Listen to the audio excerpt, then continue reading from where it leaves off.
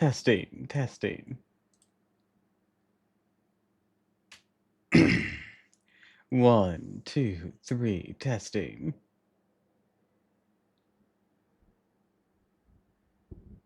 Testing, testing.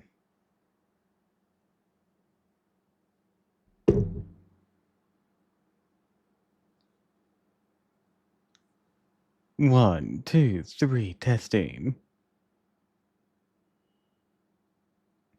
All right, seems like we heard loud and clear. Hello, hello, hello, everyone, and welcome to another stream of Fate Grand Order. Today, we're going to be continuing in Ordeal Call 1, Paper Moon. What inspired me to do this? Something almost completely unrelated. Anyways, hi Bane, hi Totodile, welcome to the stream. Glad you two could swing on in. I'm not a fish, and I'm not stinky. I shower daily. In fact, I shower before I stream most of the time. Because it helps me relax. Sometimes I don't have that freedom, but most of the time I do. Both fish and stinky, no!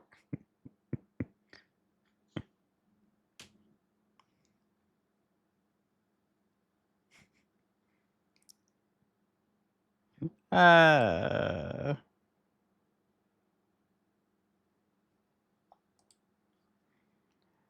right, so last time on Fate Grand Order, we entered Ordeal Call 1. And man, we really put ourselves through our paces making sure we got all the nodes. But we found ourselves inside the paper moon. The weird computer-like thing. And it happens that there's fucking sentient AIs in there. Or that have regular Grail Wars. Only we were brought into this one. I'm quiet. You mean I'm quiet? How quiet? Are you sure you just don't need to turn your computer up? Yeah. Da da da da da da da. Yeah, my mic's going to the same sound level that it always does. Do do do do do do do do do do do do. Yeah, the sound waves are going the same level.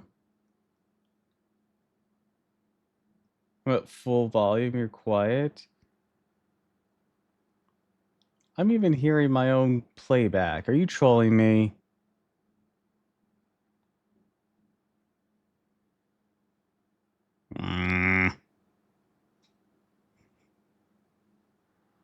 Yes, damn it. God damn it. I don't need to be trolled about my sound. Might be having hearing issues trying to do it at full volume.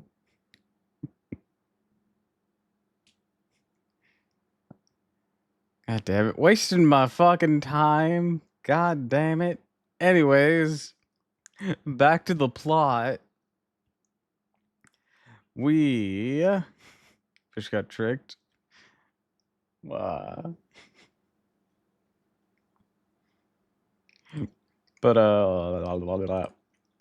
we side ourselves up with a AI that has Lancer, I want to say. I can't remember. No, not Lancer. Berserker? I want to say Berserker. Because I think Lancer was somebody else. And we do a bunch of stuff, and we meet some other AIs, and one attacks us because he's a dick. And he's like a young Zolga Ultref from the original Fate Stay Night or something. Sorry. Anyways, he was a bitch. I don't remember if we'd beaten him yet or not.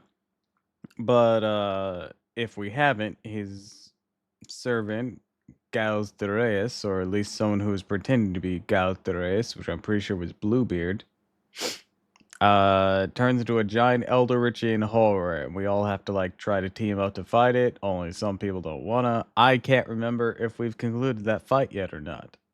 So, if we haven't, we're going to do so. If we have, we're gonna see the aftermath.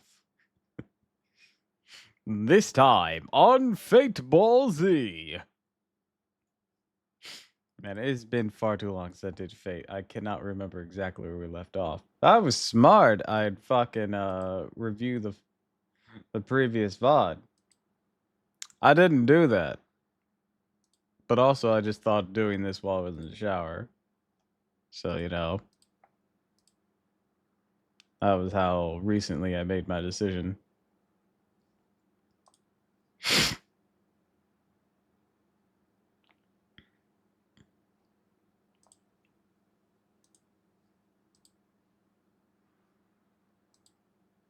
Anyways, whoosh.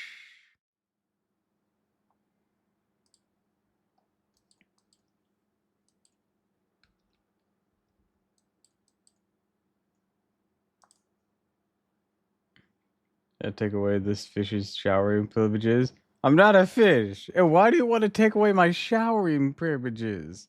What the hell? I don't want to be stinky. I get self-conscious.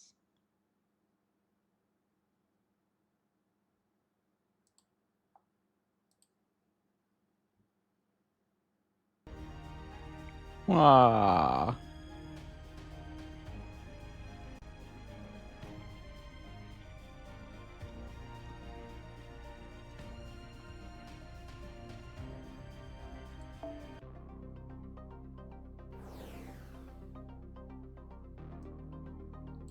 Booba jump scare.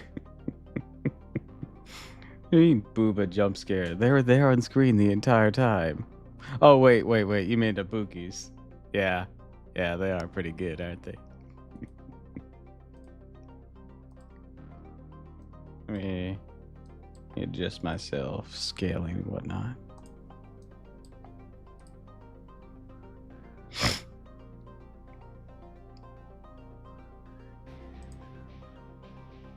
There we go.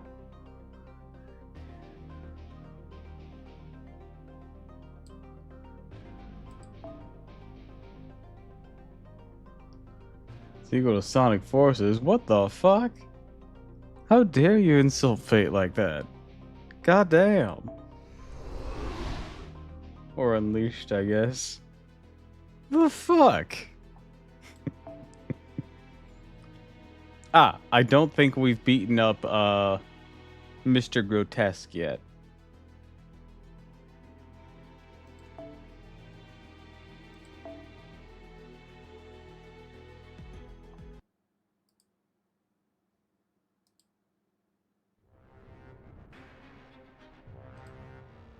Yeah, that looks like something we haven't defeated yet. Its advance is relentless, continues ever onward, driven only by its simple-minded, hedonistic desires.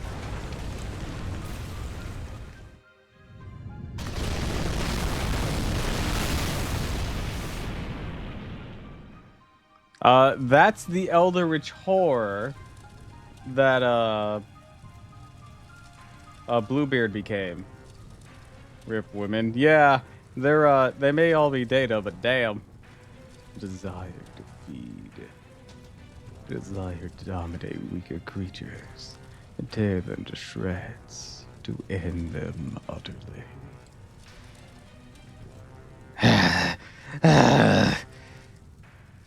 Dawning of fear, the wish to flee, the crushing realization of that wish's denial. The realization of inevitability of what's to come. The tantalizing screams. Have I ever feasted upon such things myself? I haven't, had I?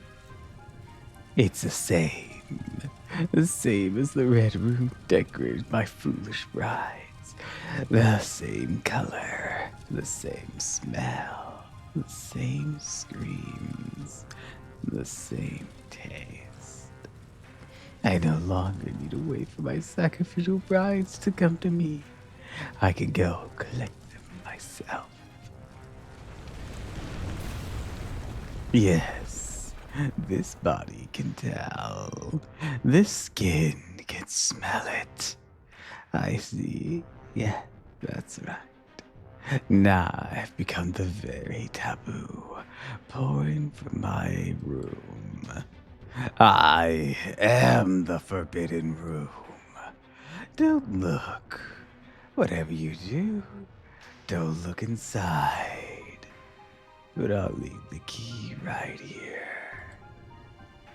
Don't go in. Whatever you do, don't go inside. But I'll leave the key right here. Thing looks like so many wrong things. Yeah. Not only does it have the image of women like emblazoned upon it, it also has something that looks very sus. I figured that's actually a mouth, but it looks like something else. Let's put it that way.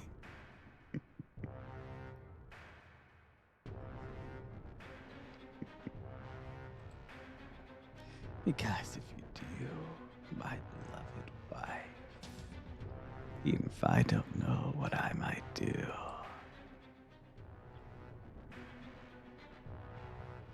but now you're seeing it. You're seeing me. The room, your eyes filled with terror. And that means you may as well be inside the room right now.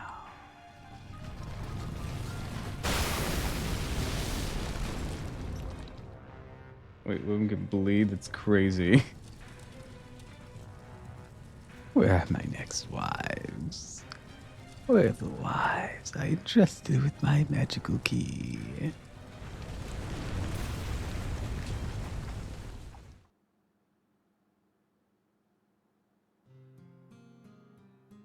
Who am I? I know who I am. Of course I do. I exist to understand all things. That's the ideal I strive for and achieve. The principles of this world, getting an end of everything. The absolute law that governs all things. The root. So of course I understand who I am. I am the prime AI, the build, the master of caster, Makari Zolgan, an elite mage. I'm the greatest heir to ever inherit Makari name, the last of the purebloods. I'm so perfect in every regard, there's no way it could possibly fail. I don't know what that means, but I do understand that it's who I am. So...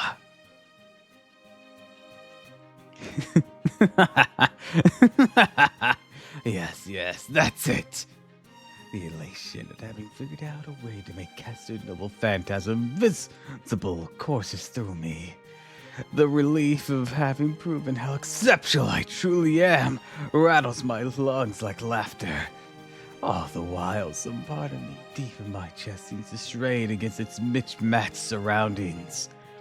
Is this justice?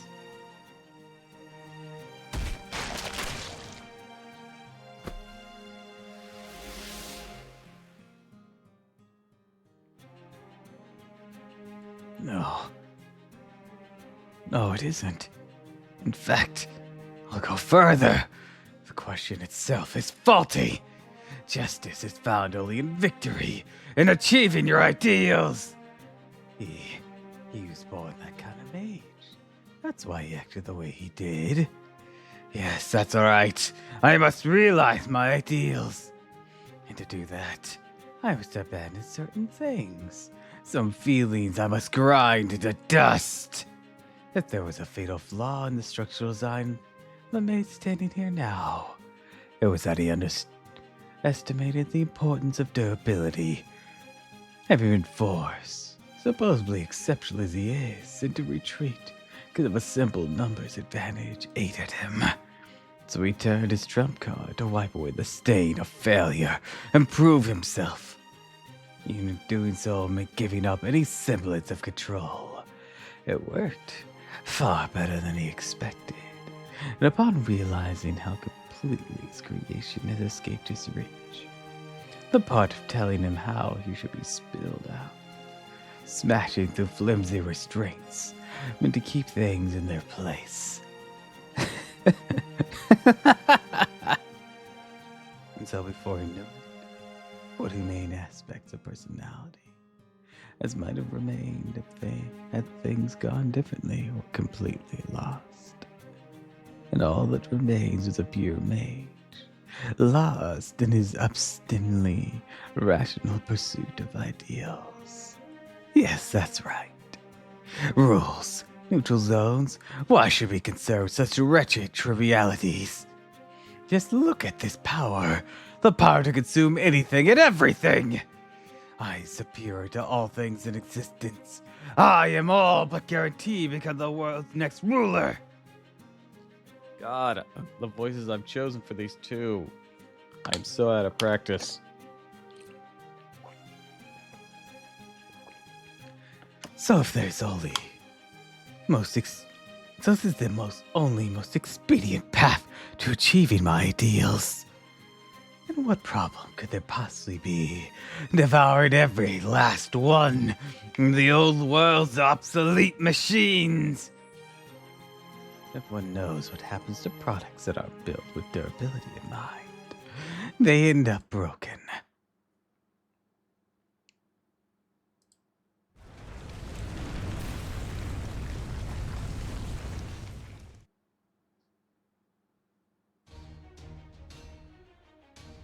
Let's go over the plan one last time. Maybe a simple thing, but that is exactly what we need to make absolutely sure we're all on the same page. You said it. The enemy caster's massive writhing fiend form continues to advance south at a pace that's 97% in line with my calculations. It's due to the unfortunate AI casualties that were unable to escape despite taking optimal measures, and the efforts of the defense AIs who gave their lives in service to their duty. No, now's not the time to mourn their losses. Right now, we need to do the best we can to stop that thing so it doesn't hurt anyone else. Exactly. Our ultimate objective is to eliminate the colossal writhing fiend with which Castor is assimilated. While we do also need to deal with the small and medium-sized fiends in the vicinity, and they are Castor's familiars, so should disappear once we defeat him, so we do not need to worry about killing all of them. The important thing is to dispose of the smaller ones in front of the colossal fiend, thereby stopping its advance. Since it's capable of sensing raiment, or raniment, it should also detect servants, since they possess high qualities or quantities of high-density raiment or raniment. So our job is to draw the colossal fiend's attention while eliminating the nearby smaller ones. And if possible, to whittle the colossal one down. Ah, come on! Taking out the little guys? No job for a prince. Stop whining! Still, at least he seems feeling like his old self again. Never thought I'd be glad to see him being so selfish again. So, Berserker and I are pretty much just decoys, huh? I'm the god of love. I'm not much for brawny stuff like smashing huge monsters with brute force or weakening them with sheer destructive power, so I guess it's our only choice. Are you sure you can handle the brawny stuff? Like you said, it's our only choice. If there was anyone else here who could do it instead, I'd happily let them. I don't think there is, no. I'm also guessing just tearing off a tentacle or two won't be enough to stop that giant monster. The only way to do that's probably destroy its heart, to kill Castor at its core. The problem there is, we don't know where in that massive body Castor could be. No, we do not. I'm doing my best to pinpoint him, but I've not yet found a clear answer. Sakura, the prime AI Grow, seems to be largely not aggressive, just like Ayu's. But it also seems she technically has what it takes to be a competent master. If Saber were to use her full strength. Oh, be able to figure out that damn thing Castor's whereabouts. No, I'd slice the thing to ribbons. Turn all the pieces of stone, and hopefully one of those stone ribbons would be the right one. I see. I'm more brute force than I was expecting. Alright, got it. I'm not cut out for that kind of unseemly artwork, so I'll let you handle that thing. On the subject of finding things, why not go after Caster's Master? You mean cutting off Caster's main supply of Roniment at the source? Certainly be one way to resolve the situation. Unfortunately, the problem with that approach is that the monster is essentially acting on its own now. So while I'm sure its master is staying as close as necessary, not be sure we'll find him nearby. It's safe to assume Caster's Master is unaware of this vulnerability and therefore is doing everything he can to hide. I'm therefore forced to conclude it's not realistic to search for him in our limited window of opportunity. I don't know why, but just seeing that master kind of pisses me off.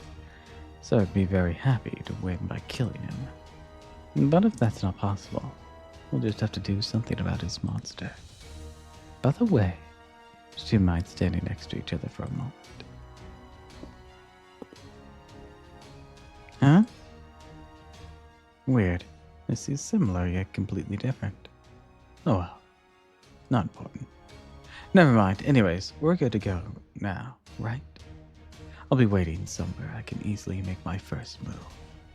I will attack as soon as I see an opening, so just follow my lead when I get moving. Oh, Saber. I'm sorry about her, everyone. Anyways, I guess I better get going too. No, hang on a second. How are your injuries? The ones I treated before? I never treated a master before, so I'm curious how it worked. I feel completely fine now. Thank you. Here, see? Look how much energy I have to spare now. Huh. Really? Well, that's good to hear. But let me know if you need anything else. I will, okay. Everyone, good luck!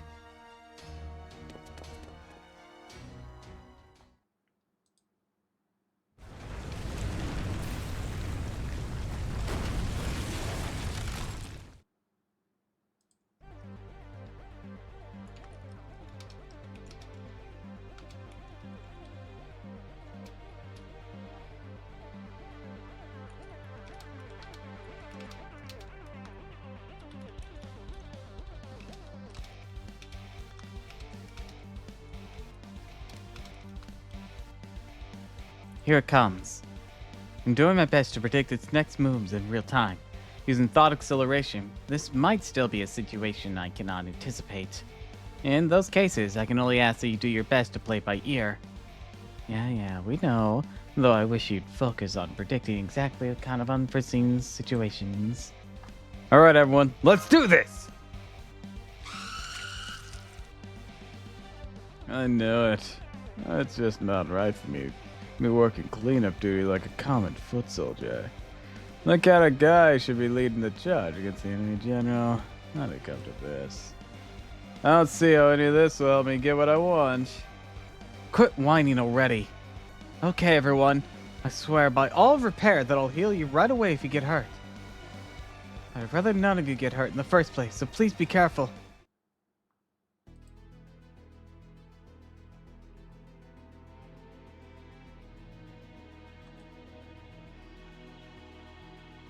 All right.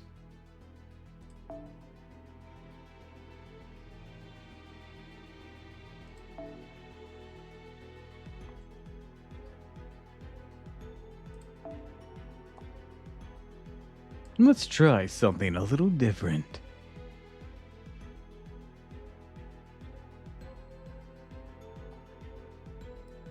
Actually, if I'm gonna do that, in that case, mess for something else. Yeah, I can mess with this one.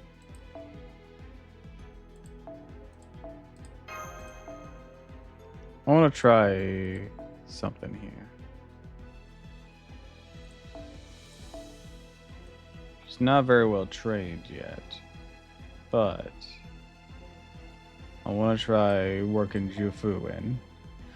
Hi, Ophelli. Thanks for the hydrate and stretch, sweetie. Glad you could swing on in.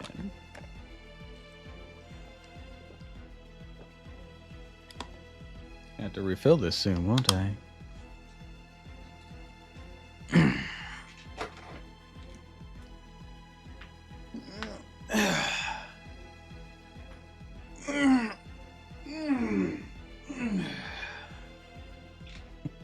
Thanks for the 10 stream streak, Eco Felly. I appreciate it, darling.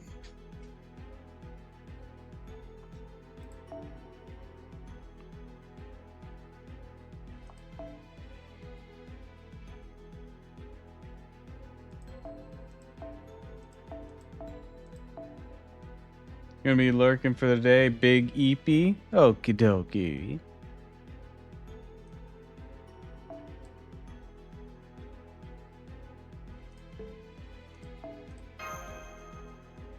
Then I hope you have pleasant dreams.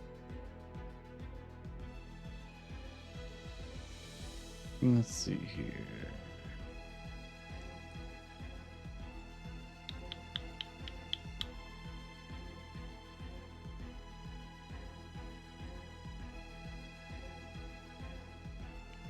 I apply.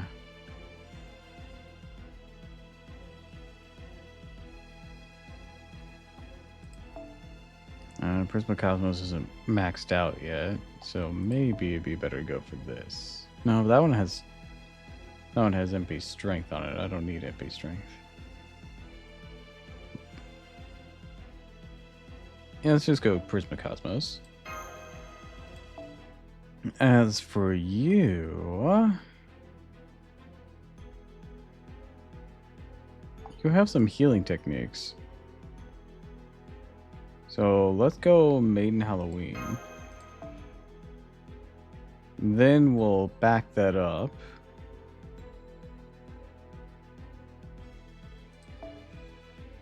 With Miss Crane. Fist of Eye, or Fist of Hail. And then for the final trick. Though I'm back from the most sweatiest match in my life. Oh dear. What happened?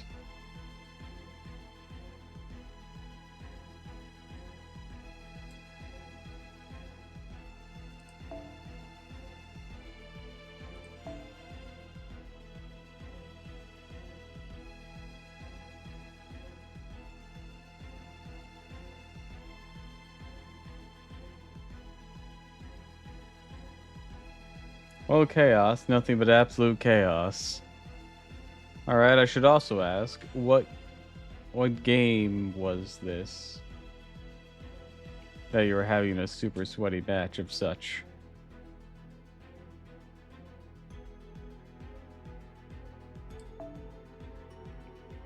That's so many characters. Brain is cried. My Hero Ultra Rubble. Ah, okay. And it's okay, Ophelli. You don't need to memorize them all.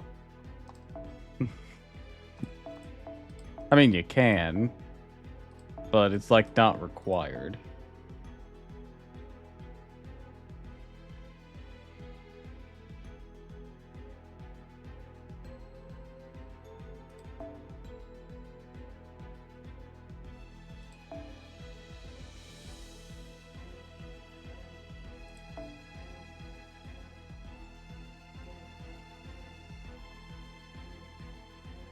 Where's that blade? There it is. Just the pain to level all them up. Trauma from other games, you know. So it is advisable to like level up everyone over time, but it's something you work on a long time over time. Because this can be very grindy. Except Saber, she got oomphed within got overfed within seconds. Honestly, that's how a lot of people treat their really desired servants. So like pre-farm embers and materials for them. They'll just absolutely just the moment they show up, eat.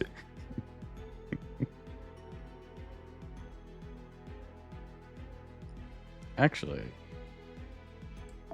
I have a slight idea here. If we do that, send you to the back, and then we can push up a Castoria with this. I think this concept can work. We'll put up my Castoria here, since it has Prisma Cosmos.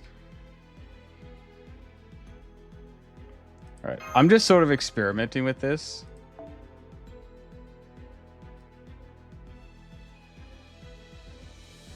Because I want to see how well it works. I guess having a swap will also help. Let's do this.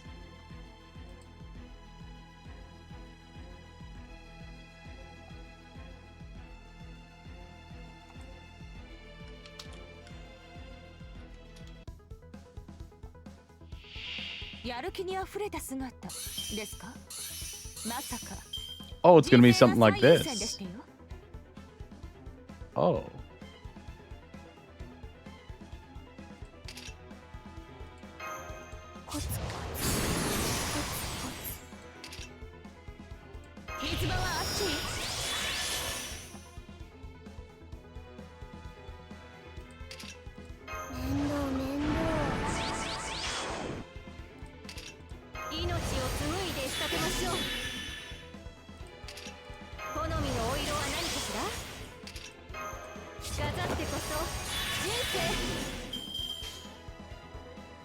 Let's go buck wild! All systems, full power!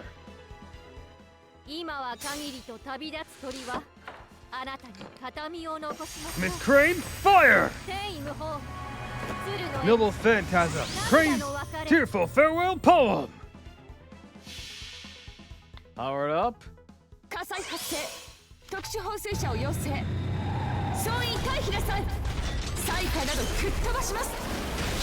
Fire!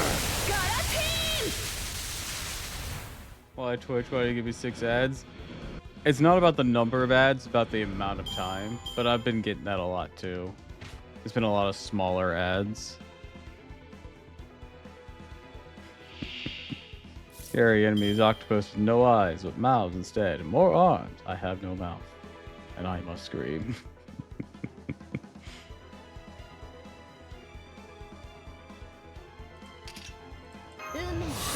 Is this really all you've got?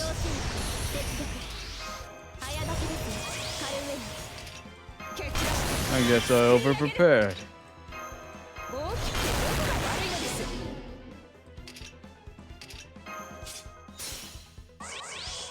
Oops, I missed. Well, I guess that works. Hmm? Huh.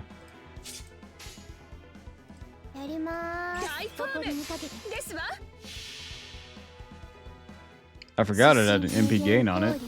I've only been using it for the MP damage up.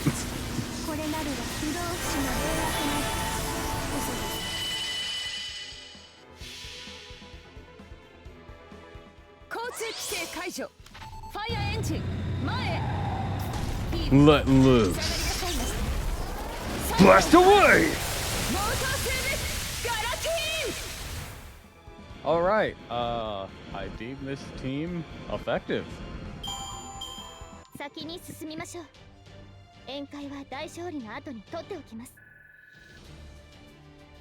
your day going, Mrs. Doppel?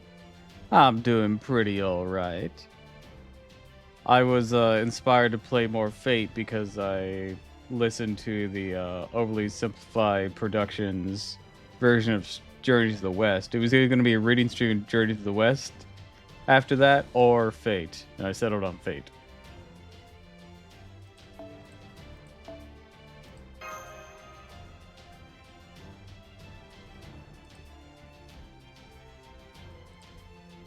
Sounds nice. It is. I highly recommend checking it out.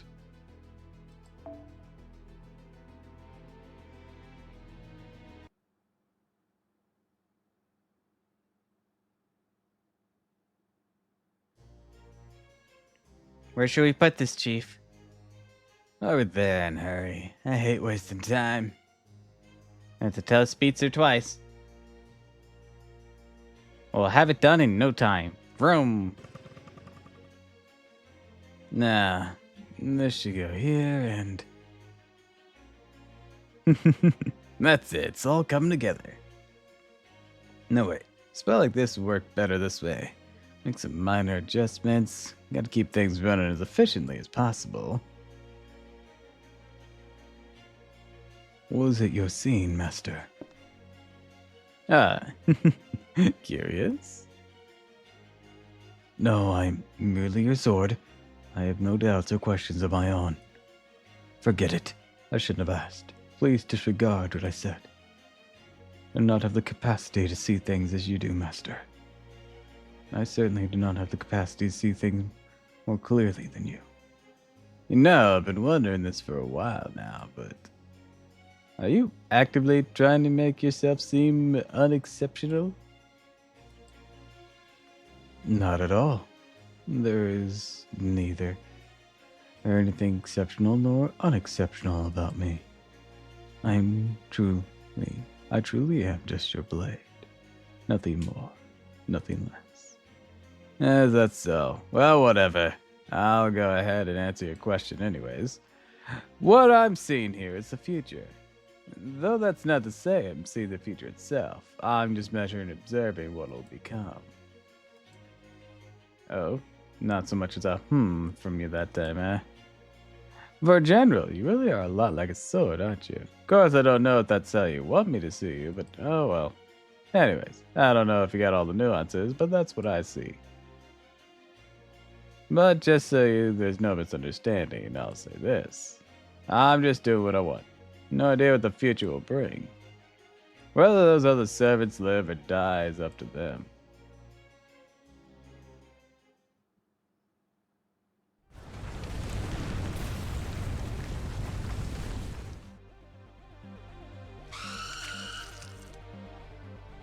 Come on, you're 4 o'clock! Already dealt with. Gosh, we're really in sync today, aren't we?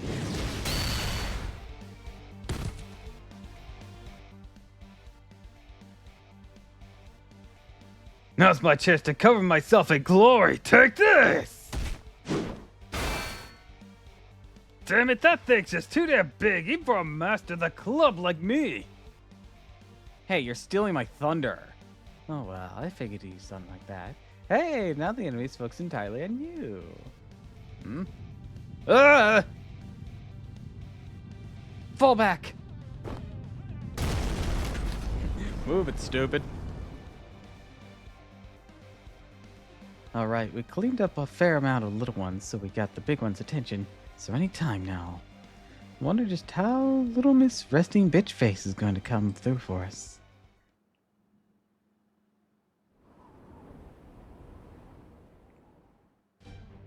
Okay, Sakura, I'm going. Get somewhere safe and wait for me. I'm your master. I'm going to watch you from right here. Also, here.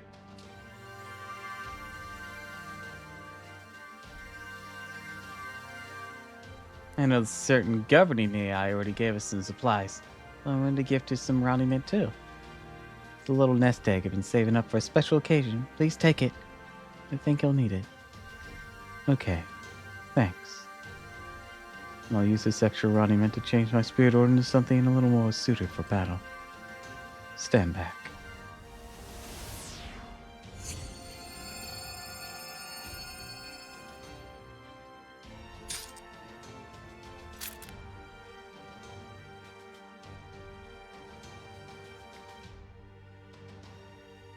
Wow, you look awesome. You just click your tongue? Much as I loathe to admit, there's apparently a bit of Athena in here. Much as I'm loath to admit, maybe that is why. Maybe that's why I started speaking more formally. I don't mind either way, just be yourself. I do not think I mind either way either. But for the time being, I'll keep the formality. I'm your servant after all, as I just made abundantly clear. And yet, I am also still me. Still fundamentally the same person. Yes, I know. Now, you'll excuse me. Okay, see you later, Saber. And please be careful.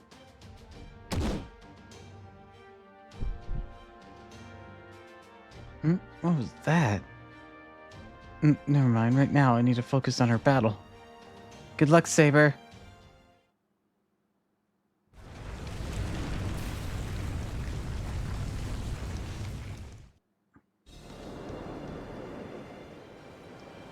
Chrysor. A thing born from my blood, bearing a golden sword, went on to father countless hideous monsters. And so it is through this sword that I connect my demonic self to the lineage of all monsters. Now go, my monsters. Tear your prey with your teeth, rend it with your claws, toy with it if you so wish. And once you've ripped it to tiny shreds, my eyes will finish the job.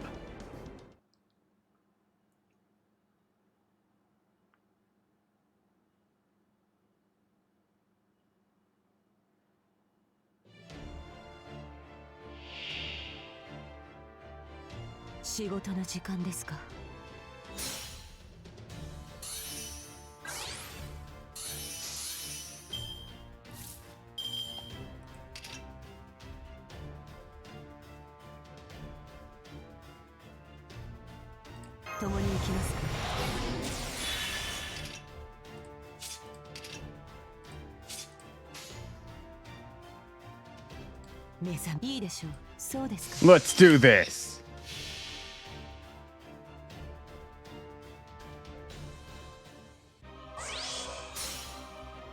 Those who bore my blood alongside with Pegasus, you bore the sword and fathered countless monsters, the light that carries our vengeance to the gods. With these mystic eyes, I grant you my blessings. Christ sword!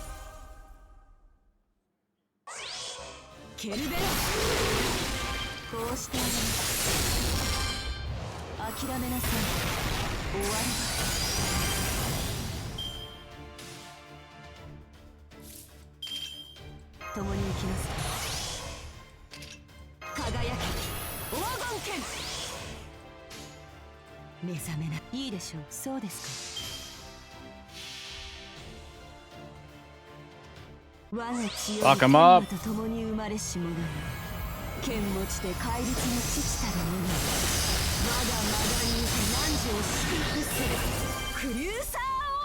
Look, we got 2 free noble phantasms out of this. Let's not waste it.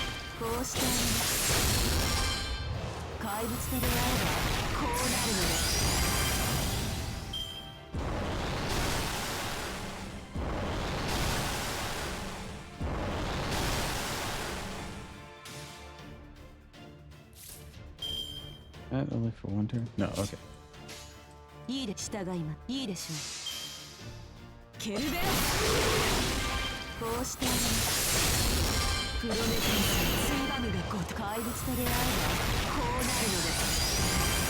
Hell yeah.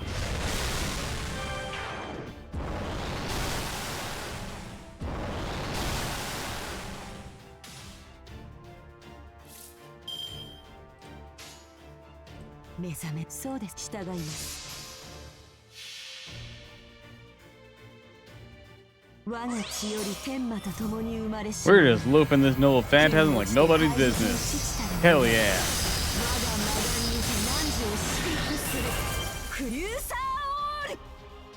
Get wrecked, bitch.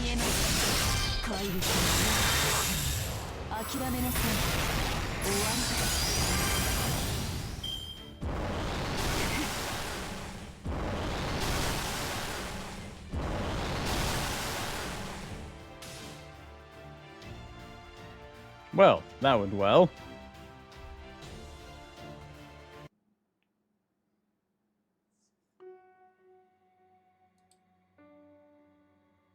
The prime AI of Defend gazed off into the distance. She went over her duties in her mind.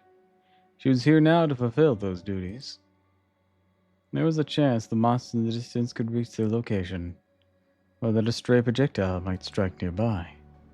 What would she do then? What else? She'd protect her leader, at the cost of her own life. It's simply who she was.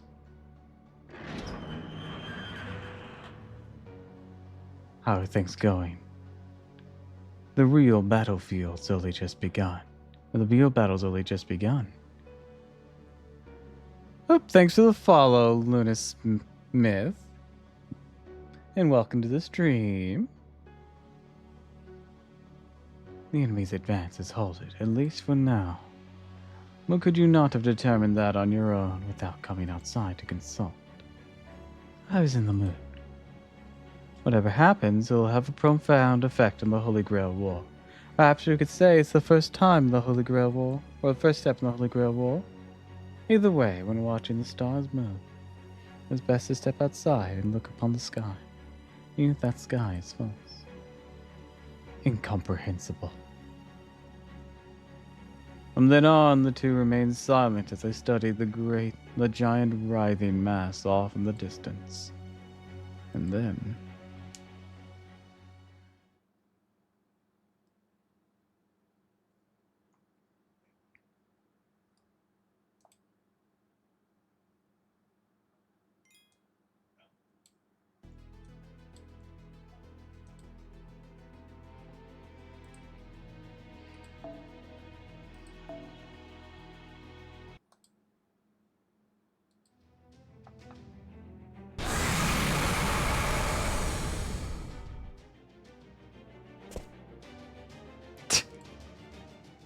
I wasn't expecting this. As if that massive bulk wasn't bad enough. It regenerates too. Caster must be moving around inside that thing every time I attack.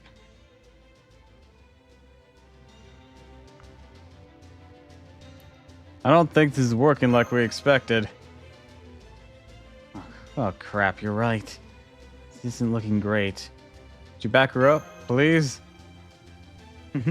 How could I say no to such a cute puppy dog, Eyes?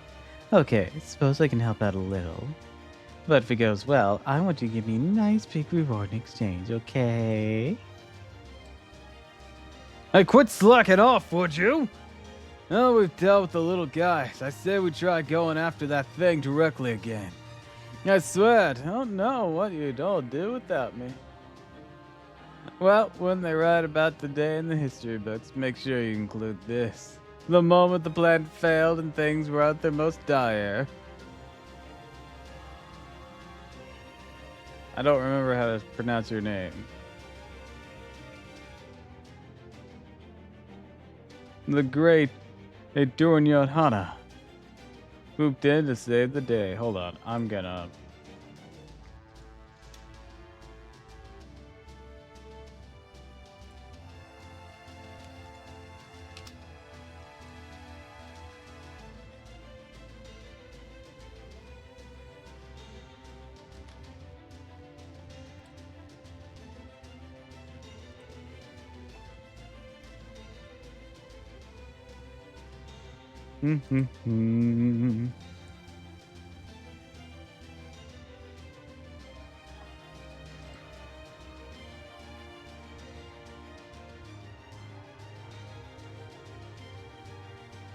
Durodana.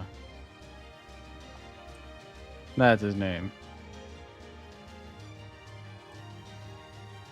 What the hell? I looked away for just a moment to learn to pronounce something. Hi, Azza! Thanks for the raid! Ericus a God 1-2. That's a fun raid message. Hello, hello, hello, everyone! Welcome, welcome, welcome. Let me give that shout out. Hi, honey. Hi, Azza. I'm so glad you could swing on in. If only for a moment. Now let's get this spelling right. Bitchin'. Alright, welcome, welcome, welcome. So, Raiders, to those who don't know me, I'm Doppel, Doppelganger VTuber. Voices are my bread and butter. I play a lot of RPGs, like this one here, Fate Grand Order, and I do voices for them. That is my whole deal. It's the only thing I'm particularly good at. Anyways, welcome, welcome, welcome. If you have to raid and run, and that is perfectly fine, be sure to get food, water, or meds, sleep, showers, etc. The fish didn't know Raiders. I was looking up how to pronounce his name, and it's Durodana. This isn't the first time Oz raided me while I wasn't looking. I think the previous time, or the time before that, I went to go get food. Have a big old migraine, so I'm gonna look. Have fun, honey. All right. I hope that I can entertain you during your lurks.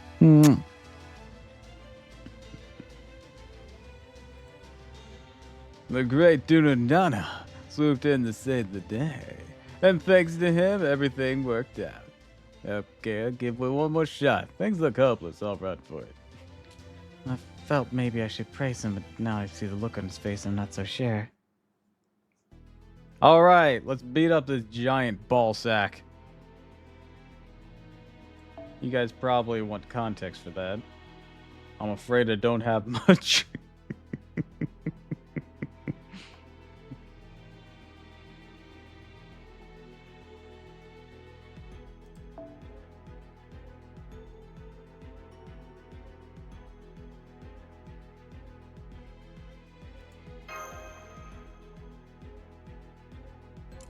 Summary of what's going on.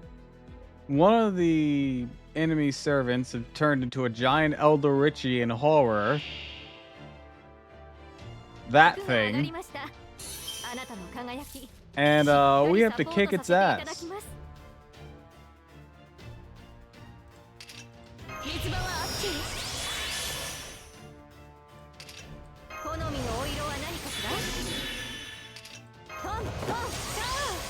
Why doesn't Vargas have the same amount of energy she had before?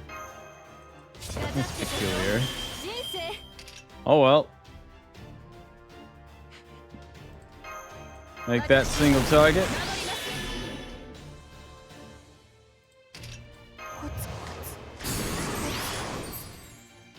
And then... Right. We can do stuff like this.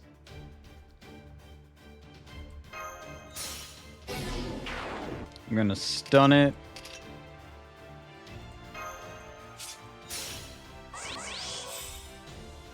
Do that.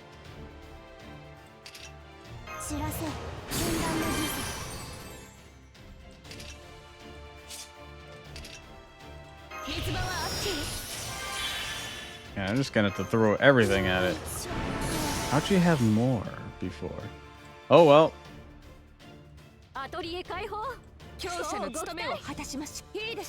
First, activate Miss Crane's Noble Phantasm, Innocence.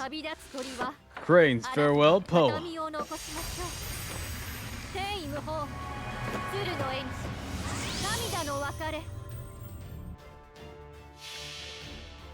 Ari Noble Phantasm, Bardit. Water Save Galatane!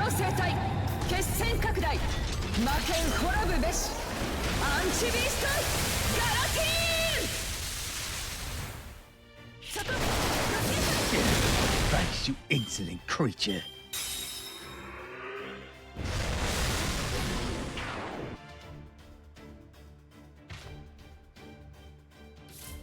One more time.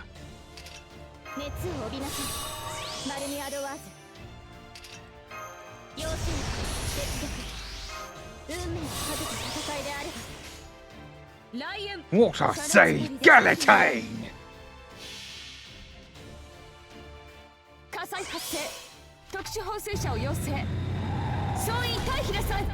Bitches love cannons!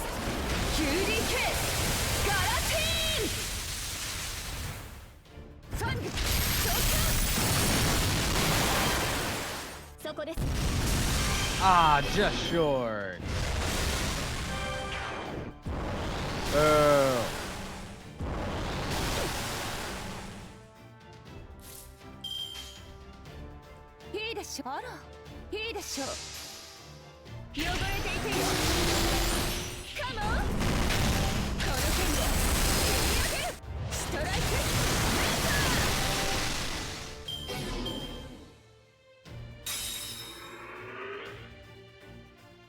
Oh, that was it.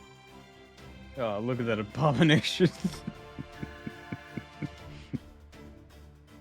I thought I had one more HP ball to go. Guess not.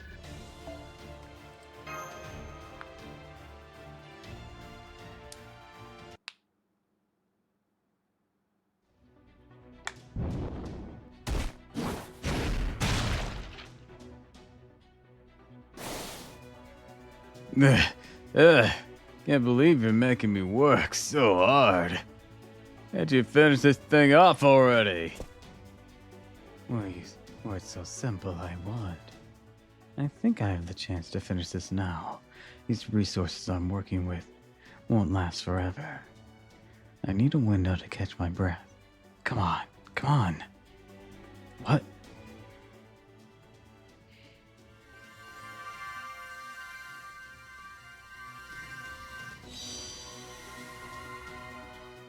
More Raniman from Sakura. Where'd you get all this? No, never mind that now. This is my chance. This will be a gamble. I cast my mystic eyes over it for an even larger range. I can petrify the entire area where Caster could be hiding.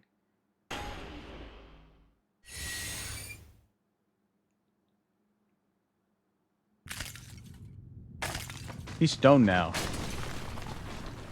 Good job, Medusa. Oh, that didn't seem to do shit, I guess.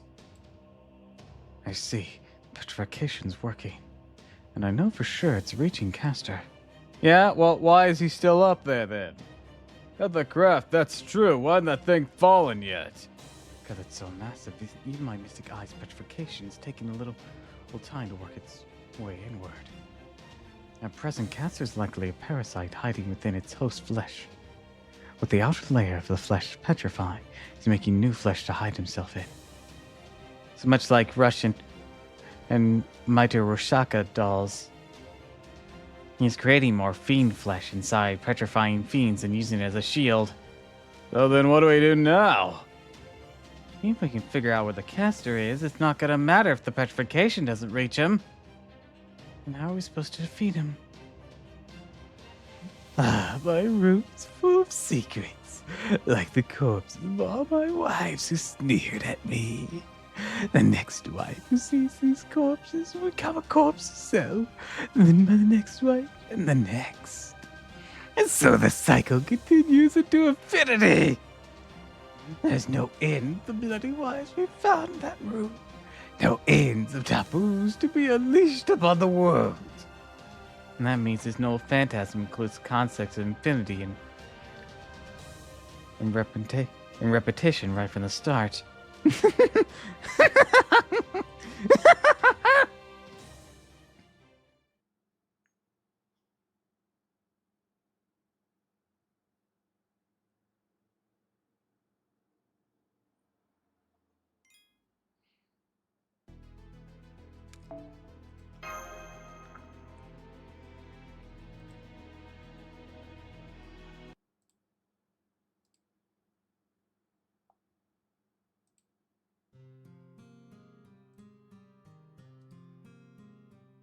Who am I?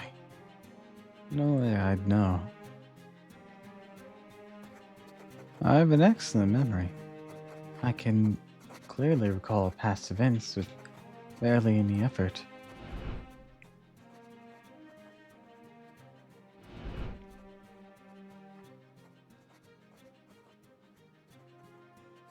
Oh, this is from her perspective. So I knew there's no point in taking the time and energy to record them on a separate medium. I know that, but for some reason, looking over these records makes me feel at ease. It's a relief to look at external records, compare them to my own memories, and confirm that they're both the same. It's the one thing I do that feels like a form of recreation. But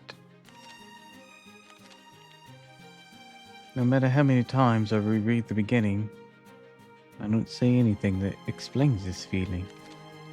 There's nothing written about it anywhere, which means it must have been here inside me right from the start. Why? Why do I always feel so incredibly guilty? Why are we having this conversation in the middle of the fight? Hey there, writing another diary entry.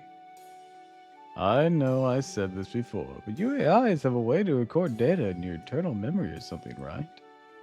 So, how come you go through the trouble of turning material into pen and paper so you can write out your memories by hand? It's none of your business. I just feel like it. That's so. A nice, simple answer. Works for me. Even cooking really comes down to the feeling that good food is better than boring or bad food. If people only cared about filling up on nutrients, there's plenty of ways to do that without involving stoves and pots.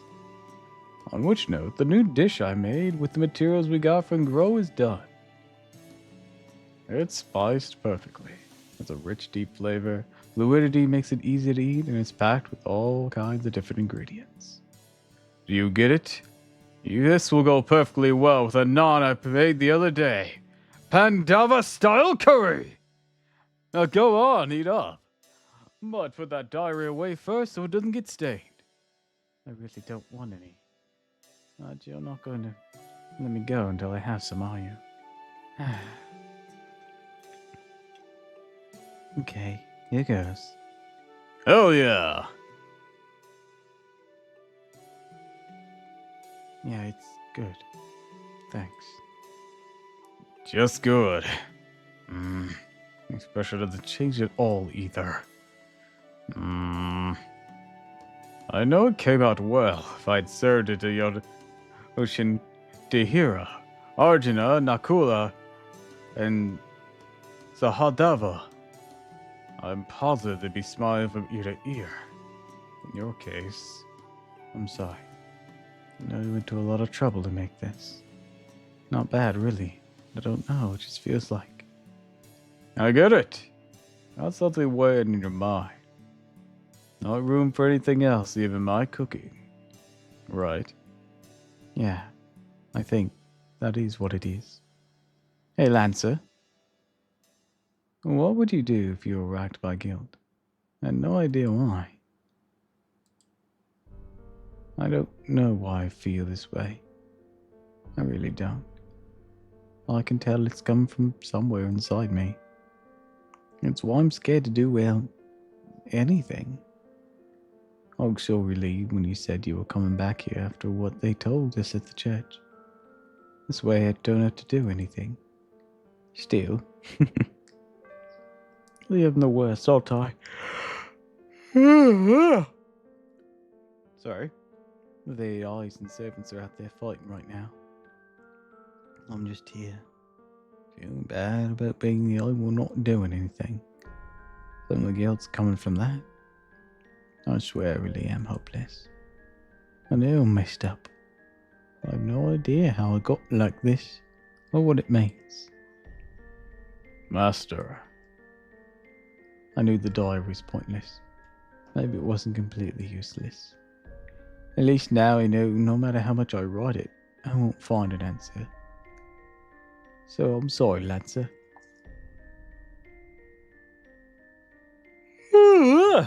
Jesus Christ, why am I yawning so much? You're trying to cheer me up with your cooking fork, while you focus on winning the Holy Grail war, right? Unfortunately, I don't think anything's gonna work on me. Feel so guilty all the time. Doubt there's anything to make it go away. So if you really want to win this, you should forget about me and...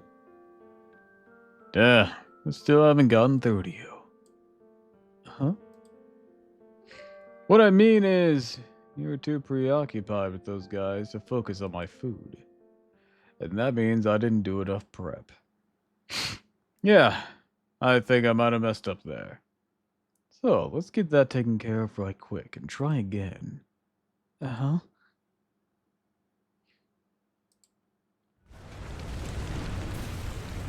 And now, back to the abomination.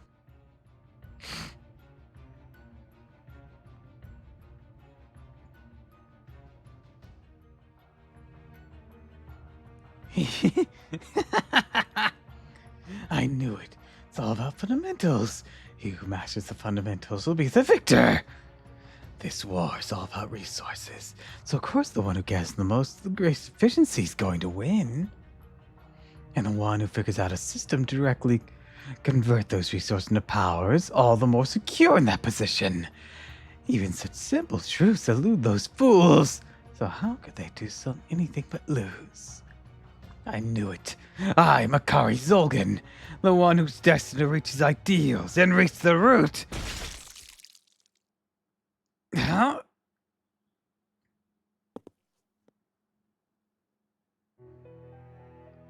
I've known guys like you. You're greedier and more envious than anyone. You've got your pride in spades. Okay, there's something funny about this. Behemoth is just so focused on trying to get his master to come around and enjoy his food and all that and making her happy. But it's just like, you know what? I know the cause of this. I need to go stab a bitch.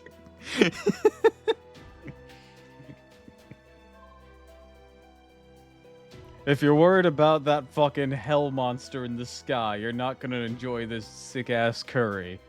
So I'm gonna go murder someone. You don't ever want anyone seeing you lose. So rely on everyone else to do your fighting for you. As much as you can.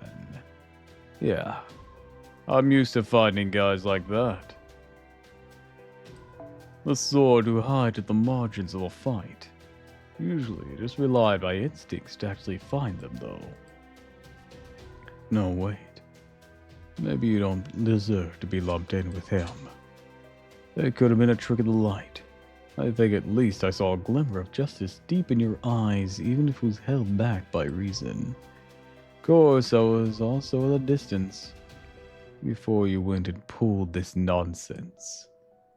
I guess bringing out the big guns unbalanced your mind. I get it. Handling heavy weapons isn't easy. I say, with a spear that's taller than me, with a weird spearhead that's about the size of my buff-ass JoJo torso. You coward! Bitch, you're one to talk. Who am I? No misstep. No idea how I got like this, or what it means. Yeah. Maybe I'm no different. Honestly, I think I'm a little strange myself. Were I my true warrior self, I never would have resorted to ambushing a weakling, especially over something that doesn't directly affect my allies. I surprised even myself here. You're late. I appreciate you raiding in. Thank you. Well, I guess since you're late, I should welcome you properly. If you need to raid and run, that's perfectly fine. If you need to take medicines, eat, drink, etc., please be sure to do so. If you choose to stick around, I hope you enjoy yourself. I'll be sure to sing during the K-pop team under sing along. Almost no one else in the theater was singing it until fuck, what's the name of the final song the girls sing? I can't remember what it sounds like. Most people weren't singing until then.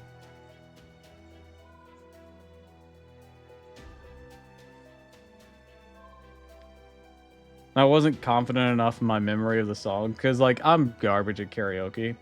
Usually when I sing something, I have to memorize it. Or else I get so off-key and messed up. There's singing from start, how it's done. Sing-along lyrics are on the screen to help. See, it doesn't really help me because, like I said, I gotta memorize things. In fact, watched the movie 10 times, though. I've only seen it twice. But I've also, I've listened to these songs on loop a lot because they're sick. Especially Your Idol. God, that song's good.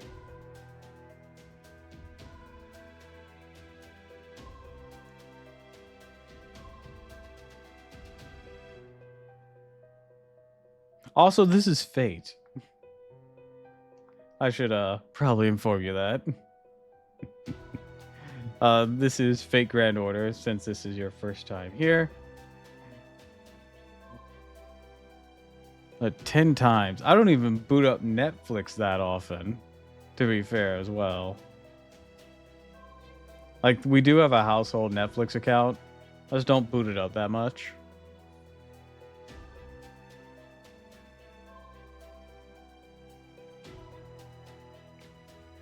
Not unless we're all like watching something and just binging right through it.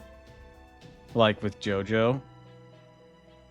Or Captain Underpants. Captain Underpants TV series was great. If you haven't seen it and you like shows like Chowder, then you'll enjoy it.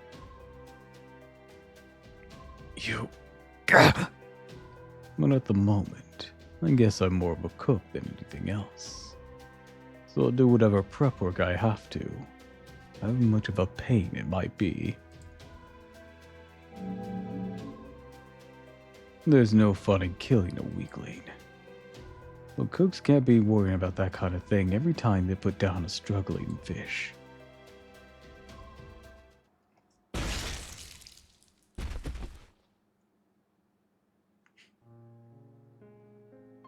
Can't be happening. This can't be happening. I'm Makai Zogan, a proud noble mage. Mage? No, yes, I'm not. Oh, I see. I'm just a part of an artificial personality, which means, damn it.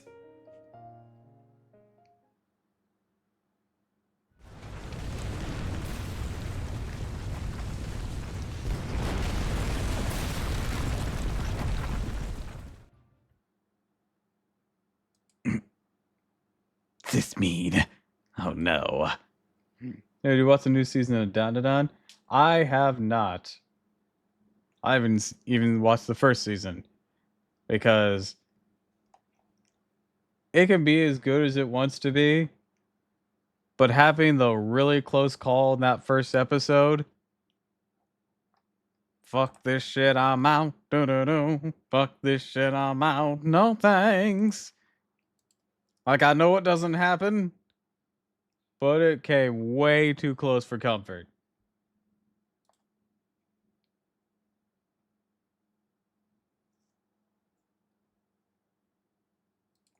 What?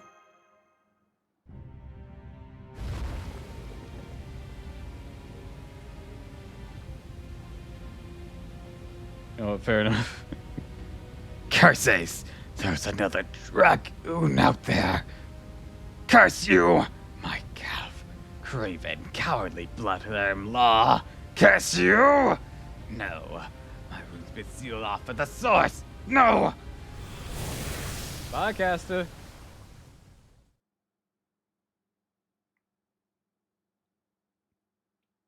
What just happened? Both Caster and the Colossal writing Fiend's signals have completely disappeared. Most likely explanation is something happened to his master. From the looks of things, it's likely someone killed him. Who, though? My first guess would be either the Lancer or Rider who declined to participate in this operation, though I cannot say whether that was a coincidence or their plan from the start. So if only the master was killed, why did Caster disappear too? Something so large must have required a constant supply of mass amounts of Roniment to function. Even after its supply was cut off, it tried to continue summoning additional smaller fiends. As a result, all the Roniment Caster was using to maintain his form was swallowed up in an instant by his own noble phantasm. And that, at least, is my best guess as to what transpired. Although that's not the only possible explanation. Wait, that's it? You gotta be kidding me! After all that, this is how it ends? That's bullshit!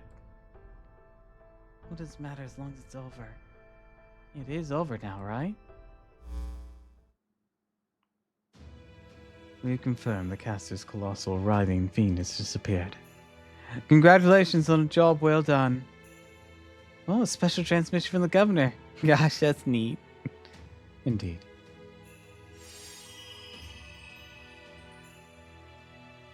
Phew. Great job, Saber. You were amazing. I didn't do anything special. I only did what I had to. Alright, fine, whatever. It's really over now. Let's hurry up. Give us our reward.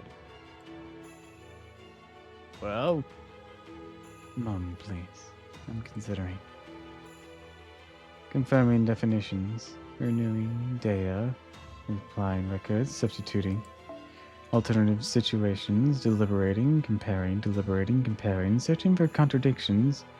No objections. I've come to a conclusion. The definitive factor in ending the situation was the cessation of the function of the part of the caster's master. I have therefore determined that the servant responsible for that cessation deserves the lion's share of credit, and will be awarded his master with an additional command spell. However, I am not completely heartless. I will send someone over with enough Ronnymen to compensate you for your enemy expenses later as a consolation prize. That is all. I look forward to your future efforts and hope you will all participate enthusiastically in the next round. Goodbye.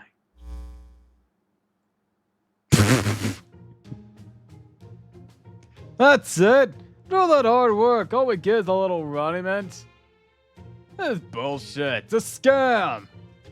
I figured it'd end up like this. So at least the monster's finally gone. Now more of the AIs from Grow or anywhere else. Or now none of the AIs from Grow or anywhere else have to worry about being eaten. And go back to our regular peaceful Grow. And the job we love doing so much. Really, what more could I ask for? True. No more important than pace.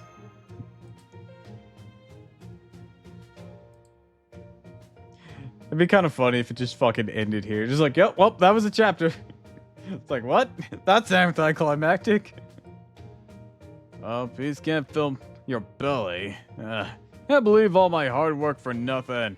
I probably put in whatever effort it takes to get what I want. I never put in effort for anything else. How humiliating. Quit whining already. Sure, it's a shame we didn't get that command spell. You aren't going home empty-handed. I'm not happy about the circumstances that led to this. Fact remains regardless. With that creature gone, the next thing we're going to see is a ton of damage to Finn, Grow, and other AIs coming to repair to have their injuries treated. And that means a huge opportunity for us to rake in the Ronnymen. There's no time to stand around complaining. Woo! I can't wait to start repairing. I'm really fired up about this. Talk about a wild fiend chase. All that hard work and all we got was reimbursed for our expenses. I think there's a term for this kind of thing. Passion and exploitation, wasn't it? Passion, huh? You know, in spite of everything, really did do my best out there. Pointed glance. Thanks for giving this your all, Kama. Yes, that's it. That's the stuff. Now, I feel like just about broke even. Oh, did you want to pat my head too while you're at it? No? Sounds like I too would like my head pat.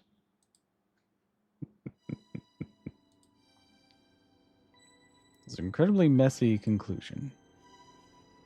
Yeah, one that actually, I'm going to pause here for a moment. I have to pee. Baby.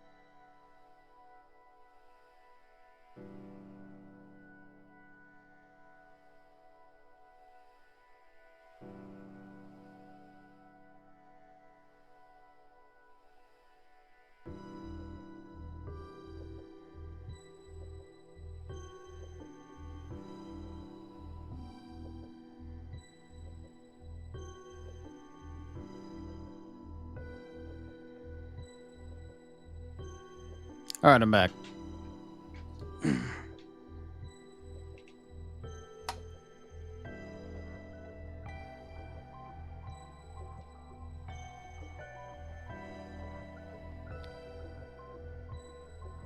was an incredibly messy conclusion. As a result, the bird looking down on the world from above couldn't help but think. This made for completely unsuitable first step of the war. In fact, it didn't even qualify as such. The situation itself only made that clearer. There was someone who had been given a small bit of grace, a being with a will of his own who continued to struggle for life even in the way that all living things do.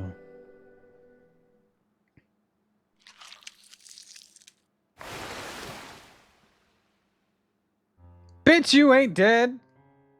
Good noble. Always make sure to have a gilded carriage at the ready. A secret carriage, of course. I possess one, it must be so. Now to send it home. Although, how tragic. With no money to my name, what woman would have wanted to marry a man like me? Oh, you're dying.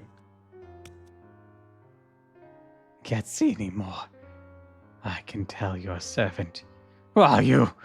The Reaper come to collect the fallen grain. Oh, hi, Durga. Well, why haven't you finished me off yet? Or the servant's master wasn't even properly disposed of. Normally, the winner of a battle should be given the authority. That is the rule of the Holy Grail War. If the master isn't nearby, you can remove their AI's core and transplant it elsewhere. The Lancer was content to merely destroy that master's outer shell. He even left his command spell intact. In which case, his master should be given another chance. Yes, he overstepped, but right now, things are far too stable. There's too many masters here who are not at all eager to engage in their own acts of aggression. We can't have that. We must have servants and masters fighting and killing one another. That is the power at the heart of the axe method. And the power that makes this world go round. Which is why I will now create a new master. Fortunately, the experimental format set for builds Prime AI allows for a certain degree of inventive freedom. So come forth, wicked AI master. Come forth, alter ego invented master. Ah, that's why this one's alter ego. Could have fooled me.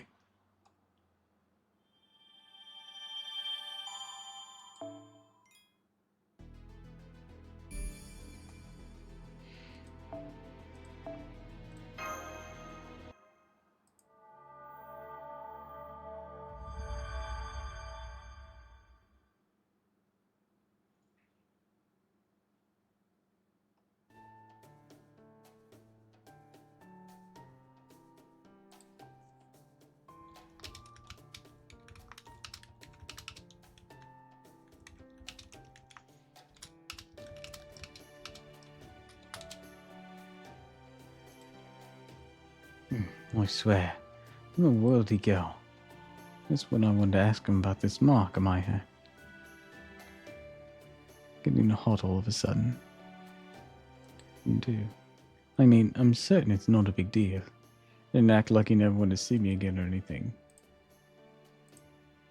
But if he got pissed off and left because he thought I said something mental or whatever, well, that's just going to be even more depressing. Then again, maybe I really did say something like that earlier. And if I did, who could blame him for leaving? Prime AI? Yes. It's time for a regular replenishment. Okay, go ahead then. I'm not sure or why, but I'm about to say feels like admitting defeat. But since this approach clearly yields great efficiency and increased motivation, it's completely logical to pursue. Yes, completely logical. What I'm trying to say is there's any more of those new materials around, one Lancers calls cooking. Aren't you guys already saying you don't need any fancy tricks? The stable energy supply is all that matters. That's what we thought, yes. That is, we still do. But now that we've experienced the unidentified buffs that come from that cooking, we would prefer to have it again if it's an option. I would stress that it's a completely logical conclusion. So maybe this is what they mean when they talk about having a discriminating palate. Prime AI, you're the master of Lancers capable of this cooking. We wonder if you might have gained a similar ability yourself. Me? I don't. Oh, Flistering. Aww. Fine, I'll give it a shot, but don't give your hopes up.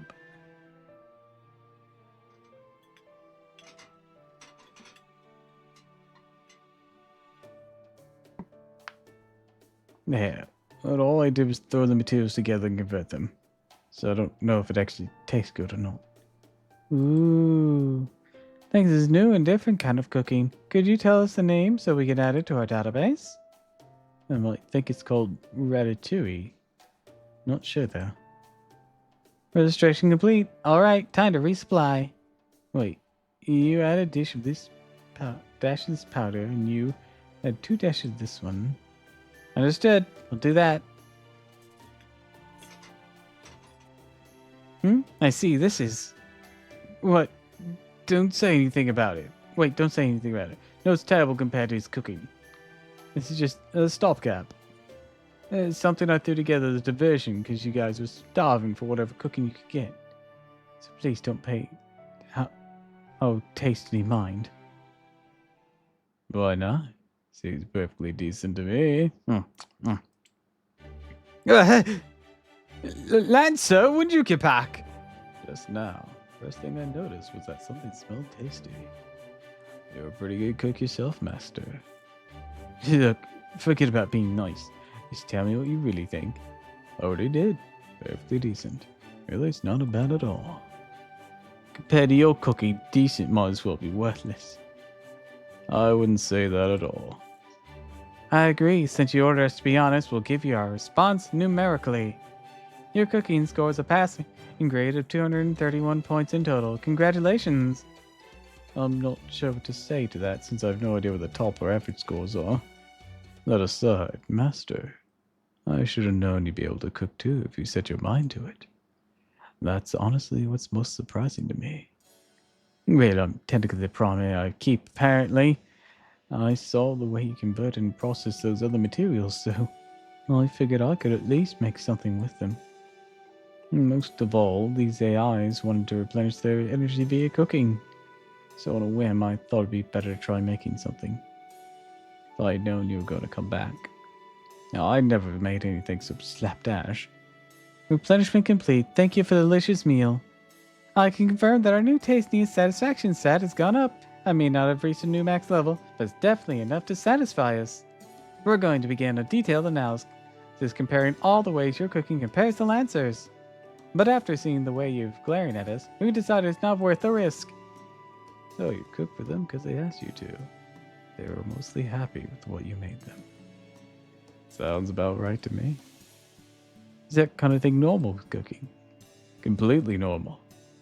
By the way, how come you've had them each add different kinds of powder to their food? You sold that too. I was only making a few adjustments. I mean, it makes sense that a girl with leg fatigue and a girl with arm fatigue would need 2 different tweaks to optimize their condition, right? Now, I couldn't do much to improve the flavor, but I figured I could at least do that. Her lack of confidence aside, she really pays attention to her teammates, doesn't she? Maybe her habit of keeping a diary allows her to have observational skills. What are you smiling about? Oh, nothing. Honestly, just thinking about how I misjudged you. Oh, you're mocking me. I'm being completely serious. Hey, there's still some food left over. This is perfect. The little taste I had earlier wasn't nearly enough. I think I'd polish the rest off. Down the hatch. Hey, that cooking's not nearly as good as yours, right? So why would you... Who cares about that? You took the trouble to make it. Besides, you don't turn down food someone else made for you. Oh, never seen this kind of vegetable before. So that's what it tastes like. Is this the kind of veggie you prefer, Master? Good flavor profile, too. I may eat this all day. Never mind that. Where did you go, anyways? What have you been doing all this time? Oh, that. I just wanted to kill the caster's master. Huh? Wait, you're serious? Of course. Killed him myself. Surprisingly easy. I don't know for sure what became of Caster, though. You're not the kidding type. So you really are serious? Yeah, no, let me double check the rules. Battle results should an AI master die before their servant. The victorious master permitted to access the defeated master's AI core. This in turn awards a prime AI admin privileges and any remaining command spell to the victor. So, did you bring back his core then? Honestly, I have no idea. Well, of course you don't. I wonder what's going to happen now. Do we break one of the rules? What would the overseer say about this? Maybe things are set up to happen automatically? I just don't know. Something on your mind. Your brow's more furrowed than usual. Maybe some of your food will cheer you up. Absolutely not. That's the last thing I need. Fine with me. I know I'm the one who suggested it, but I don't think my pride could take it if you liked your own cooking more than mine. Alright, now that I know more about your preferences, I'm gonna try come up with another new dish. And now that I've taken care of your regrets with my prep work, I'm sure I can make something that'll really speak to you this time. Regrets, I wonder. All this guilt and uncertainty I have inside me. Is it even possible to make it go away?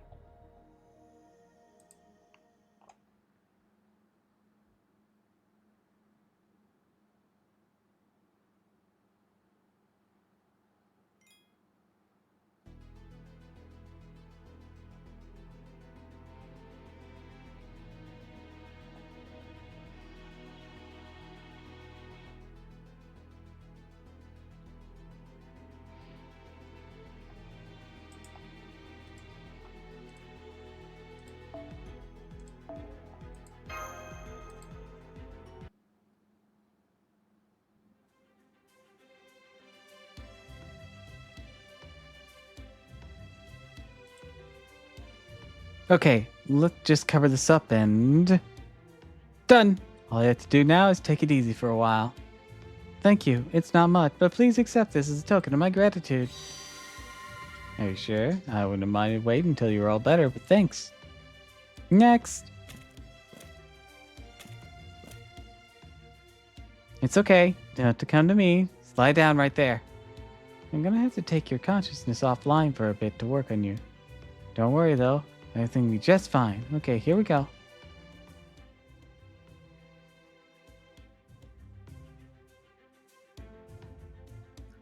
Phew. Nice work out there. Taking a short break? Good idea. In the long run, that'll definitely improve your operational efficiency. You should let the Type Rs who come to help handle things here for a while. Thanks, everyone. You've been a big help, too. Though we were doing so well, but... I thought we were doing so well, but I guess no surprise such a huge monster did so much damage. Hey, at least it's better than if we hadn't done anything right. I agree. We're clearly able to substantially reduce the amount of harm done. Otherwise, it's quite possible there'd be no injured AIs to treat at all. I know, but even so, I still feel terrible that this happened. Those repairs duty to fix anyone who's damaged, and I'm completely fine with that. That doesn't mean I want anyone to get hurt. You know, I was thinking family's supposed to be the people who are most important to you, right? Building a family means adding more important people to your life, right? That's true. And whenever I imagine those people getting hurt like that, it makes my stomach get kind of tight and twisty. So getting my wish granted and everyone becoming part of a family. This terrible feeling I'm experiencing now might get even worse if they got hurt. All the more reason to make sure they never get hurt.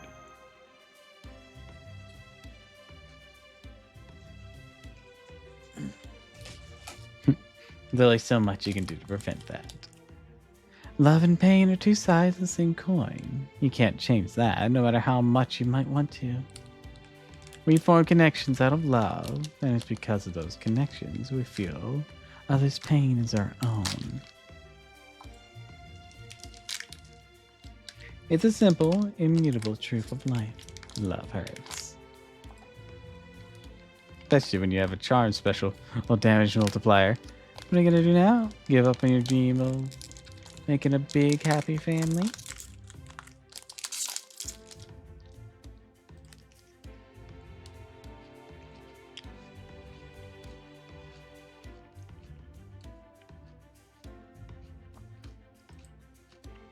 Protein bar.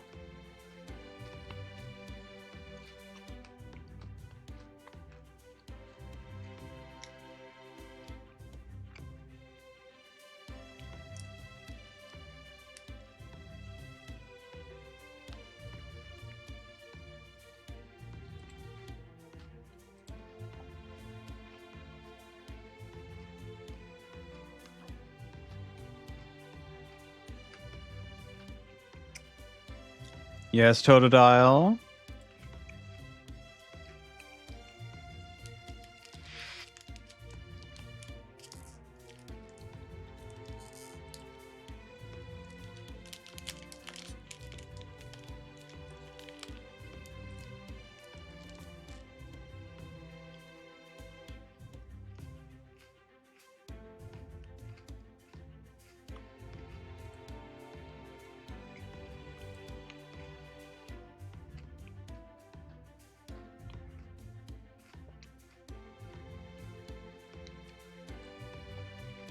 You're just trolling me again, aren't you? I can already tell from this lead up.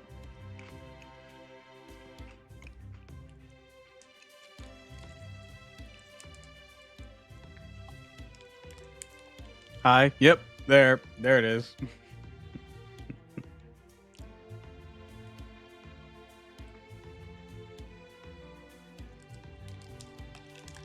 Fucking DMs. All right. Let's see.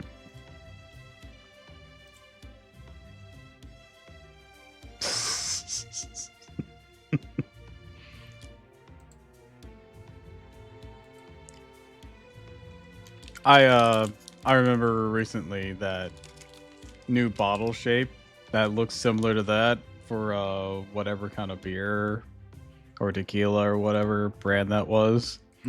It's like ER doctor here. I don't know who needs to hear this, but don't.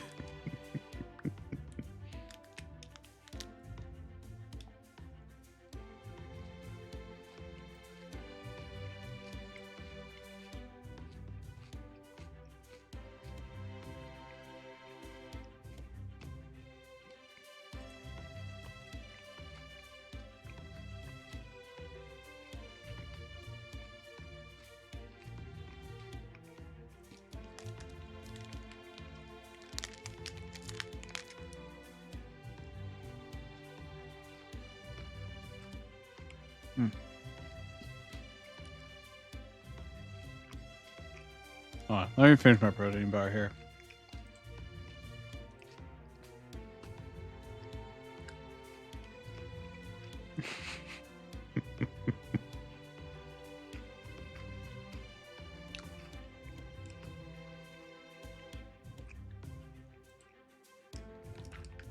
Ha. That's funny.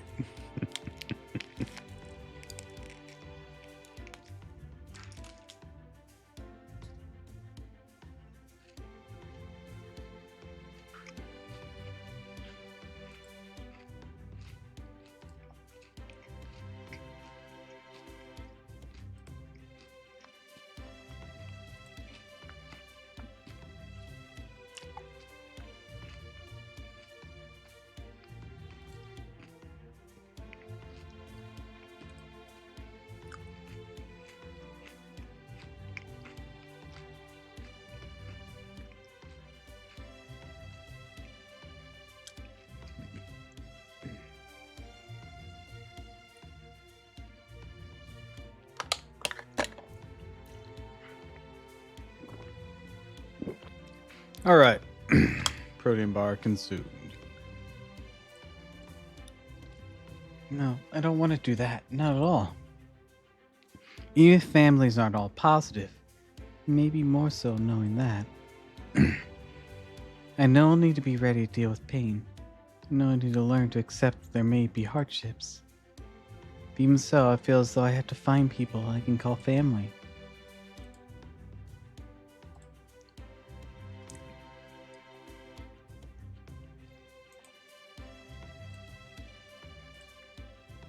I see. Okay, that's enough resting. Time to get back to work.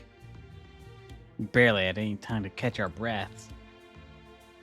So that we were able to take a break at all would indicate the quality of the or the quantity of the AIs approaching us, or help is decreasing.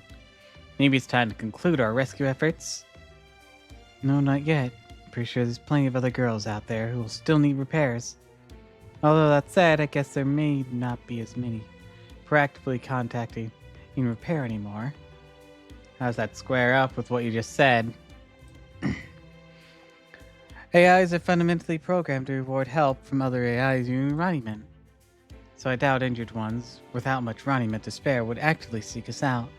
Even if they happen to see someone from repair, they'd probably feel so they can't ask us for help.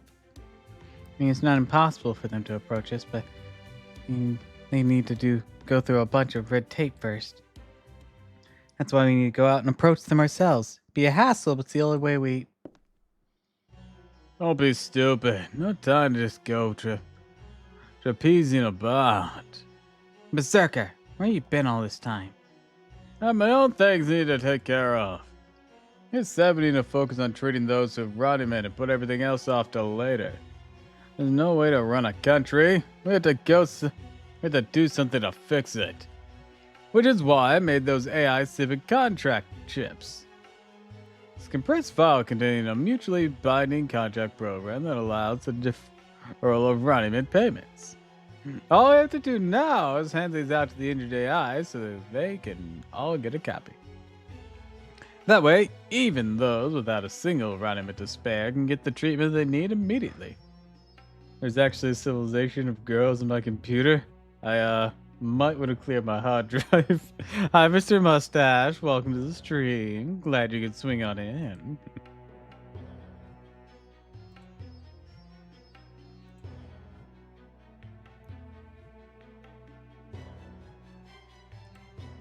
Sup, woke up from my usual 2,000-year nap. Nice. That sounds very relaxing. How'd you come up with an incredible idea like that, Berserker? You hit your head or something? Ridiculous! Any upstanding noble would do the same. Aren't I always telling you what a savvy, intelligent general I am? Finally got a chance to prove it, that's all. No need to fawn over me for it. At any rate, this will help us treat a lot of AIs more quickly. I'll pass these around to the repair girls and make sure they get into the hands that need them. Looks like we're gonna have our work cut out for us again. I can't wait. Hey, General, sorry to interrupt you while you're patting yourself on the back, but it says on the back these chips that are fair repayments are 1.4 times the standard rate, including interest. Were you aware of this? What? How'd that get there? Oh yes, very convincing. So you snuck in an exploitative contract to take advantage of AIs in need. You're quite the ruthless money grubber. The fact this increases rates just barely reasonable only makes it worse. You're just an utter slimeball, aren't you? It's your head, Aldrunahana. I just looked up how to pronounce this. Durunhana or something. Still, I will say it's nice to meet someone who's actually got one foot in the door of hopeless depravity. Oh, wait a sec. Did you just use my name as an insult? Yeah, I really clouded it. Dude, don't make me come into the call. I just woke up. Let me live! I can't pronounce things for shit.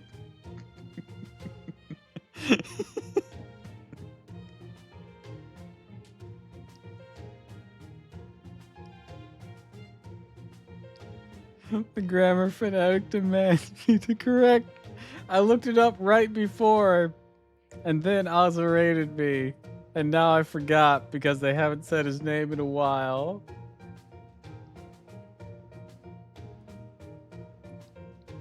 Give me a moment.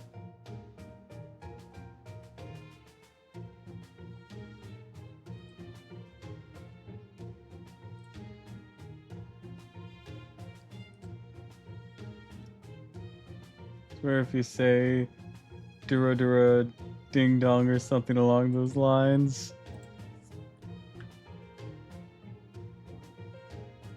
Do your Donna.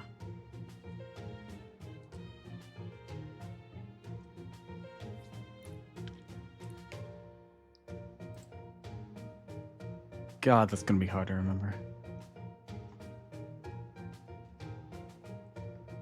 It seems simple on the surface.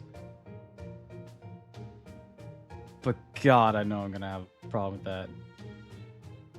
I looked up Pheno Tyson's videos on it. He usually can get the pronunciation okay-ish. Very stupid decision on your part. What's wrong with it? There's a difference between equality and impartiality. If you do special things, you have a right to special compensation. That's not what I mean. Ius may not have noticed your little stipulation earlier, but she's a prime AI and is bound to catch on soon. What she has will be easy for her to overwrite those changes. The reason I said your decision was so stupid is that you clearly did not think of how she would react to trying to take advantage of the injured like this. Berserker! What's the meaning of this? Oh, she got on fast. Lucky for me, she's so busy, there's no way she's going to set everything else up aside just to punish me. She's actively charging at us. On which note, I'm out of here. Just tell her something about how I was so concerned about her working too hard. That I let my kind and honest desires to make sure she was fairly compensated against the better of me. Got that? We're not lying for you. Some bold talk for someone in suplex rage.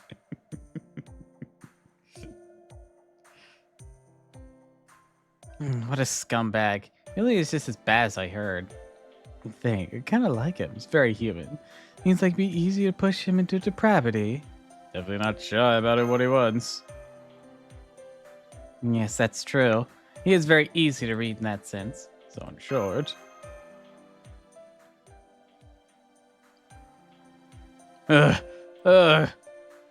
Oh, my favorite sash is getting torn. All of the running, or maybe the battle's been fighting. Oh, damn it. I need Rudiment to weave a replacement too. Well, I guess I just folded it and covered it for now.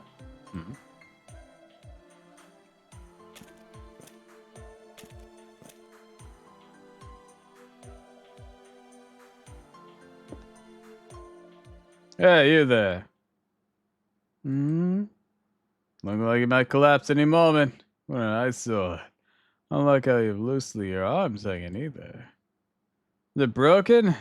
I don't want to see that. Here, take this sash. Use it to make a sling for your arm and then go see repair. Give him this chip. You worried about Rudiment?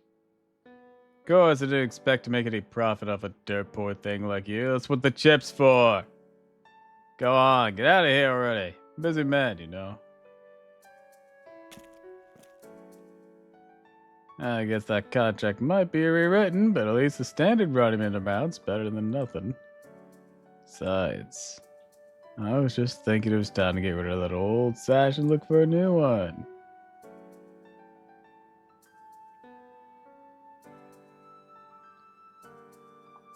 Usually a bad guy, but I don't think that's all he is.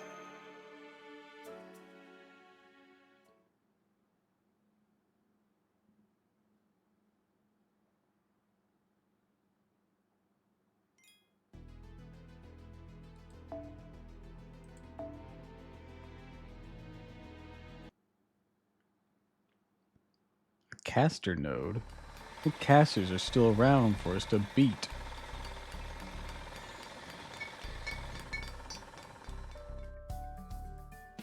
Those must be the build type AIs. That's how they're going to rebuild the city.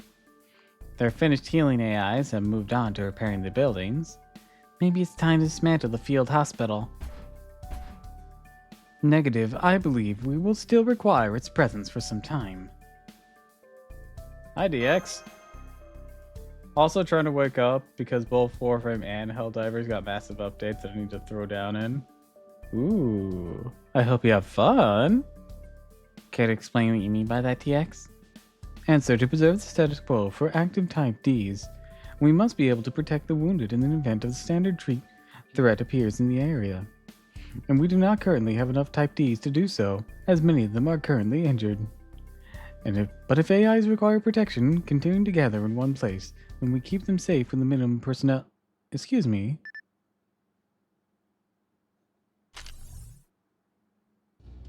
I have been informed via intertype that a group of standard threats, bugs, have appeared nearby. Given our present personnel shortage, this unit must deal with them. We have more free time now, so we'll help too. Warframe got a new Prime, Caliban. That's gonna make me have to do some moving around with some current frames. And Helldire's doing crossover with Halo, and I want that shit. Oh yeah, I've been seeing a lot of hype for that Halo crossover. / collab. Thank you. Well, there's nothing much for us to do here with Ios and the other type R's handling things anyways, so fine. By the way, what are you doing while that monster was wrecking everything? I figured we'd see the head security at least once or twice and all that. Report: I was guarding the digital governing AI in front of the church. It was a special high priority mission. That's so. Well, I guess it makes sense. The higher ups. The up someone is, the more they want to make sure they stay safe and everyone else be damned. Negative, I was not acting on the governor's request. It was simply my role in the system. Yeah, we got it. You sure are a dedicated doll, aren't you? Anyways, let's get going. I have a feeling when a PlayStation developer treats a Halo brand with more respect than the studio behind it. Well, to be fair, it's not Bungie anymore, right? It's like they changed to someone else after a while. And then Bungie went on to make Destiny. I think that's how that went down. I can't remember. Or was it 343? Either way, I just know the original people behind a lot of people's favorite Halos of the older days. He hasn't been making the last few. 343 is now Halo Studios. Kid you not, they make the studio out of the people who hate Halo intentionally. I couldn't tell you about anyone who works there. I just know it's not the same team, and people have had complaints for years, ever since the Switch.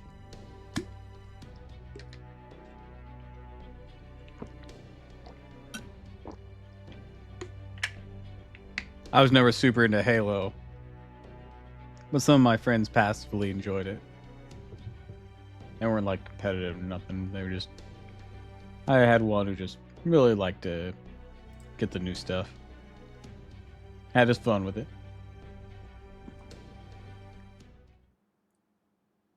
The idea was they brought in people who would iron out details about Halo that make it appeal to a wider audience. Yeah, shit worked out real well. What do you mean appeal to a wider audience? Halo was literally one of the biggest FPSs when Bungie was still working on it. What more wider audience do you need to appeal to? You have the shooter audience. That's who's gonna play Halo. Who the fuck else did they think they were missing? Appeal even further, and they did that by absolutely butt fucking the foundation. Yeah, and not only are you gonna lose the original people, but you're not actually going to attract anyone like that.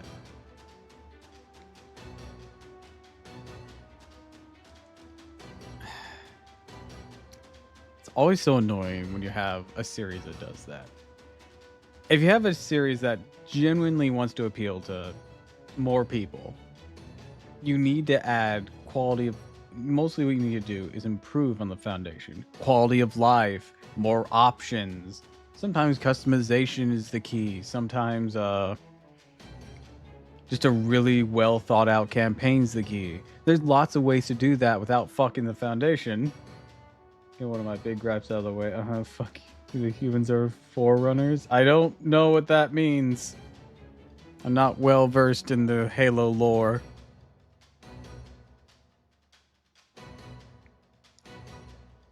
Yeah, there's ways of improving a game and appealing to a wider audience without fucking the entire thing up. No joke, I could bitch for hours about how much I hate the Halo lore. I don't know shit about it.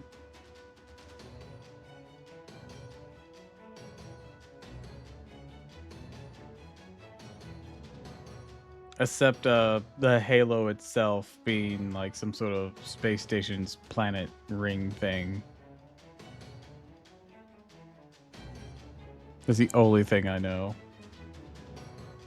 Do it. Tell me about the Halo lore. Malicious data detected. Initiating disposal with help from collaborators. Preparing for situation.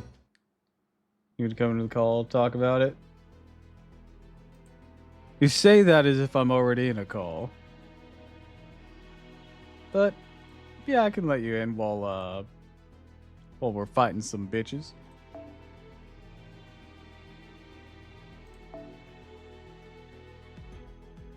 Also, I was experimenting with this setup.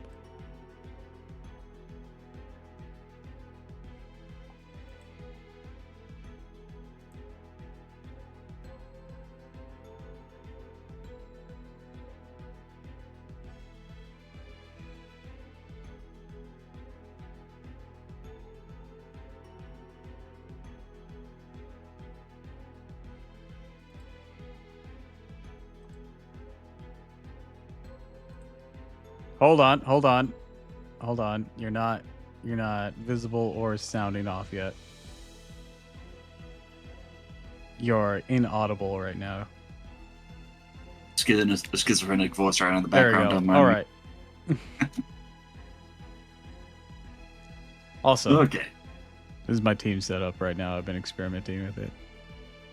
Oh, let me see. I just wanted to try something new. Yeah, I see. Yep, I see the thought process behind it. You'll probably swap out Jufu with the Spore Cat story, then swap then NP with Miss Crane to get the other cat story out. And yeah, I see the thought process behind that. So, so far the fights haven't lasted to the point where I need to do the switch. But yeah, that is the basic concept here. Well, it's free bond XP for them at least.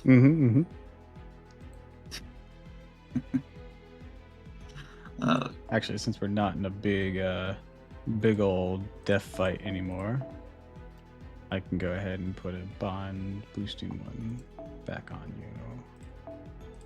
Okay. Yeah, I usually save that for like the farming runs because you never know what tricks they throw in right there. Well, this is just we're up against some mooks right now.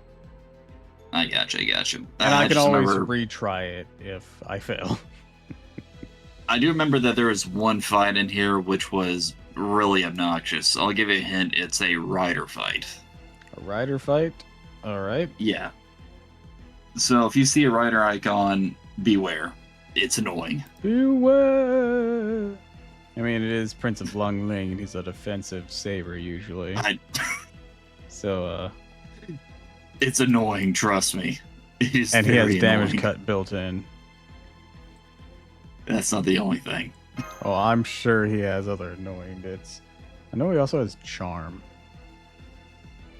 But I don't know if he has different moveset as a rider. He has some additional quirks. I'll put it like that. Oh, I'm sure he has like story quirks and whatnot. But I was thinking like his standard pool stuff. He should have just the standard pool skills. So if you have him and you use him a good bit, you should know his moveset. Nice. Okay, so let me ask you this. Do you know anything about Halo? No. Well, I guess I know a smidgen. Okay, you know that the Halo itself is a space station, right? Yeah, it's like, and it like spins to create gravity. Yeah, that's kind Like of that's the actual science behind how it would actually work, kind of deal. Probably. But thing is, this is brought up a little bit in the first game too, and it is kind of important detail, is that the term Forerunner comes up. Forerunner is the long gone civilization that both humanity and the Covenant, which is the religious alien society that humans are fighting against, draw their technology from. Like in the Covenant, full-blown worship the Forerunners. Like they're their gods. Basic idea is that the Forerunners made a great civilization and then embarked on something called a great journey, which is something similar to Nirvana or Godhood. And they left behind technology in order for other races to follow suit. So that's their great crusade in a way. And the Halo in the game is that giant ring, which is a space station that is pure Forerunner technology. Humans at the start of the game, a human ship called the Pillar of Autumn was on the run from a Covenant fleet and crash landed on the ring. And they're basically trying to survive and get off the ring and get away from the Covenant who are trying to kill them. It's not really explained in full detail in the first game, but the Covenant are on a genocidal spree trying to kill all of humanity. And as they are going on the Halo, and because the Covenant are actually also trying to kill them and access into the ring because it's one of their holy relics, and they're trying to get to the bottom of this. Let me try and I'm thinking my words right here. At the midpoint in the game, you access like the inner confines of the ring, where you realize that the ring itself is containing something. The thing it's containing is another alien species, a parasitic one called the Flood. That is a term I've heard there too. Yeah, the Flood in Halo is a parasitic alien species that thrives off of devouring sentient organisms. Like, they actually do burrow into anything that is sentient, and essentially, okay, you've probably heard about this, ninja zombies. That is exactly what the Flood is, because it turns anything that it burrows into an alternate life form that is very zombie-like, but still sentient enough to use weapons. Sounds like a right proper pain. It trust me, in a lot of levels it is. And it's and at this point you actually you see you got a special chat right there from Lizard Dunning. Don't worry, I forgot Ordeal Call won't exist. Q. Oh yeah. By the way, we're in cutscene, so silence. Okay, yeah. I got you. I'll keep quiet. I'll just put a bookmark where I was. Mm-hmm. Situation resolved. Well, that was easy. Sure, you needed our help for this. Hey, better safe than sorry. Apologies, I've just received reports of another threat spawning near Grow. This unit must deal with the new situation, but if you do not mind, we'll accompany you. Alright, come this far. Once again, thank you. This way, please. Silence Peanut Gallery. Anyways, welcome to the stream, Lizard. Hang on, where are you guys going? Are you already dead? Well, no, not completely. But I've been thinking about it and I realized there's probably more damaged AIs in other places too. And some of them probably ran towards Grow, so I thought I should check around there to be sure. Your timing's perfect. We're just about to head to Grow to exterminate some pests. That's great. We'll come along too then. There really is nothing better than honest day's work. So, no more weird contracts. Got it? Yeah, don't have to tell me again. Didn't want out to even argue. Guess you tracked him down and really let him have it. I twisted his balls.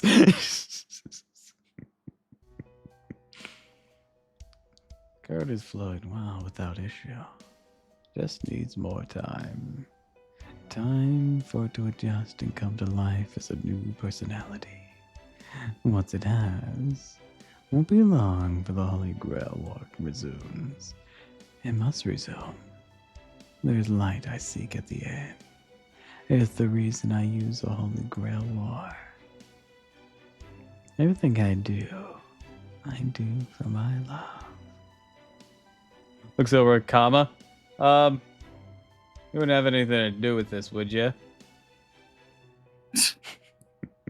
Look. Look, no, It's not me. You saw the banner and you saw the outline teasing it, and you can put 2 and 2 together. It's Durga. I'm just saying that Gama does not have that good a poker face. So Yeah, she really doesn't.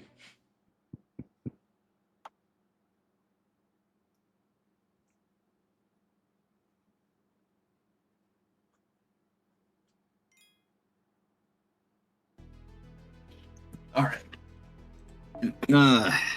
And you got that one fragment. All right, then you'll probably go into another cutscene before you do a fight. Yep. Looks like it's Caster. Yeah, that's what most of the bugs are. But if you'd like to prattle on, I can go ahead and like do some grinding in the background instead. All right, it's up to you. I'm just gonna keep bitching. Yeah, go ahead. We'll give you the freedom to bitch while we grind for embers. Gotcha. Okay now. What? What lizard set? Going on, grinder? No. I don't swing that way, Okay. so it is of no value to me. But yeah, this is my Okay. progress on Summer Bargus, so that's what I've been working on. Coming along very nice. 12 more levels. So probably during a campaign, you can get some good enough 5-star embers and just jump that straight up. This is one of the campaigns. Oh, then better get grinded. Because this is the increased super great, and Ember grind has half off for I got you. for AP. So this is the time.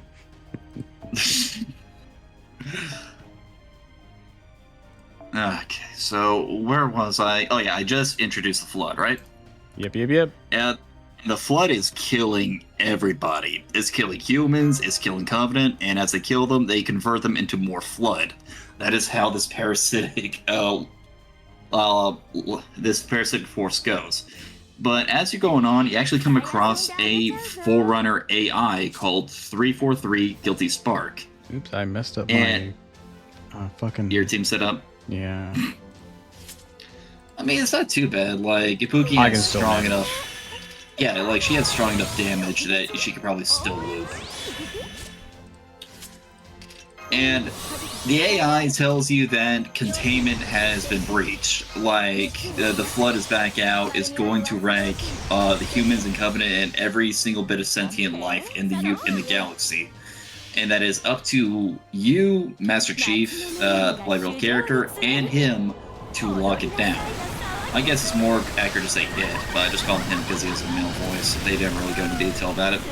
So, he starts, and this is an important point too, he goes to you about this. He doesn't go to any of the Covenant. He goes straight to you and says that you must help him.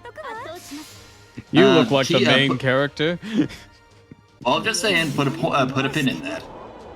And so he says the first thing you need to do is to get a key from the quote-unquote library in order to access the operation room of the Forerunner installation, that being Halo.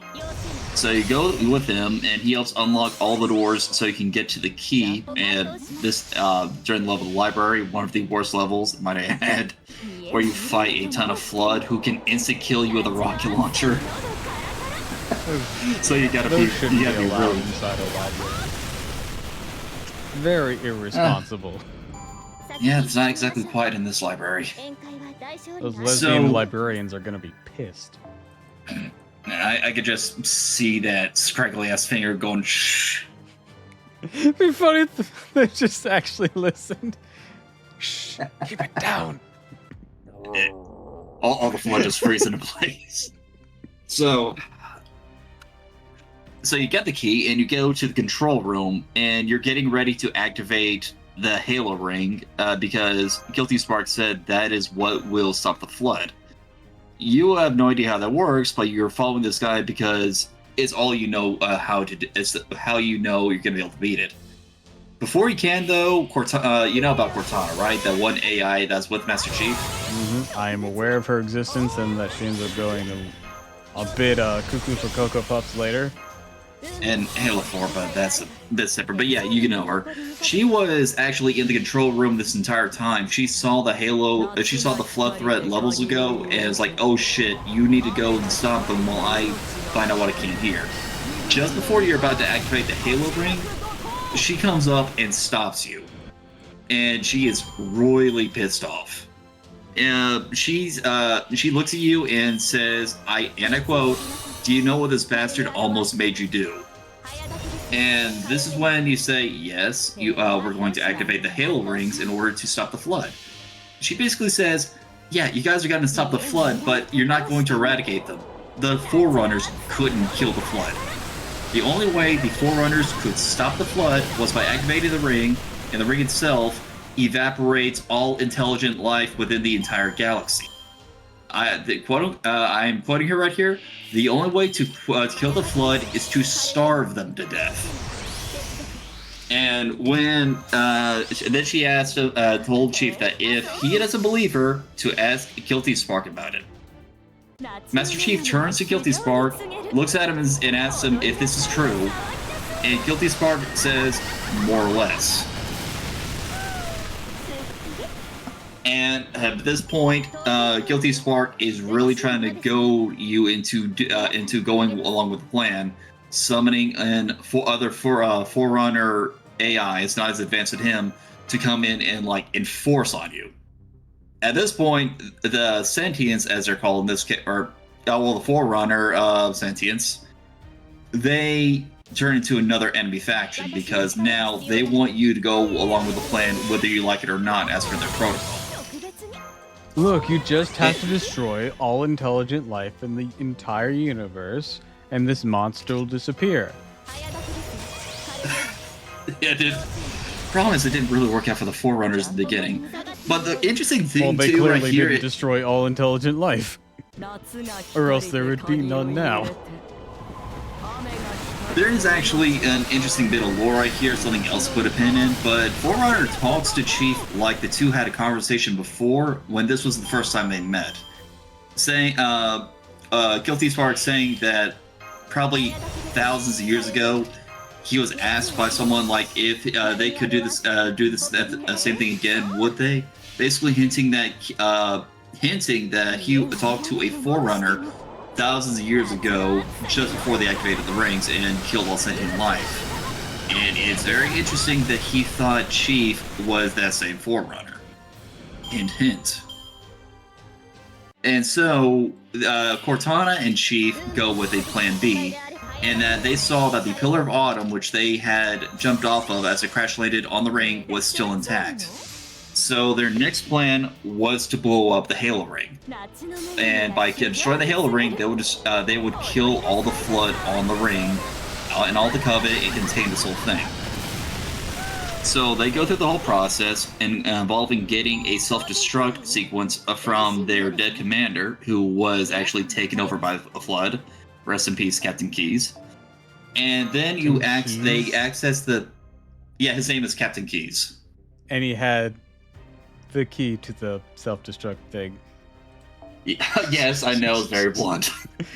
Guys, I'm stuck on what to name this character that we have. Who basically has the key to this weapon. Name Captain Keys, but spell it slightly different. To be fair, this was before the lore was properly ironed out, and they wanted to go with more of the gameplay thing.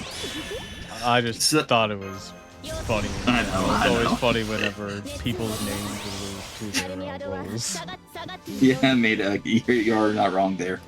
And so you're getting ready to and so Chief Cortana break into the Pillar of Autumn, and the shocker, the whole place is events for the flood here too.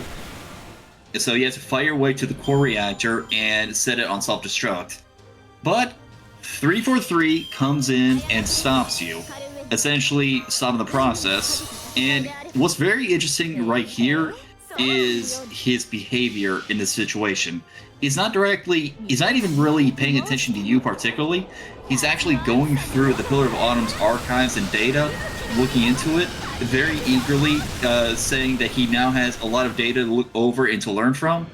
And the phrasing here is really key too. He says, catching up on our history. Hint, hint. As saying stuff like human civilization. Fascinating. And he's especially shocked at you because you want to blow this shit up, even though you're doing it to kill the flood. Thought that was the plan, to kill the flood. Let's just say he really likes learning, and he hates that you're getting ready to get a get rid of library card. We gotta blow this shit up. But yeah, you do eventually set the core to self-destruct and get onto, I forget the name of it. You get onto a escape ship on the side of the Pillar of Autumn and fly away from the Halo ring just as the Pillar of Autumn blows up and takes the ring with it. Side note, an after credits scene shows that Guilty Spark survived the explosion and is actually flying in space, trying to find another destination, probably another ring to settle in and continue his function. But yeah, that was the first game's lore. It was kind of light. And yeah, like it really just put down the stuff like the humans are finding the Covenant are trying to kill the humans, and there's this ancient race of Forerunners who were killed by the flood. But they did leave in the points, like for one thing, I did tell you that Guilty Spark went to you specifically in none of the more advanced Covenant to fight the flood, right? Mm-hmm. It's revealed in the second game that only humans can activate Forerunner technology without having to reverse engineer it. They're the only ones that can use the shit. What is it, fucking bio-locked? Who designs this shit? Let's just say that they heavily hint at what the big surprise is. I guess I could go into more footnotes into the big reveal. Let's see, was there anything else about the second game? Master Chief has to pull a Back to the Future or some shit? Back to the Future? Yeah, like, he goes... It's like one of these games, he goes back in time and he is one of the original Forerunners or some shit like that. No. I guess I'll go into the broader keystrokes. Like in Halo 2, it's revealed that yeah, only humans can activate the rest stuff. That is why Tartarus, one of the Covenant brutes, higher up guards, actually kidnaps one of the characters, Miranda Keyes, and uses her to activate specific Forerunner functions against her will. And the big reveal comes in Halo 3 when... Probably keep a track on these people with the last name Keys. She was Captain Keyes' daughter, so... I was guessing it was going to end up something like that. Like they have some reason for the same name and the same role. Yeah. So... at the end of Halo 3, you actually go to the Ark, which controls all of Forerunner ring installations, like the original Halo and Halo 5 and Halo 2, Halo Installation 5 and Halo 2. And the big idea is that you're going to activate the ring to contain the flood and basically seal it away forever. Like full-blown cards off the table. just kill this shit in a very big gamble. Either we all die or the Flood all die.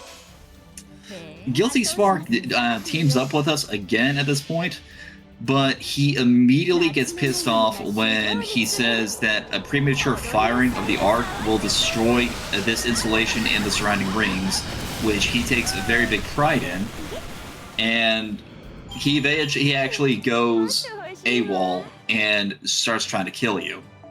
And as he actually does, he has like a massive fucking laser on his sensor eye. And so as he shoots, as he has you essentially stunned, he just gives a straight up monologue. I actually know it for word. He tells you, okay, Sounds like you may have forgotten it. I got a little bit, I got a little bit, here, I know now. You are the children of my founders, the inheritors of this installation. You are Forerunner, but this station is mine, is what he says. So to get into the long and short of it, maybe we should stop teaming up with this guy.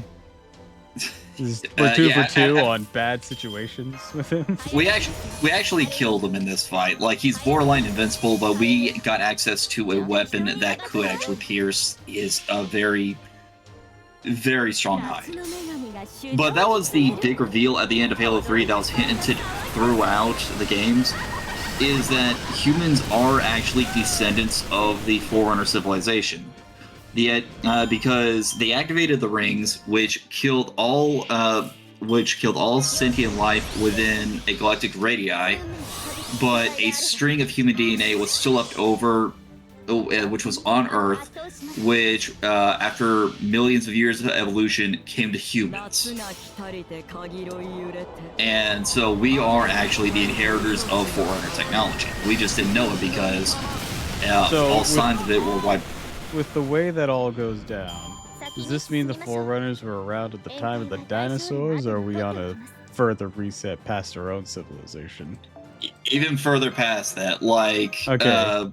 Because it sounds like this strand could have easily been worked into the current timeline of the history of evolution, or they could have been like, oh no, this happens even after all this shit.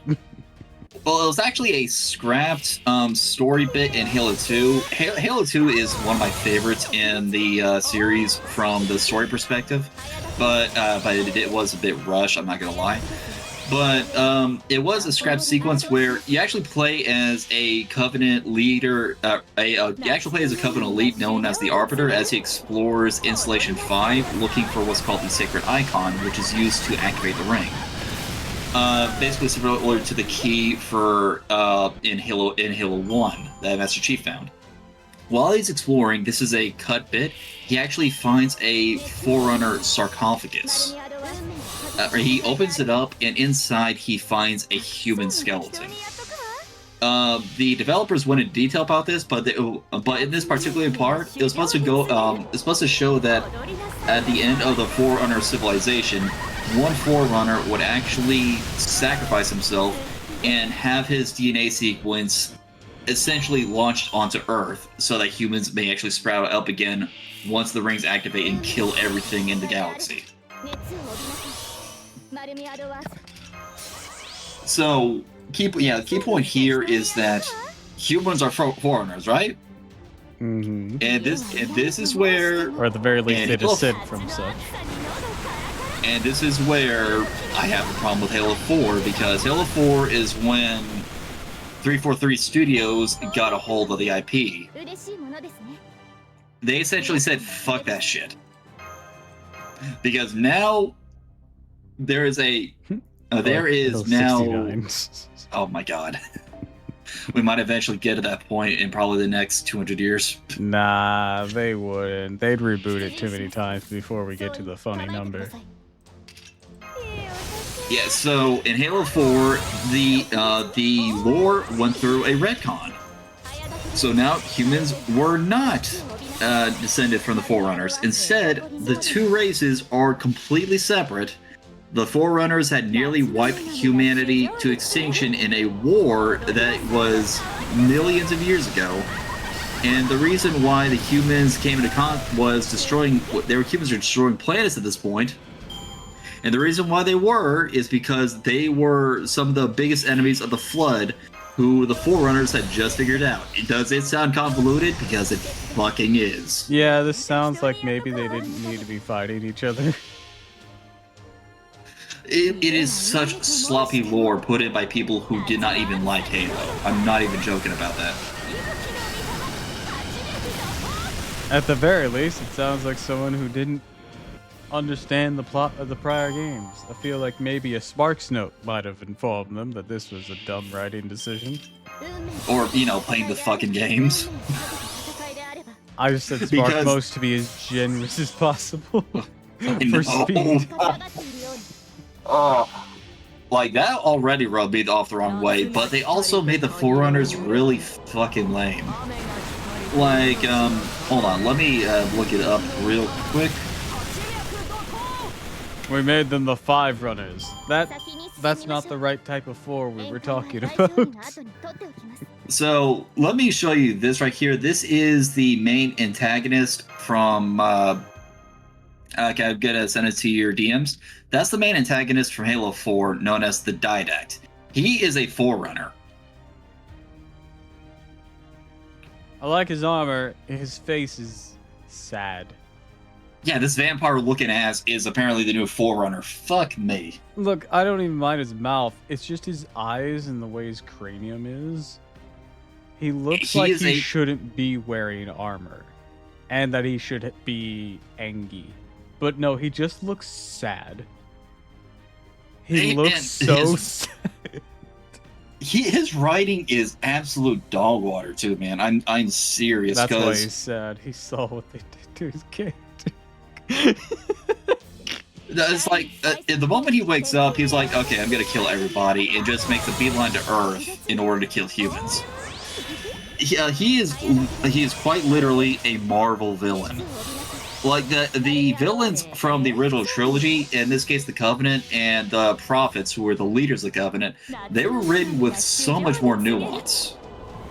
Like the Prophets had both a religious and a pragmatic goals, like an actual war. Now we have the Marvel villain. Yeah. Oh, you know what's the best part about the Didact though? He's dead, but we don't see him die. Not in the games. In the game, in Halo 5, we get a whole other villain. I think I forget his name. I'll just call him the Guardian. This off screen. You couldn't even do it on screen. No. Have a great cinematic. You lame ass bitch. No, they kill him in a comic book. I'm not kidding. Okay, let's go over that for a moment. Just like on a general sense of how media works. If you have something in a comic or in an external media that is required for whatever mainline media things are doing, you should re-emulate this in the mainline media. Because if you trap it in just optional external media, then a lot of people might not consume that media and be missing important context. The Sonic games were bad about this a few years ago.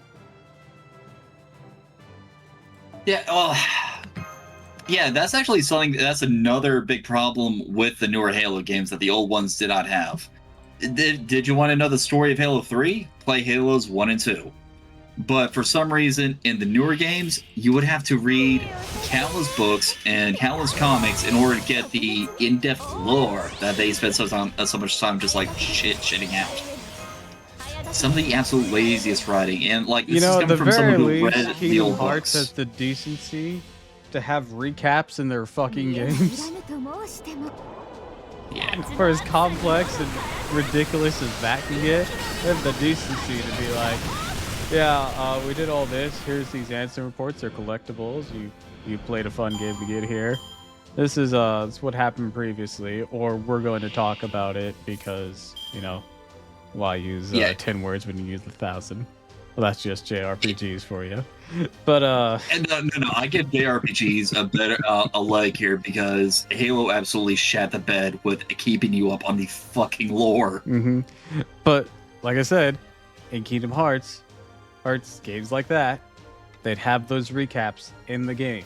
If something happened that wasn't displayed in the games, they'd at least cover it and explain, hey, this happened. Like, for example, a lot of stuff that happened in the mobile games. We have some answer reports that cover some of those infos. And we have, of course... Oh, actually, no, this is even better, because not only do we have those answer reports, we have the HD movies that they put into that collection. You know, a mainline media piece to cover stuff that happened in external media. That's the kind of thing you need.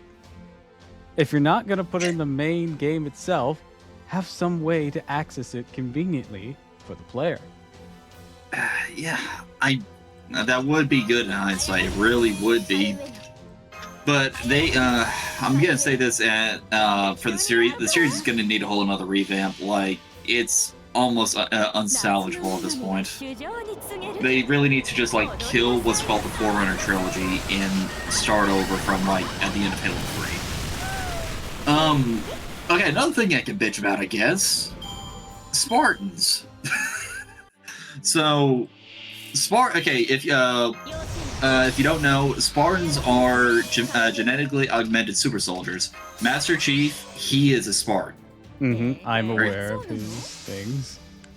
Okay, so okay, Lizard. I'm relatively aware of vaguely what happens for the cast of Reach. How they all end up dying. Yeah, they're all Spartans, or at least pre.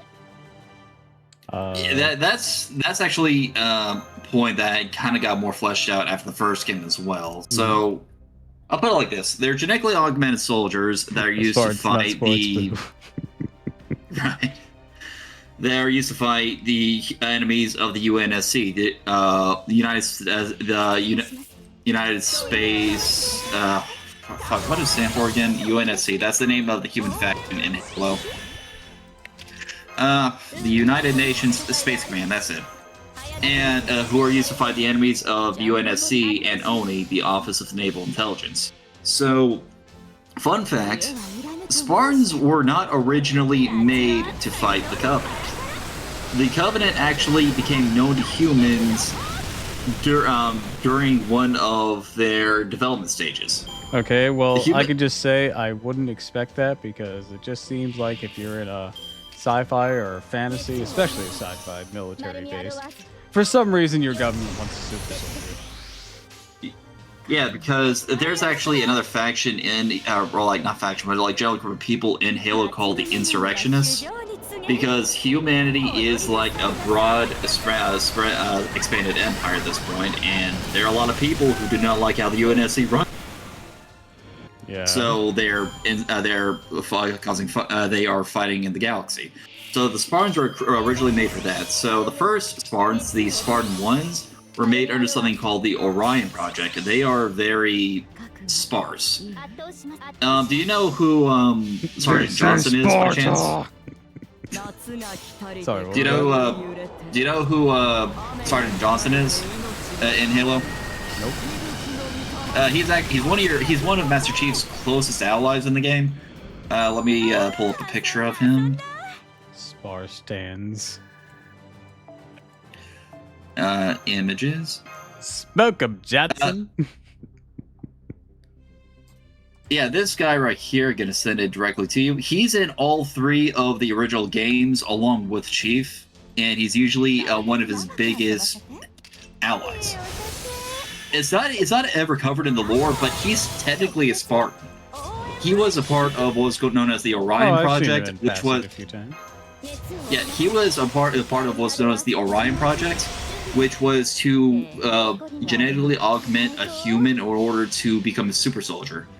Thing is, also, this is awful, but I first thought, hey, I'm a black guy in a sci-fi thing where things constantly die, and I somehow lived for at least 3 games. How about that? He is just that badass. He is that badass. Fuck you, tropes. Whew. But yeah, he was the first. He was a Spartan 1, and he was more marginally stronger than a human. But the increases in his abilities were not good enough to warrant the cost or the risk that we put on the human body.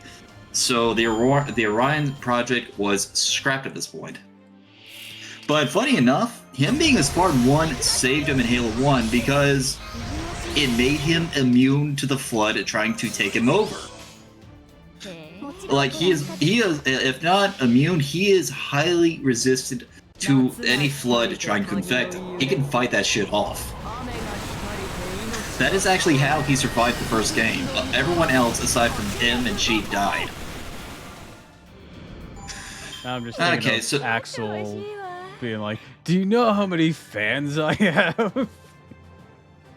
I'm too pretty to die. I love that Axel actually fucking says that in Kingdom Hearts 3. Oh, hold on a second. You're getting ready to throw up. Get on the floor, please. Ugh, I'll clean it up.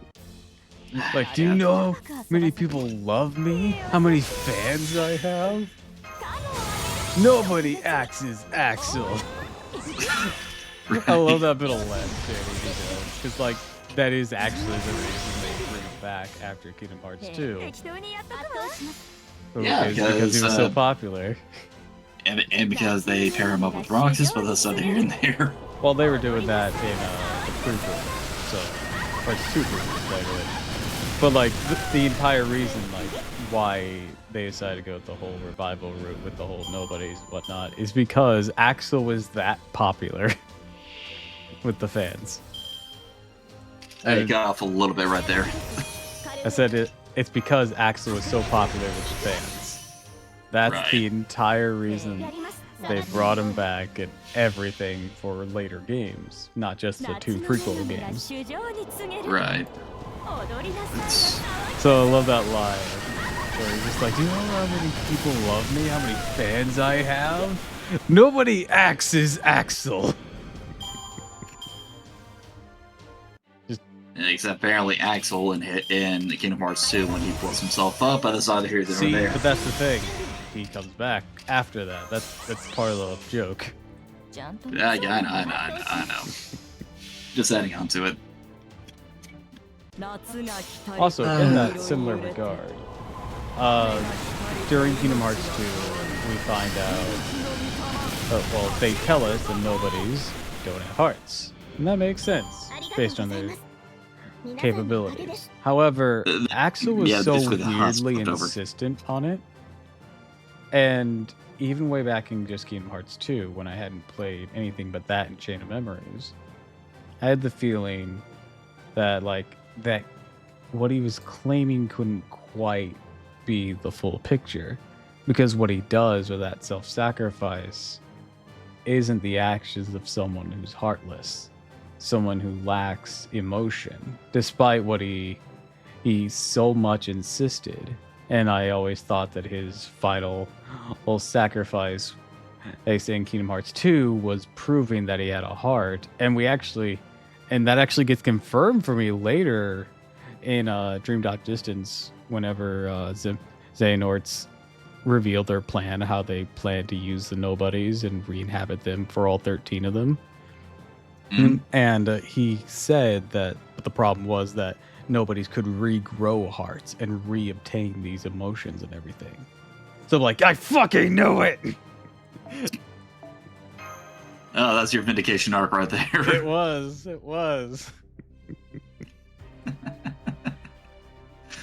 Let's see. Where was I? We gotten sidetracked by Master Yeah, Chief's friend a little bit. yeah. Oh, right. So okay, the Spartan 1 project got axed because it was going nowhere. In comes Dr. Halsey, who is considered the mother of Spartans. I'm pretty sure She saw palsy is a type of medicine.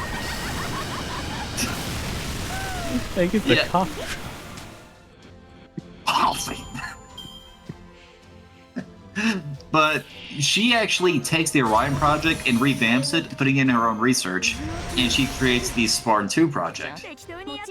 The Spartan 2 Spartan 2 Electric project. Boogaloo. Wait until we get to the other Spartans. So the Spartan 2s, this augment surgery, it requires the little kids. Like the kids are only like 4 or 5 years old at the highest. And these kids, before they take the augmentation surgery, need to be put through, be in peak shape, like go through pure boot camp, and even then, the rate of survival is very low. It's like anywhere between 50 to 75% of the kids who took the augmentation process did not survive.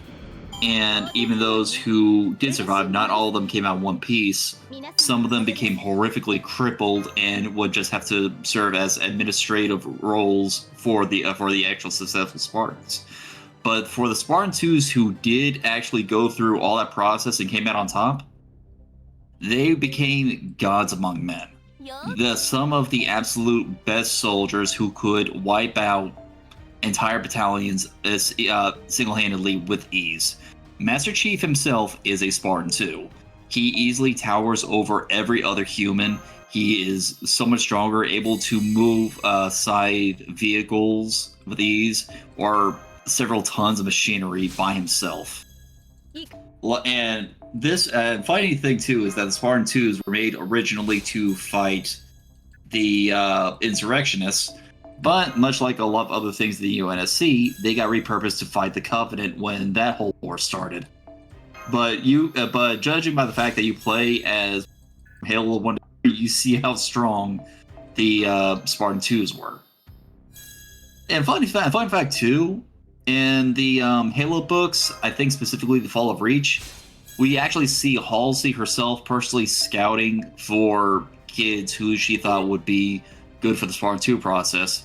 There was actually interaction between her and Master Chief, aka John, when he was just a little kid. Like, she just like went over to him and was like, "Hello, guy." Why the fuck do you want that? Like anything anime needs an OnlyFans to most people. I mean, if I did do anything of that nature, it'd probably be through Fansly, because I feel like OnlyFans, from what I've heard, is a lot more judgmental of such matters. And so most people who do like anime stuff with it is usually goes through Fansly. There's more dedicated for anime stuff, yeah. Granted, I have no intentions of doing that at this moment, but if I did, I hear Fansly is a lot kinder to animated creators. Yeah, OnlyFans people really do not like anime stuff. Probably because they've been I've suing a lot of not numbers. been on either site, so I couldn't tell you. This is just the word from the grapevine. I don't either, but I hear a lot of people talk. But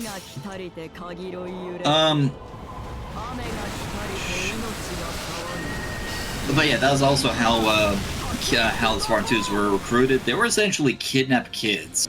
Like, what would happen is that the UNSC would go in to likely candidates for Spartan 2s, kidnap them in their sleep, and leave behind flash clones. The flash clones would then die off in like accidents, just so the original kids could be written off as dead, and they could be experimented on freely. And that's kind of the thing I really appreciated about Spartans in this case. They showed how grim war was, in that it resulted into recruiting child soldiers, essentially. So those are the Spartan 2s. And then eventually, Oni gets access to Halsey's notes, and they make a few changes, and they make the Spartan 3s. Now, the Spartan 3s... Spartan 3, Revenge of the Sith. The Spartan 3s have it a lot worse. I'll say it like this. Just Spartan like the script 3s, to Revenge of the Sith. it all goes downhill from here. So they also, like the Spartan 2s, they need child soldiers in order to do this deal. Guys, you And don't understand. We need to kidnap children. it's not as bad as Spartan 2s. I'll go ahead and say it like that. So and also Spartan 3s in canon are not as strong as the Spartan 2s. But there are two key takeaway points about them. One, while they're not as strong as Spartan 2s, they're still strong, a lot stronger than the average human. If Spartan 2s were gods, Spartan 3s were demigods. I'll put it like that. And the second point about the Spartan 3s is that their success rate was astronomically higher than the Spartan 2s. Whereas you can only get a handful of Spartan 2s from the original surgery, the Spartan 3s, you could have thousands of them come out successfully, ready to fight. Like the We sacrifice augmentation power for survivability. or for more numbers and for more consistency. What survivability all equals is more numbers afterwards. Like, if more people survive, you have more people. And if you have to sacrifice just a little bit of power for that, I feel like that's a fair trade-off. It still shows how grim it is that they were having to result in child soldiers, but yeah. And the cool thing, and because the surgery was a lot more successful and their pool was a lot bigger, they didn't have to resort to kidnapping as much. With fantastic. I love that caveat. Well, they instead started going to war survivors, specifically orphans, bastards, any kids who had lost their families from the Covenant. Because want to become a super soldier? Want to kick in the aliens who ruined your life? That was actually a plot point in Ghosts of Onyx, one of the books the book that introduced Spartan 3s. Is that they brought in orphans who had their homes razed down by the Covenant, and said, "This is your best chance to get revenge on those alien pieces of shit." And they would, and unlike with Spartan 2s, they were throwing a lot of covert stuff, and their technology wasn't. Are you sure? Because you kind of destroyed your trust on the sound quality earlier. What part's too loud? Is Mr. Mustache loud, or is the game loud? Oh, sorry. Do you need me to turn my mic down? I don't know yet. I need the feedback.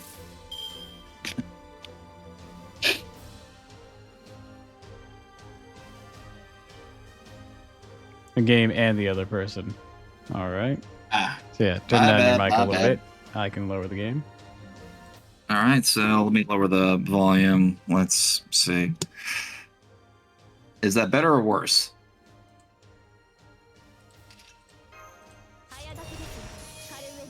Sounded about the same, but less echoey.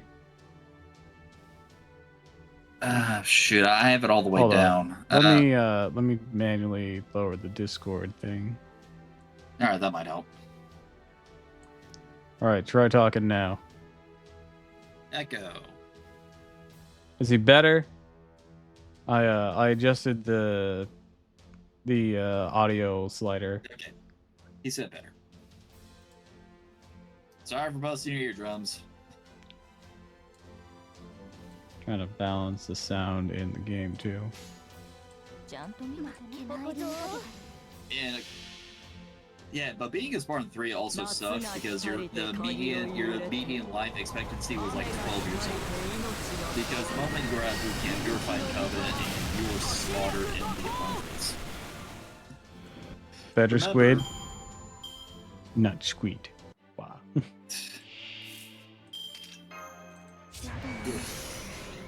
But yeah, that's the big takeaway. That's the big thing I love about the Spartans is that they show how far humans had to sacrifice. That they were willing to kidnap children, put them through nightmarish training and surgeries in order to just have a chance at fighting the Covenant, because the Covenant was killing them in the first place. It just showed a sheer tragedy that these kids had to lose their humanity in order to fight for the greater good. That was what I loved about it.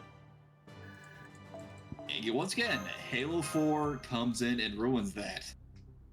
Because Halo 4 introduces the Spartan 4s, where now, I kid you not, anybody can be a Spartan. And you don't have to be a little kid anymore. You it could just be some random schmuck walking around and be like, hey, dude, you want to be a Spartan? And be like, hell yeah. You get the surgery, you're now a Spartan.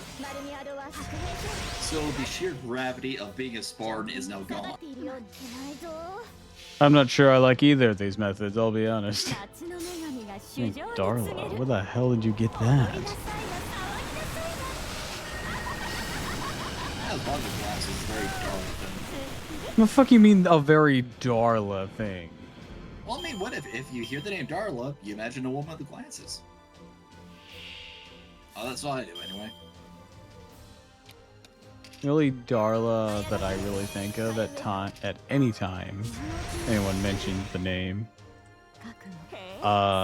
First thing that comes to mind is just for some reason a scene from the movie adaptation of Because of Winn-Dixie. I don't think there's anyone even named Darla in the scene I'm thinking of. And then the next thing that comes to mind is the girl from Finding Nemo, but she has braces and no glasses. Oh, that little shit. Yeah, he's even referring to that one. She has braces and no glasses. I have glasses and no braces. Yeah. It's crazy that the biggest threat in a movie is a little girl who shakes it. So you're psycho?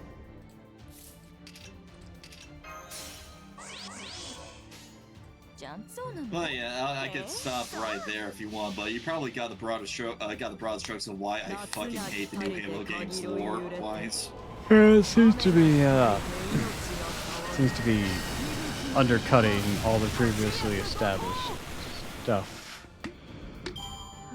Undercutting is one thing. They took the old lore and took it beyond the shed and shot in the fucking head. Which makes it weirder that it's called Halo 4 and not like Halo Rebirth or some shit like that. Well, the crazy thing too is that Chief was never even supposed to come back in the games. Like, I've heard. His story was finished at 3. Like, it was kind of a cliffhanger, but it was... Yeah, that's why they made Reach that kind of afterwards cliffhanger. as like a prequel, because they were trying to do something without him. If I remember correctly. Yeah, Halo Reach is set just before the first game and goes into the detail of all of the planet Reach. Yeah, Technically, the Spartan planet. Yeah, I'd always heard that it was very plot relevant. Just messing with you, your nickname's Pearl? Okay, so after after I was like, okay, for some reason it's Puff is the first thought, and then it switches to actually Pearl's character, but like, where the fuck? That's another fish joke. I mean, it's a mammal, but like, bitch. And I do love Halo Reach a lot, but I'll put it like this. Fish. I love fishing, not fish. Halos 1 through 3 were passion projects for Bungie, but Halo Reach was more of an obligation project. Because after Halo 3, Bungie wanted to jump off and make Destiny, but they were still contractually obligated to make stuff for Microsoft, specifically 2 Halo games. So I mean, did they want to make Destiny? Because, like, how Destiny kind of turned out, I'm not sure. You can blame their CEO for that after they left. Like, it was their passion. It was supposed to be their passion project, but the CEO came in and did what he did best and fucking thing up. That's a digression. Thing is, they were ready to leave Halo right after 3. They just stuck around because Microsoft made them. Gotcha. Also, they sent the picture of the little squid from Finding Nemo. You know what's funny about the one that shot itself? No, the one in the first movie. Oh wait, you said shat itself. Yeah, the one that makes that joke. You know how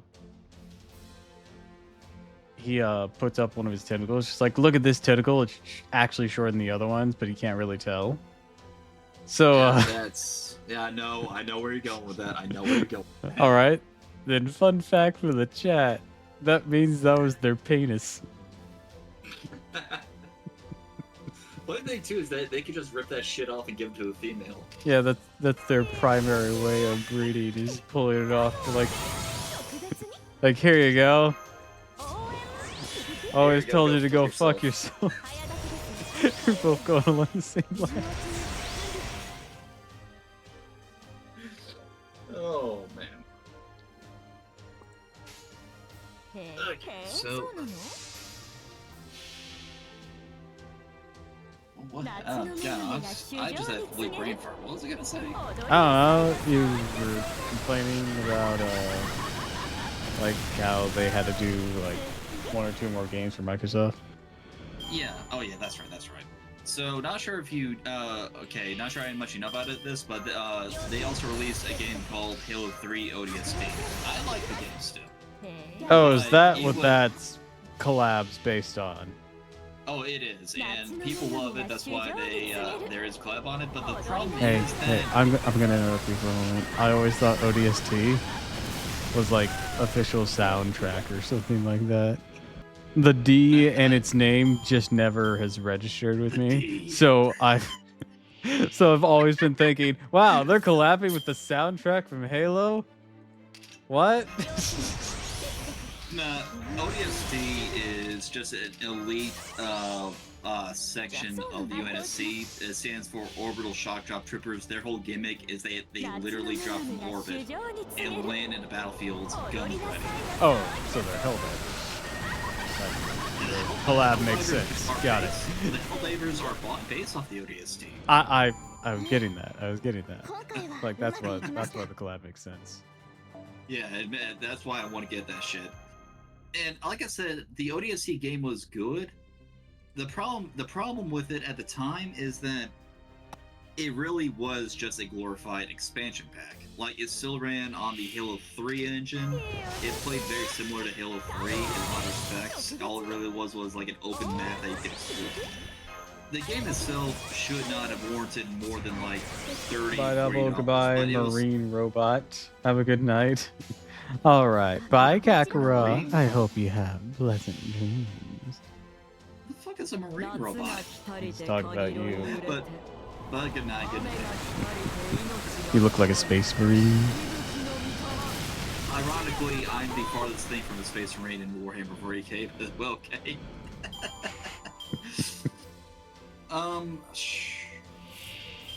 Let's see. But yeah, the game should have only cost like $40, but it was charged full price. A lot of people assume that was due to Microsoft's greed, but in hindsight, the biggest reason for that is probably because it could fulfill the contractual obligation of doing one of 2 main Halo games.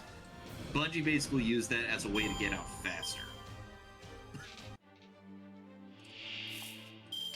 And then Reach came out. Reach, like I said, I love that game, but it was divisive with fans for a good few reasons. Well, I've never played it. Isn't it a real-time strategy or something? No, that's Halo Wars. Oh, okay. And that was somebody completely different. Halo Reach was divisive because, one, it took liberties with the lore. Like, one of the biggest ones is that you could customize your Spartan in this, like make him look however you want, when a lot of Spartans were not really supposed to be that different from one another in terms of armor.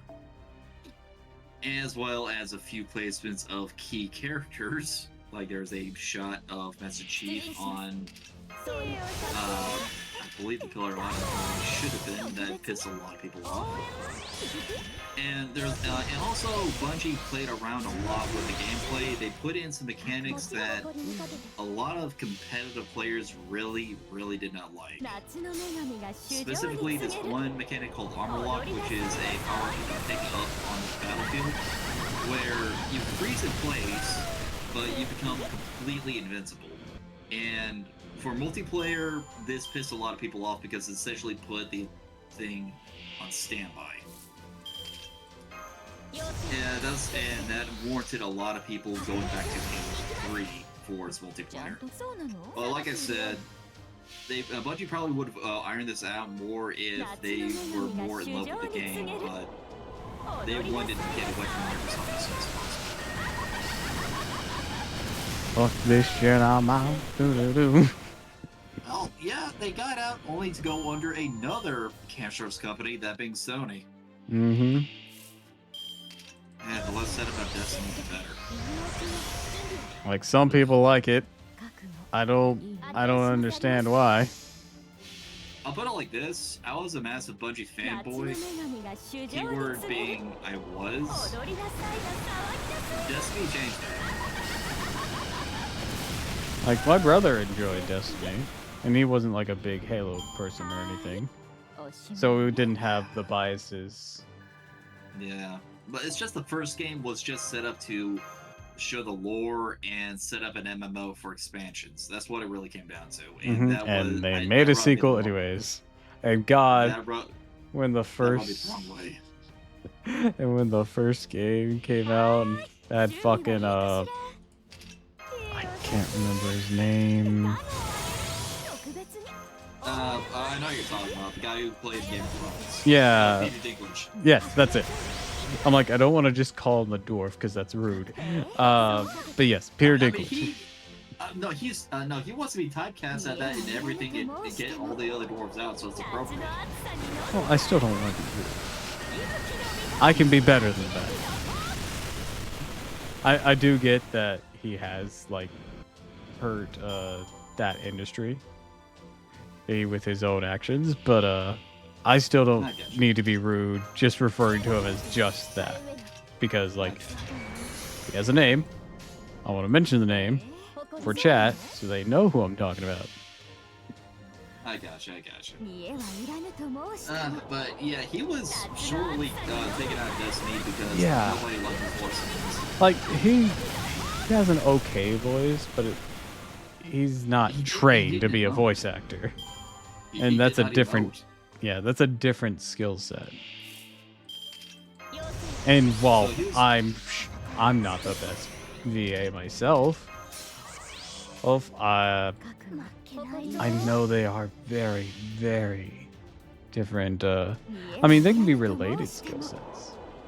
Yeah, that's why a lot of the voice actors tend to also be theater kids. Yeah. Or theater actors.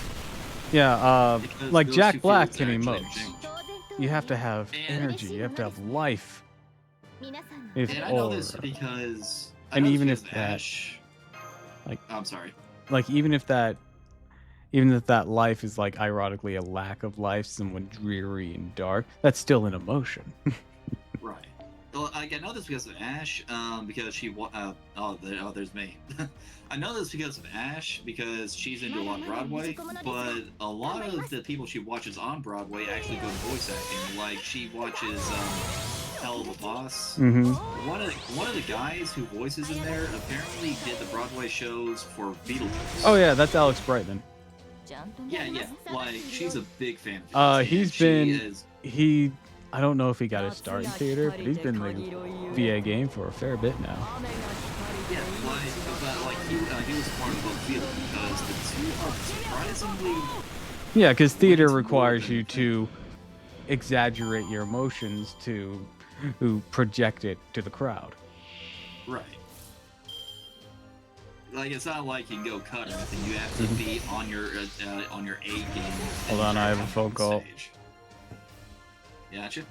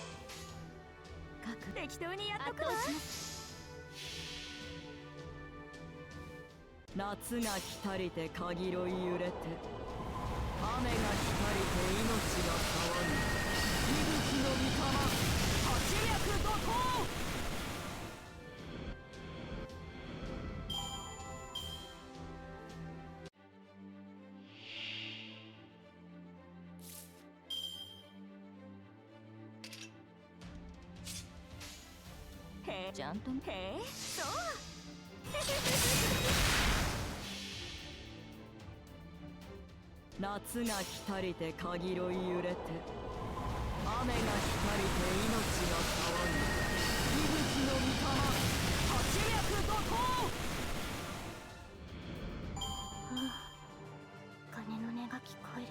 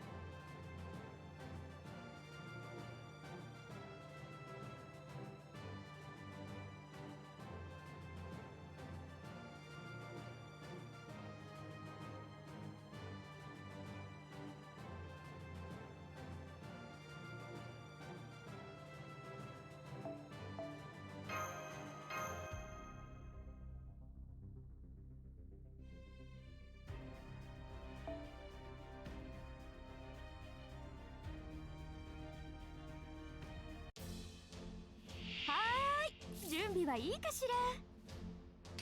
いいお酒。カードをあげる。特別に応援。早炊きです。カレーウェイ白兵戦行きます。へえ、誇りと夏の女神が主情に告げる。踊りなさいが騒ぎなさいが。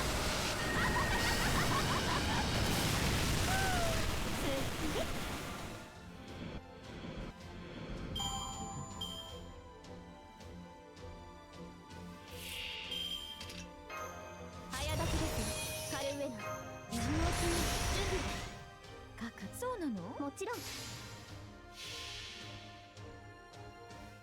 見栄はいらぬと申しても、夏の暑さに喉カラカラ。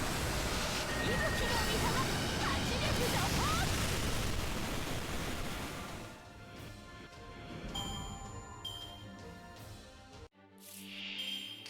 運命をかけた戦いである。白兵戦行きます。覚悟。そうなの？もちろん。夏の女神が主情に告げる。踊りなさいが騒ぎなさい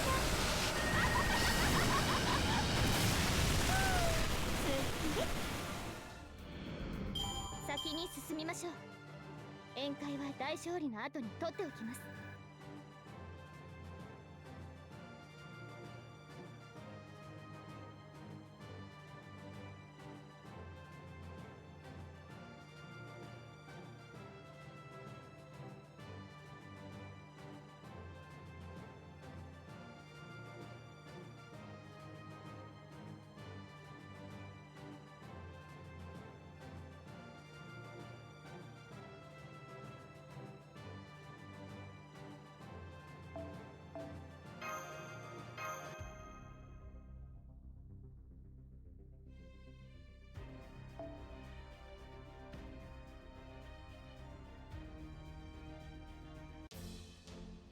大丈夫。落ち着いて。 Sorry about that. Someone was picking up something, and they were asking me some stuff. I had to sort some stuff out, and they got, No, bro, no problem. and I was informing them they were picking up a video game. The new Story of Seasons. Oh, Ash just got out of the mail. She's playing it. Yeah. This person lives with me, and they were. I put it under my name, but because Oh, so they're alive. They're all bro. Can I help you out? Shit. yeah, well, I had also put it under my account under their name so that we could not have those issues anymore, but they forgot that. Because whenever we like pre-ordered it, it put it under my account. Just because we did in the same trip as the Switch 2 that we're gonna pick up. I'm getting ZA bundle. 夏の暑さに喉 Yeah, Ash keeps on having me that she wants that thing. I'm like, I think the one at work right now is like $530. Ugh. 530. Because it includes the Mario Kart and 1-year membership bundle. Oh, 1-year membership. Okay. I'm like, even the one with Mario Kart World is only 500. That's the more pricey one. The base model is 450. The bundles are 500, but if you have bundle with year of such, then yeah, it's gonna be more. 踊りなさいな騒ぎなさいな Like, if we're gonna go for it, probably just gonna go for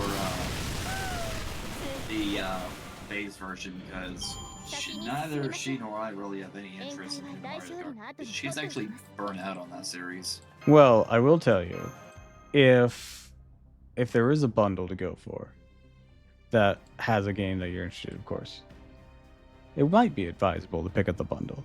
But if you have no desired bundle, まだ未熟者ですが well, because like for example, mine's gonna be the ZA bundle. It's just a basic Switch 2. It just comes with the download code for Pokemon ZA.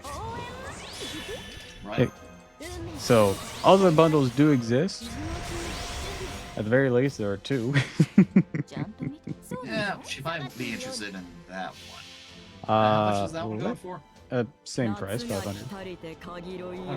So it's like Switch 2 it's like a bundle. $20 decrease from like Yeah, $70 with base the with Mario Kart World, it's a $30 decrease, but with Pokemon, it should just be a $20 one because that's just 70. Right. Well, I might talk to her about that. I think she should sell that one Pokemon set she has and put down as a down payment, though. Well, not down payment, but it's just like an extra chunk of money. Because, like, I showed you that earlier, didn't I? No. I don't know what you're talking about. It was from the other day. Like, I told you she had this a sealed box set of like prismatic evolutions. I think it is. Ah, Yeah, we bought it.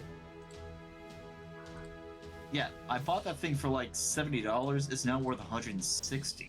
I mean, if you want to flip it, go ahead. But like, if she wants to open it, that's another story. She is kind of wishy-washy on that. She doesn't know what she wants to do with it. I'm saying, if you're not going to open it, might as well use it for to get the Switch 2 if you want it that bad. Yeah, I'm only finding bundles, just the 2 bundles right now. Right, she wants it mainly for the new Pokemon game. Oh yeah, same. That's the entire reason I'm picking up mine.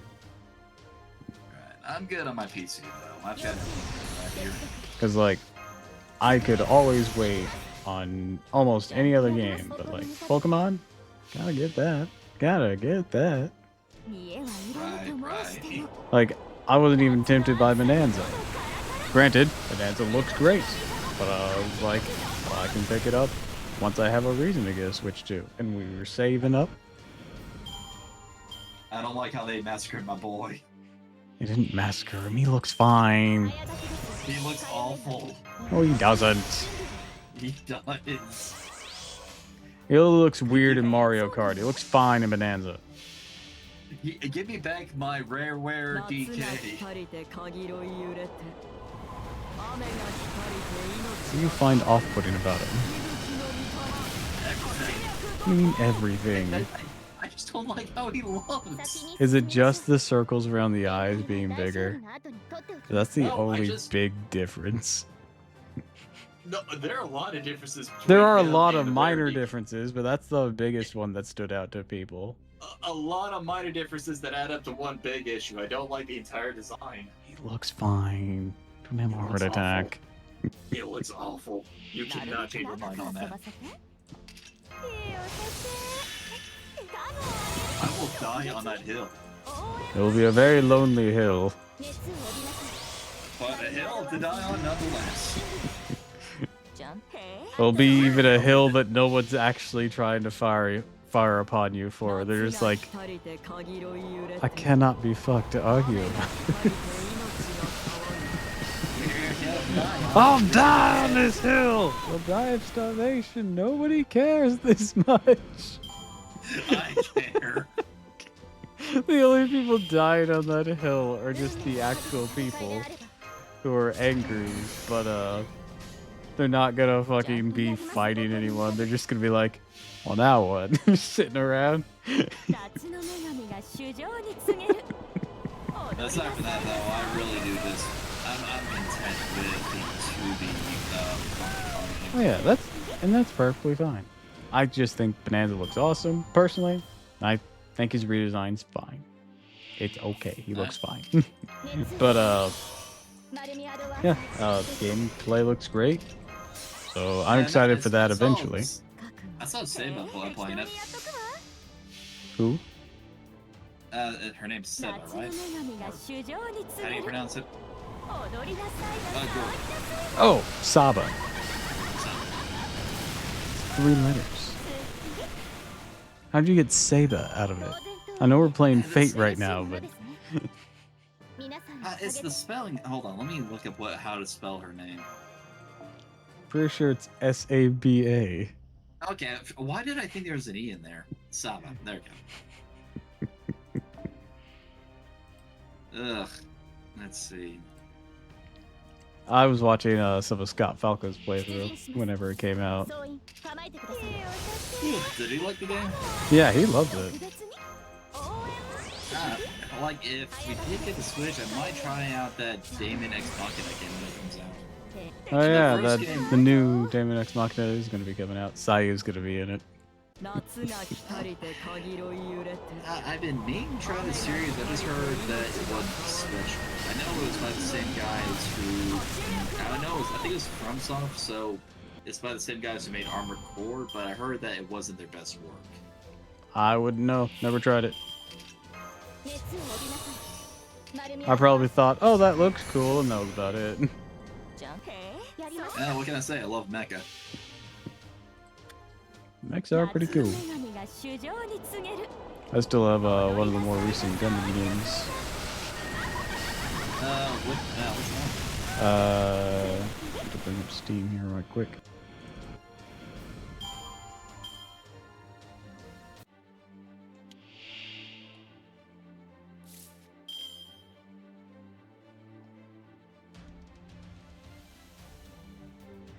Gundam Breaker 4. Is that the one that shot the bed, or is it another one? Pretty sure it was the previous one. Yeah. Like, I wanna be more optimistic about the Gundam series, but Bandai Namco is very wishy-washy on the quality of their games. Mm-hmm. I haven't played a lot of it, but I was enjoying it. Maybe I'll get on this. Oh yeah, you'll definitely want it on sale, because especially if you want all the DLC, it can be a bit pricey. So yes, definitely wait for a sale. Yeah, I do miss, like, Gundam Evolution. It was trash, but it was trash I liked. But unfortunately, that game got taken off its servers after a year. Probably mainly because the developers did not know what the hell they were doing. And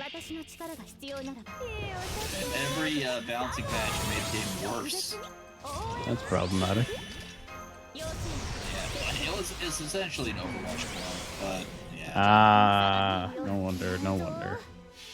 Oh yeah, I heard about that. Since you're comparing it directly to Overwatch, I heard about that. It was fun. It's not even... Well, I'm gonna tell you this. Even if they had perfectly balanced it, I don't know if it could have ever competed that well with Overwatch is such a more niche series. At least not here in the States. Well, I mean, like, Overwatch kind of did a good job changing its own stuff. Yeah, I think the whole reason Marvel Rivals has done so well is because, you know, Marvel is a very, very, very popular series here. It did see a bit of a dip for less I saw, but not as big as Overwatch because, unfortunately, Oh yeah, that Overwatch just... is owned by... The whole thing with, like, game dipping, that's just a natural part of their life cycle. Yeah, but... People are You gonna get should in, see they're gonna see what's Flash. what. and especially for free games. And they're gonna be like, Well, if something's for them or not for them, or maybe an update happens that they're not a fan of, they'll dip out. How things go. Sometimes Well, the thing it's about disastrous. Overwatch- Sometimes it's fine. the thing about Overwatch is that, not sure if you saw, but when it first came to Steam, it got an overwhelmingly negative response. And looking into it, it mainly came from people who were in the game for years, but were massively silenced by Blizzard anytime they tried to bring up an issue, because Blizzard tended to skirt a lot of complaints under the rug.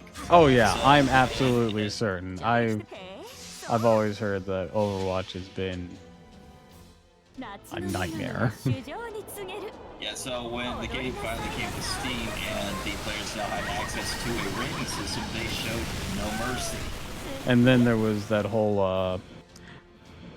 well, not only was there, the whole loot boxes issue, then there was the whole Overwatch 2 debacle that happened. Yeah, that was a big waste, dude. Like, what was they got rid of the entire point of making 2 by just making it 1 again. Yeah. They just wasted everybody's time.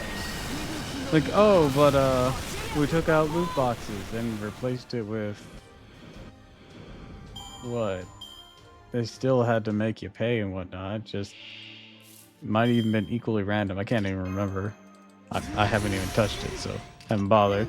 And they took out the fucking single player and PvE stuff. They canceled working on that. That was kind of their whole purpose of doing it. Right. Okay, also, side note, I'm in Helldivers 2 right now. I'm looking at the war bond for ODST. I'm like, do I put down money to buy this? Because I really want this shit. I mean, if you can afford it and you want it, that should be the 2 questions you should ask yourself. Okay, how many super credits do I need? I'm gonna have to put down like $15. Yeah, and also, like, are you gonna use it? I mean, That's hell also yeah, another it's, important ODST. question. Like, if you buy something and you never use it, it's ODST. pointless. I'm probably gonna play a few matches to see if I can get lucky with super credits. Yeah, if you can sorry, earn keep the this amount match. of super credits, then maybe that's a better course of action. Well, the problem is that the war bond calls for 1,500 super credits, and during any mission, you're lucky to get like 10. Checks out. More than I thought it'd be. I expected you Yeah. to say something like 3 or some shit. Oh God, no. 3 on a good day. Anyway, sorry I didn't mean to cut you off right there. What were we talking about again? What the hell was I talking about?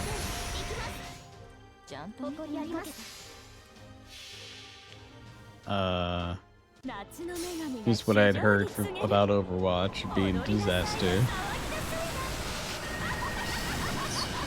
And before that, I mentioned I had the Gundam game. The more recent one. Oh yeah, I guess we're talking about hero shooters. I feel like hero shooters have their foot out the door. I think people are getting tired of them overall because I'm seeing a few of them just like start to die out. Oh, some died out almost instantly, like Battleborn and Paladins. Oh, that was years ago. Yeah, I'm talking like- more- And I do think that in terms of hero shooters, we kind of have our definitive ones. You have to make a big splash to be a big deal. Because, like, the current games that are the de facto ones, Overwatch and now Marvel Rivals, have such a large monopoly of people's attention of it. You have to be hella good. Yeah, well, it's like the entire market is already oversaturated, and it doesn't help that the big players already have their feet firmly into their respective areas. Mm-hmm. So any chance of you being able to make it big is slim to none. Like, fucking... That one fucking game that was a complete disaster recently started with the C. Concord, that was it. That Even- game did not last a month. A Even fly if had we to take learn into how to- account, even if we take into account, or remove the account of it being generally really ugly. I know some people are like, well, you don't, like, even if you remove the ugliness, like, it's like, Or That even if you was remove all one the thing. biases, it isn't ugly. Like, no, these designs just kind of suck ass. But like, Yeah, even if the, we like, remove all of that, I felt it my has eyes bleed looking nothing at that that shit. has a pizzazz to it that will attract people away from the current hero shooters and people who don't usually play hero shooters. It has nothing to grab them either. It looked horrendous. Like it looked. And I've seen people play the game. It just looks really floaty with not a lot of push. It didn't even look fun to play from what I saw anyway. I was like, I there's couldn't no way even I'm tell you the nutting down on gameplay. this.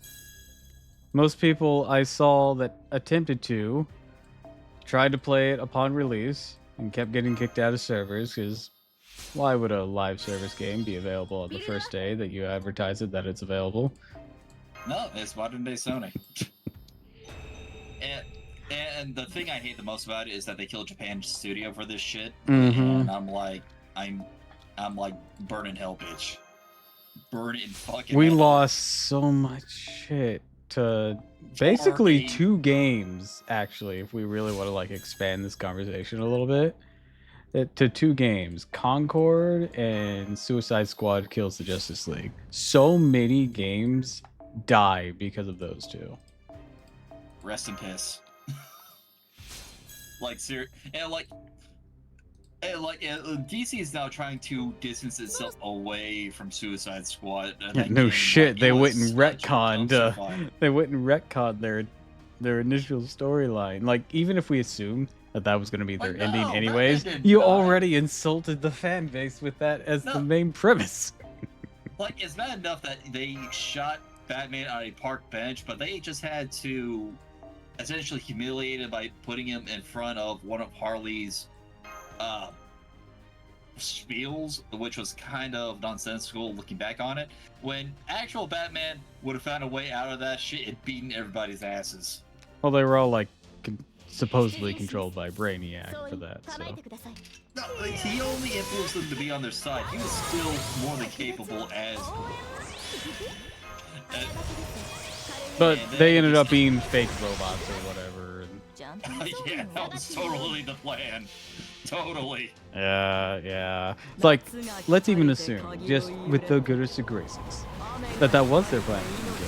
You already insulted people and had them wait, if this had come to full fruition, had them wait years to get this conclusion after you spat in their faces and made them do the most boring looter shooter shit.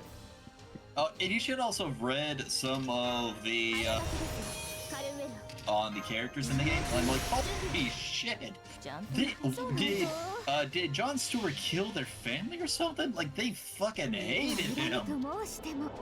You'd think he was Guy Gardner. Like, seriously, it's not just the fact that I think it was Captain Boomerang putting in a few of the entries, or Deadshot, but like any sort of commentary on John as Green Lantern was just negative. Like, what the fuck? And he's my favorite Green Lantern, so I'm like, I don't like this. I mean, I don't know very many Green Lanterns, to be fair. I know John from the Justice League cartoon. Yeah, that I was Jon Stewart. very vaguely know Hal from not only the Ryan Reynolds movie, which, you know, disaster already, but just some other random pieces of media like some of the DC animated movies and DC Superhero Girls, which, by the way, if you guys like funny DC cartoons that aren't brain rot like Teen Titans Go, but you still want it to be like casual humor, not super serious, DC Superhero Girls is awesome. That's... How many times have I died in this game? Let me look. I've died 526 times in Helldive. I feel like that number is low. Yeah, if you guys like some comedy, actually, this is a good example. If you liked Batman the Brave and the Bold, you'll like DC Superhero Girls. I might have to give that a shot then, because it is like Brave and Bold. It is more like female geared because of marketing and whatnot, but it has a great sense of humor. The VAs are on point. I don't I don't remember her name, but she's been in a lot of stuff. And I do know one of her defining roles was Shigo in Kim Possible. She voices Supergirl, and she does such a great job of it. I don't know her name, but I'm sure you know her voice. Yeah, I know what you're talking about. Because everybody knows Shigo. Let's be honest. Batgirl is fucking unhinged. What did they do to Barbara? So, this is it's framed as like a timeline or before actually officially joining Batman. She's going around as Batgirl because she's heavily inspired by Batman to do crime fighting. Right. So she's this obsessive fangirl of Batman. And it's better. It's better really writing funny than- too. I guess it's probably better writing than The Killing Joke, I'll be honest. Yeah, that animated version of it was. You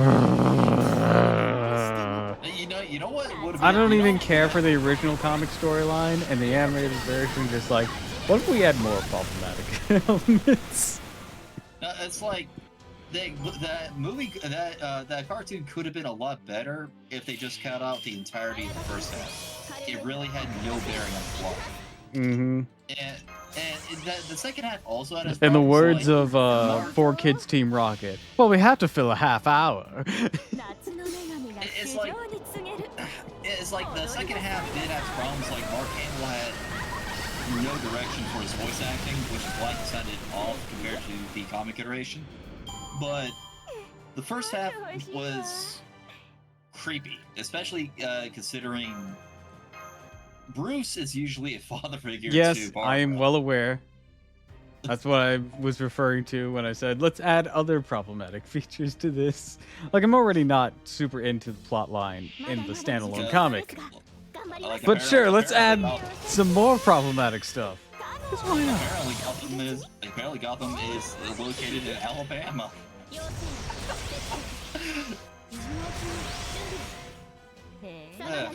But like that was even a thing from the original cartoon where they tried to make Bruce and Barbara a thing, and I'm like, no.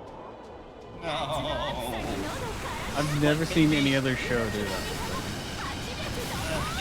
Like, it was only hinted, thank God, but it's like, I see, like, in the original version, like, Batman the Animated Series, I think Dick and Barbara, maybe, but not Bruce and Barbara. Like, there's way too much an age gap, and... I'll be honest, so- I've watched what I'm pretty sure is the entirety of Batman the Animated Series, and I do not remember Barbara even being there. She's more so in like the Batman and Robin, like technically the second or third season, when the show did admittedly start kind of dipping. I think it was after the Superman show came out and they gave everybody a big redesign. It was when Joker got that one redesign that nobody liked.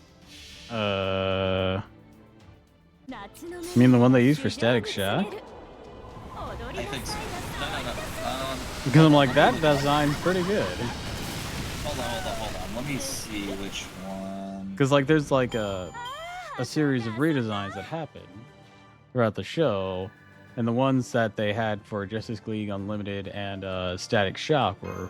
No, that Those one was are really That good. one was good. That's not the one I was. Man, talking Poison about. Ivy was on point in that redesign. God damn.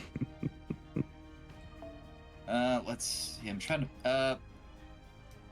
Oh, it's this one. Hold on. Gonna send it to you. Copy image. Swear to God, if you send me a picture of a design from The Batman, that's gonna be a completely different show. And I never actually watched. That Let's see. No, that is the one I referred to. That's the one that appeared in Static Shock. surprisingly, that one did not have a lot of positive appeal for it. I like the whole changed. dark eyeballs he had going on. I think some people just felt like it was a little bit too cartoony for his design. So they Too went with something cartoony. else. It's a cartoon, people. semantics. But like that's why they redesigned him again and got this look, which personally I like a lot better. Let's see. Copy image. Now this. You're gonna give me the one I'm Batman sending- Beyond design? Oh God. Yes, the Batman Beyond design. Nope, that's Dude, not that the is Batman Beyond design. That is Well, that's more going Well- back to the original. Well, closer to the yeah, original yeah, one. Yeah, that's why I like it. It's a more. Oh yeah, it's a still more very updated- classy. Yeah. But like Yeah, the one that's that you actually- showed before, that's the one he had during the Justice League Unlimited and Static Shock era. No, actually, they used the one I sent you. They used that one in Justice League because I did a rewatch of it recently, and they actually I especially watched the episode where the villains kidnapped Batman and were trying to form an assault on the Justice. I forget what it's called. The Watchtower? the space. Yeah, watch the space station. I guess. Yeah, that's the Watchtower. Yeah, where they tried to do an assault, and they used that design of the Joker, the one I just sent you. Yeah, I was specifying Justice League Unlimited because that's like the sequel series to it. Okay, maybe that is that then. Yeah, I'm pretty sure that was the one he had during Justice League Unlimited. That's, I might be wrong, but I yeah. do know for sure he had it in Static Shock because they were using some of those redesigns during some of the other crossover episodes. And that was also the era that we also had a Batman Beyond crossover. Can I do a hot take, actually? Dangerous. I actually like the Joker from the Batman. Yeah, he looks pretty cool. I And don't know if feel that's a like hot take. He just looks pretty interesting. Bizarre, He used to be yeah. one of the Takes a more- little getting used he- to, but everyone has some bizarre designs in the Batman. He used to be the most hated Batman up until the one Young Justice. And the Suicide Squad one. Really? The 2016 Suicide I mean, I've never Squad. seen the Batman, but I didn't know. You've never seen the Batman? I've never seen the Batman, as in the cartoon, the Batman. Really? Yeah, it wasn't my era. I saw Justice League and Justice League Unlimited, and I saw Batman: The Brave and the Bold, and that happened in between. The Batman was actually pretty good. It was. Yeah, a I've earlier heard good take things on- about it. So I'm surprised you're saying that people don't like that particular Batman. Well, the reason why is because the Batman came out shortly after and around the same time as like the Justice League, so they compared that Joker to Mark Hamill's. And there was a bit of a weakness Oh, was Mark Hamill not voicing that Joker? there. No, he wasn't. They had a different Joker voicing that one. Well, there's your problem. Mark Hamill's always been in Joker and all the really good Batman stuff. The exception of the Killing Joke. Let's see. But that's just an issue with the Killing Joke. That's not his problem. Yeah, the voice actor for the Joker and the Batman was Kevin Michael Richardson, the same guy who voiced Captain Gantu. Huh. I never would have guessed.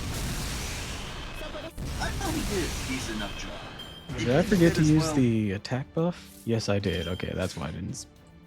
I hate when I do that.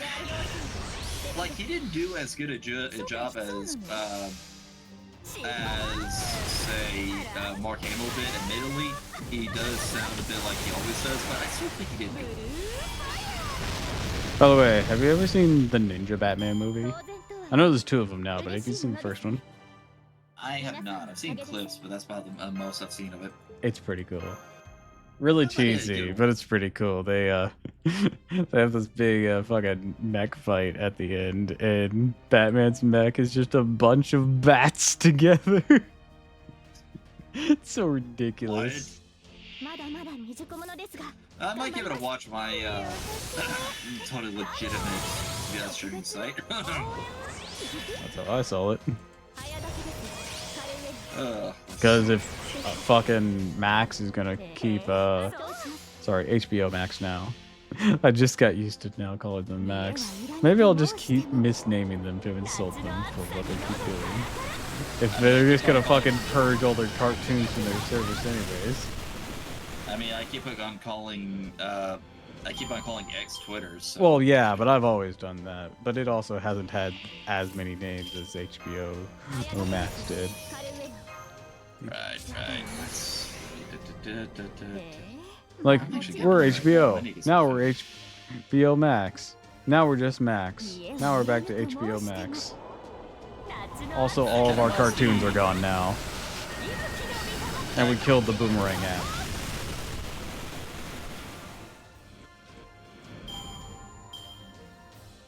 Okay, let me go here. It's kind of like the sci-fi channel. Do you remember that? Like, Oh yeah, that was a big part of my childhood. Yeah, you notice how they kept on changing the logo, even changing the spelling that people just memed on for years. I noticed one time when I was watching, I was like, wait, why does the logo not have the fucking Saturn as the S anymore? That's lame. That's just letters. Why does it smell like Sifi? Like, that's just letters. That's just block letters. That's boring. It's like they got no end of shit for that. Speaking of such things, Cracker Barrel recently reversed their decision on their dumbass design. And like, I get people being like, we're really complaining about this with all the other horrible shit. We shouldn't get distracted. But like, it's like it wasn't Cracker Barrel. It was really dumb. Wine Mom Pantry. I'm not gonna fly off the handle over it, like some people might. It was just, if you're gonna redesign it, make it interesting, make it unique. Keep the southern design. People loved it. It doesn't even have to be that. When I say interesting or unique, just have some pizzazz, have some fun. Don't be allergic to fun. Sure, maybe keep in line with like your theming of southernness, but you don't necessarily have to, as long as it's fun, as long as it's interesting. They just made a vaguely barrel-shaped box and put their name in it. That's not fun. That's not interesting. That's Golden Corral. Well, that's just the logo itself, but they also redesigned the interiors. Oh yeah, I know they of did the restaurants, interiors. and the designs were hideous. Yeah, they looked like... Have you ever seen like sad beige mom bits of TikTok or Instagram ever be mentioned ever? I was recently introduced to that concept, and it reminded me of the redesigns to Cracker Barrel. But then again, you know what's sad? Looking at how soulless and ugly the new Cracker Barrel interior was, it immediately made me think of that one woman on that one. She was a part of me, where she was making this one mixed drink, and she said 2 shots of vodka and poured half the fucking bottle of vodka in the fucking shaker. It made me think of that.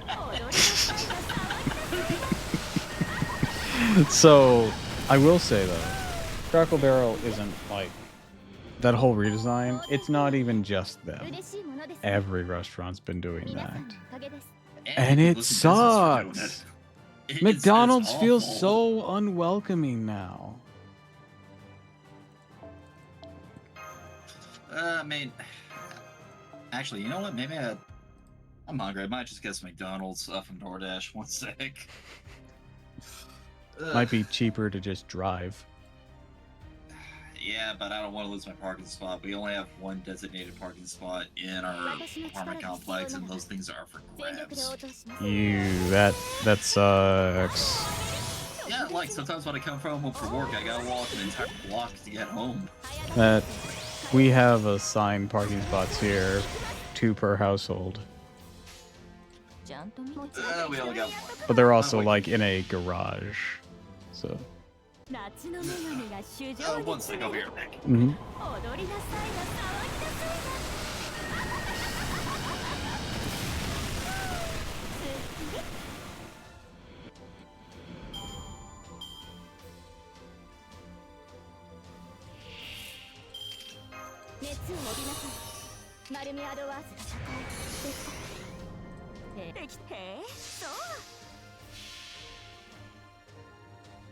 夏が来たりて限り揺れて雨が来たりて命が騒ぎ息吹の御霊八脈怒涛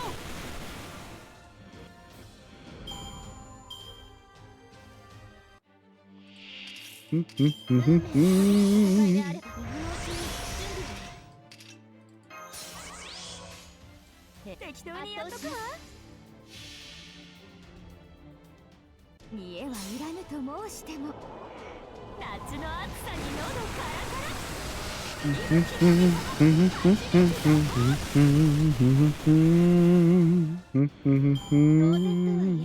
嬉しいものです。皆さんのおかげです。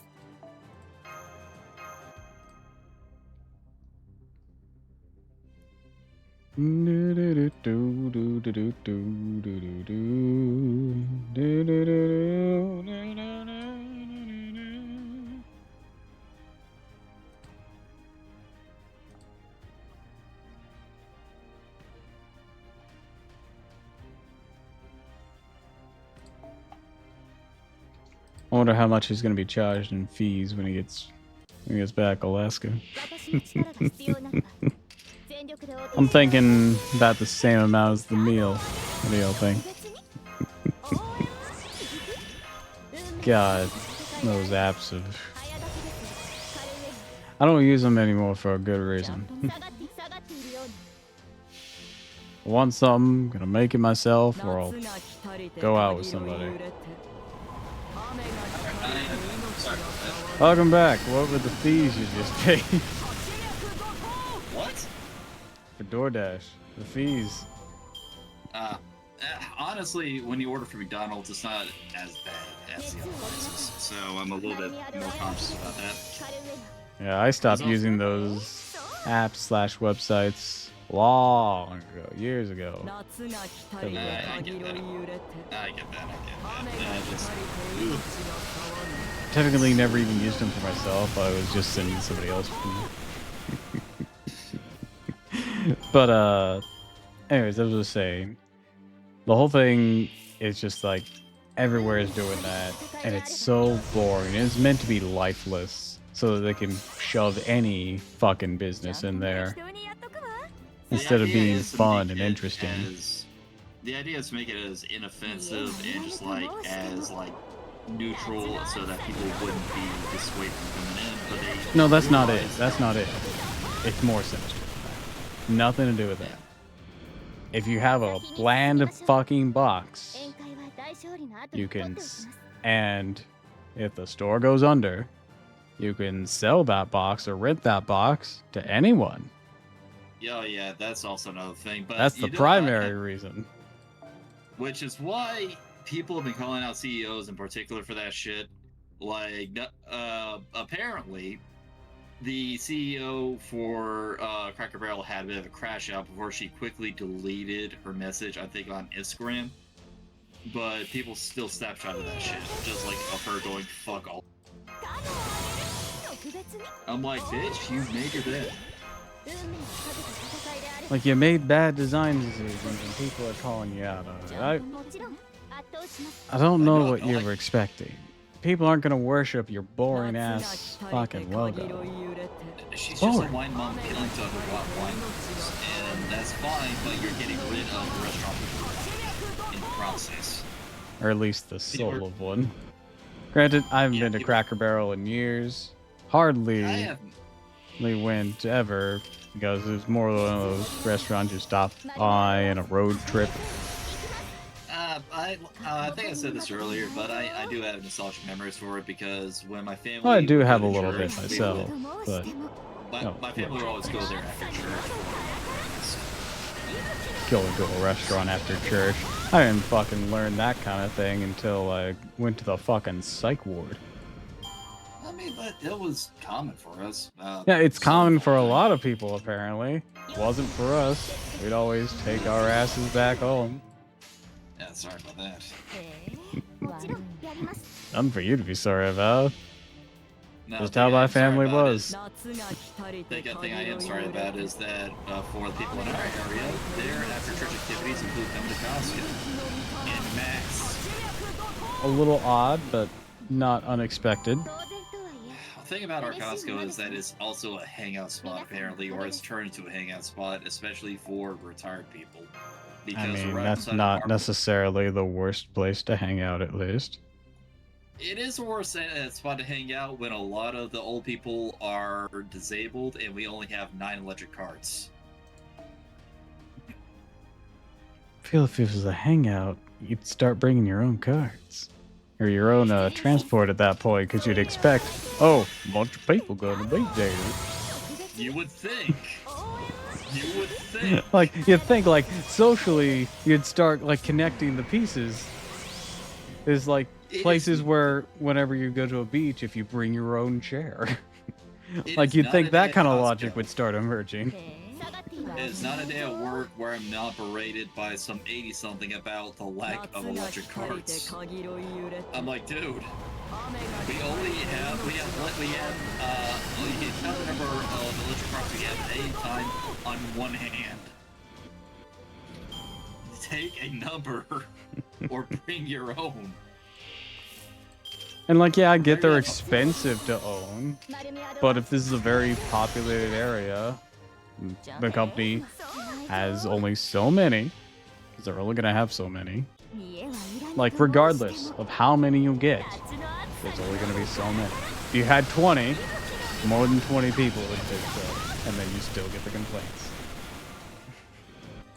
Yeah, I hate to say it, but the Costco, it brings in a lot of business in the area, so a lot of people can come by. I just wish we'd be more properly prepared. Like, for one thing, actually have designated employee spots to park. Oh, you guys don't even have that at that kind of workplace? That sucks ass. Yeah, imagine doing, I understand that for places that have a lot fewer or flow of traffic, but for like a super big box store that has that amount of people coming in and out, you need to reserve. Like, logically, or not need, I guess, but you should have common courtesy to even just your own assurance that people can actually be there, to have designated parking for your employees. I cannot tell you how many times I was late to work because I had to play musical chairs with cars in the parking spots outside.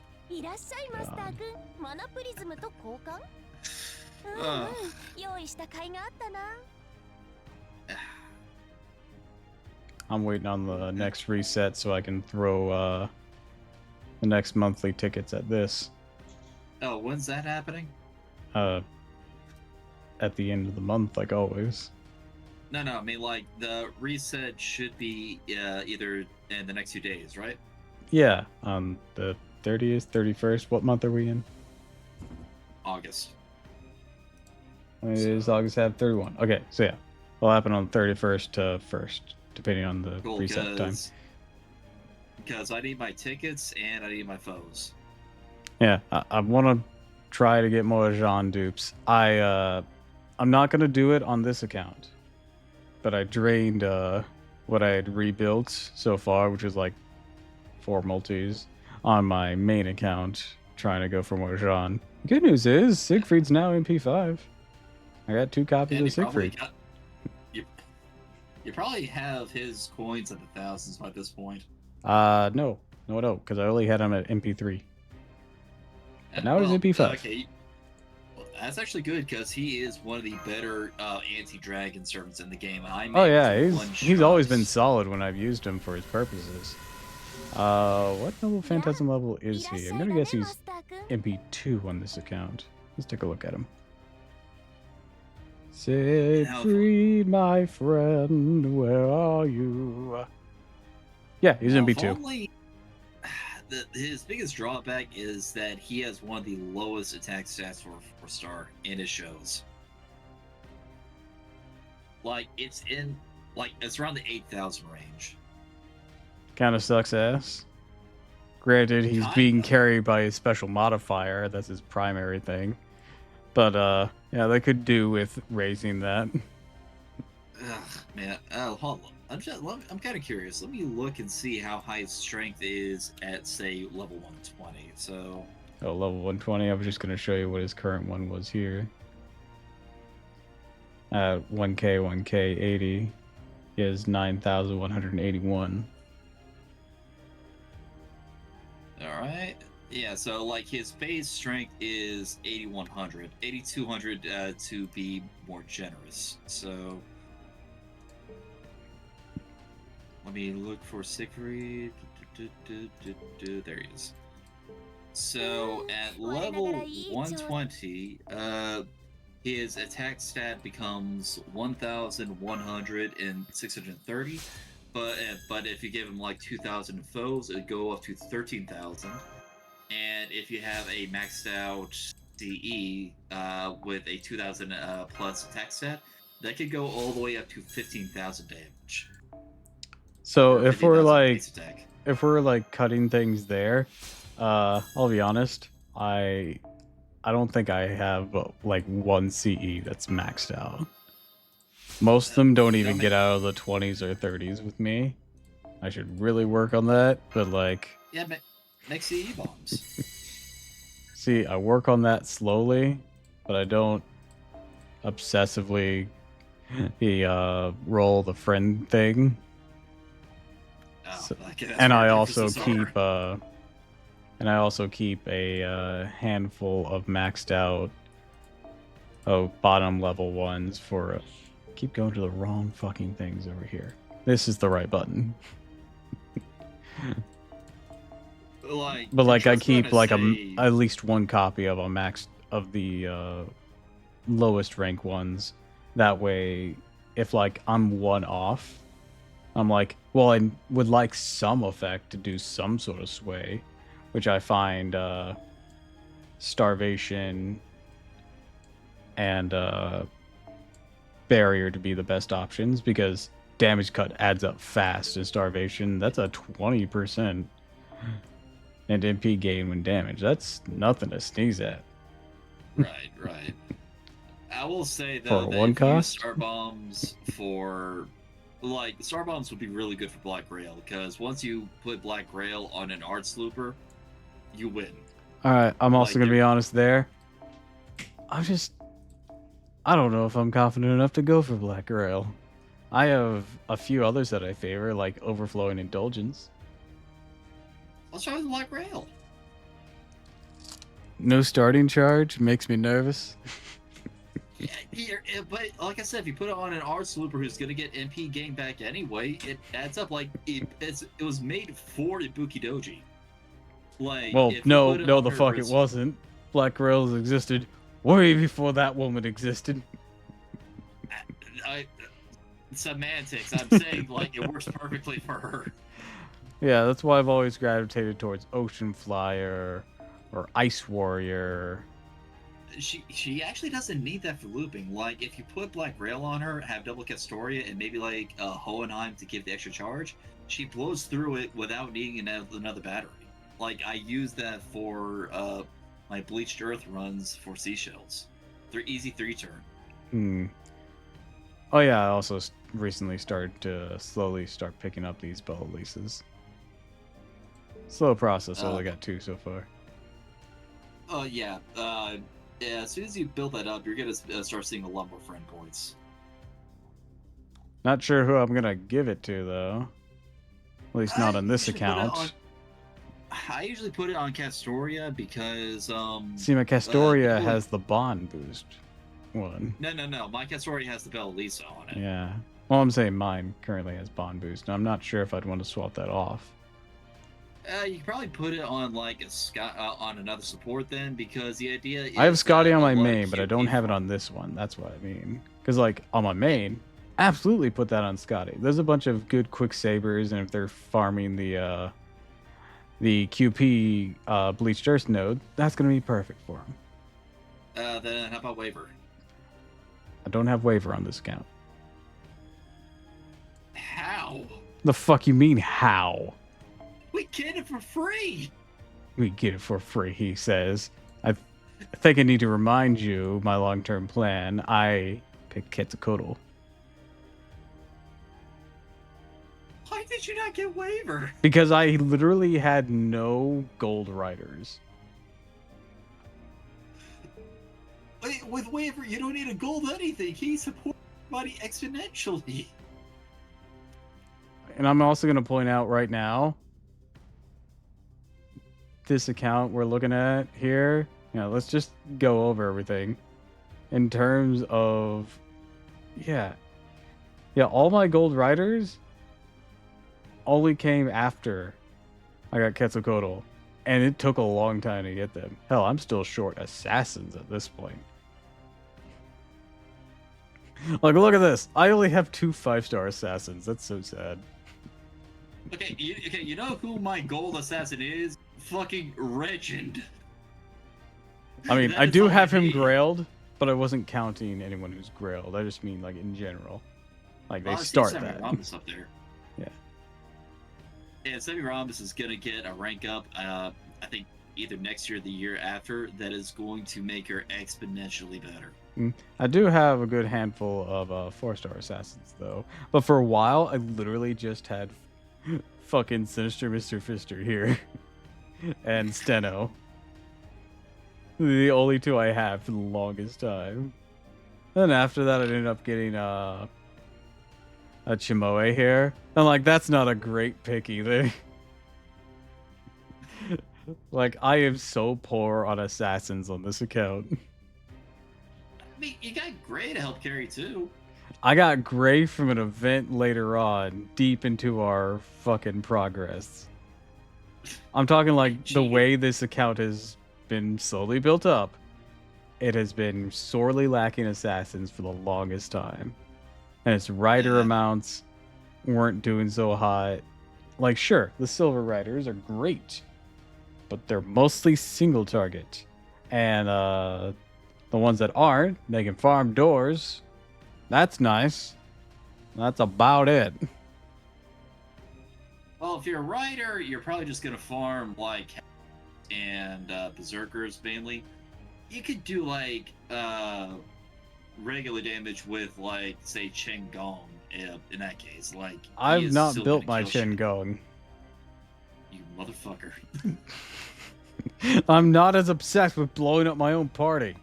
I have other stupid ideas to do, like boosting Geronimo. That is the trick.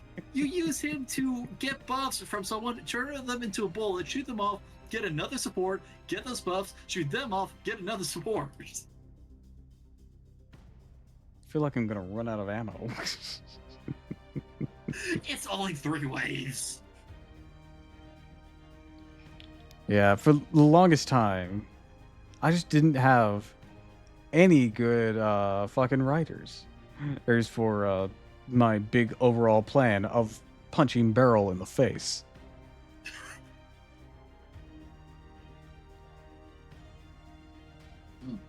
I was very insistent on doing that. Now I got a few good ones. I got Nemo.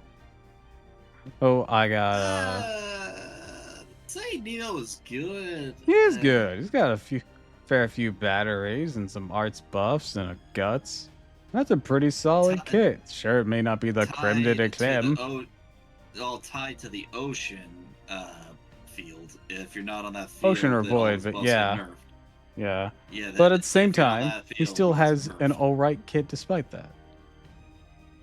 And he just needs like he probably needs like Lancer Melt to come in to change the field. oh yeah, definitely benefits from that. But I will say, once we did get to Beryl, I had her. And I know she's like criticized a lot for her kit. But I mean, she honestly she's- cleaned house that fight. Yeah, her stats make up for her lack of utility, I guess you could say. Like, she's basic, but she works. Mm-hmm. Kind of wish I had Eh. had Kentucky Rider Yep. at the time, but oh well. I got him now. And he's really strong. Like, Yeah, even at so this point of the meta. the first time I actually used him was against ORT. I said And in you solo. watched him turn into a crystal. I turned him in I put him in solo. Fucking nuked the entire bar by himself. 1 turn. It's like, I mean, his I didn't know you were built like that. well, funny thing, he really is just berserker, his berserker form, just with a quick focus, but he has almost the exact same skills. So he's very general use, Mm-hmm. and I mean that in a good way. I don't use him that much because I don't have a lot of need for single target riders anymore. I'm sure there will be other fights in the future, and he'll definitely be up for consideration. Well, I mean, whenever I want to do like bond farming, I go to Oni Habitat and Hankyo. That one is probably my favorite spot to farm bond because it's a lot of berserkers, so you can put in any damage dealers you want, and it also drops bones and Oni lanterns and gold berserker gems. On top of that, the last wave has one Oni boss in the triple digits that you can just throw a single target at and just like one shot easily. That sounds Like- entertaining. Like I've done all sorts of random comps in that respect. Just like have someone clear the field, get some bones, and then at the very end, get this one random servant who I don't usually use, just like one shot the Oni and just get a gold drop from him.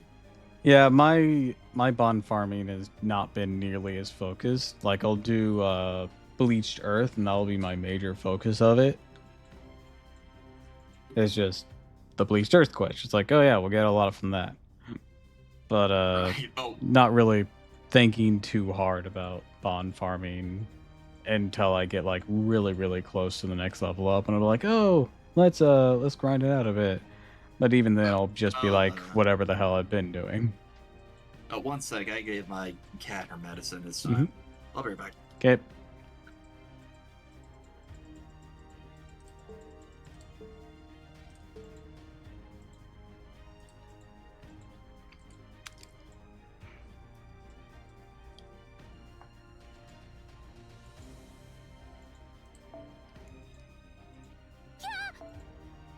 Ah, 先輩でしたか。びっくりしました。実は先ほど紫式部さんから日本の会談をお聞きしまして。おや、何か物入りかな。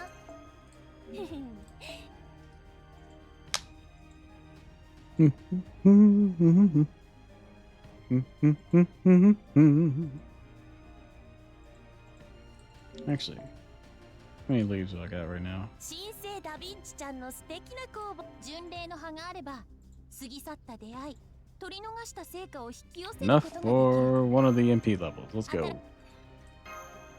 Mac, sorry, my cat has hyperthyroid, so we have to give her a pill every 12 hours. That's fine. ようこそレオナルド・ダ・ヴィンチの兄弟。 Anyways, I just don't obsess over bond too much. Typically, I don't either. I didn't, but you know how I have like. Yeah, I probably way too should many on my couch. try to grind it up more. うん、我ながら Or いい調整 especially だ。 since I'm gonna need to for Bargathir, because I only have enough coins for 2 more level limit breaks, so she's gonna get up to 116 even Right. before I run out of coins. Well, next anniversary will fix that because they'll increase the number of coins you get per bond rank. And similar issue with Saber Bargathir. Right. And I was initially like that too, but you know how I have a lot of servants in my thing because there are times I could not hold on to my credit card. But like there came a point where I was just like looking over my roster and I see I had a lot of servants, a few of them even below bond 5, and I'm like, you know, I put a lot of shit into getting these guys. Maybe I should try and use them. Mm-hmm. So that became my goal, to get everyone at least bond 6 and upwards. And so Well, a lot of times when I've been what- doing stuff like that, it's always been in the service of getting not only just usability as we approached ORT, but it was also in service of more Saints Courts for like Mhm. getting so many bond ups, and of course be going beyond Bond 5, or even just, for example, the current free character thing where, oh, you get more Bond points. Like, oh, we'll get them up to 5 because that's pretty easy to reach. And I was like, that was Yeah, easy and pretty simple. But before that, oh, and there's also been like, and also in addition to, in the service of Saints Courts, is certain fucking rank up stuff unlock at certain bond levels. yeah. That I'm glad they kind of stopped doing that though, because that was annoying. Like, and now the base you need for rank up is to just get them to the final ascension. Depends on the servant. But Yeah, yeah, but you don't see any newer ones doing that. oh, I don't see newer ones getting rank ups. Except for Gray. Kind of do. Gray was a weird situation. Just like, yeah, here's this new servant, but guess what? They already have a rank up. Why wasn't this just built into their kit? This is as ignore invone to their NP. This would have been great during the fucking story! If I remember right, that came around during the rerun. I don't think that was introduced. Was that introduced with her on the first time the event came up? I don't know. We only had that event once. El Monte's we had a fucking thing. No, we had a rerun of it with Hephaestion, remember? That was the rerun? And I guess Yeah, it that wasn't was the around rerun. for the first go. Anyways, I gotta feed the kitty cats. Baby. Gotcha.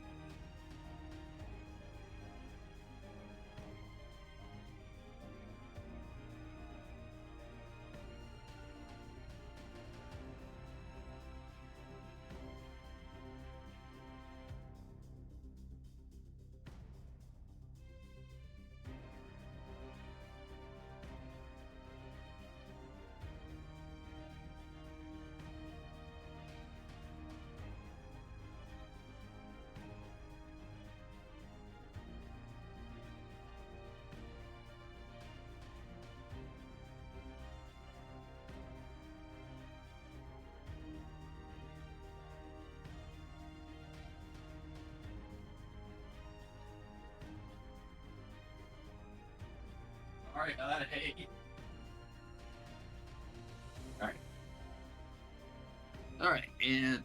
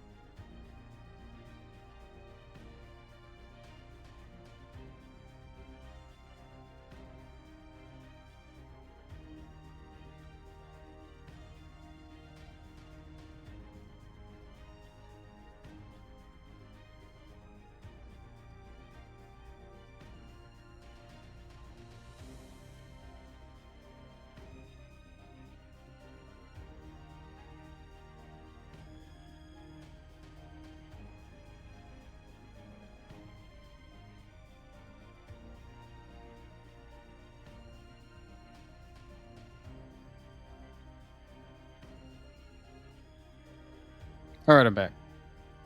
Alright. Anyways, I don't know why you're always so surprised when I tell you I don't have certain characters.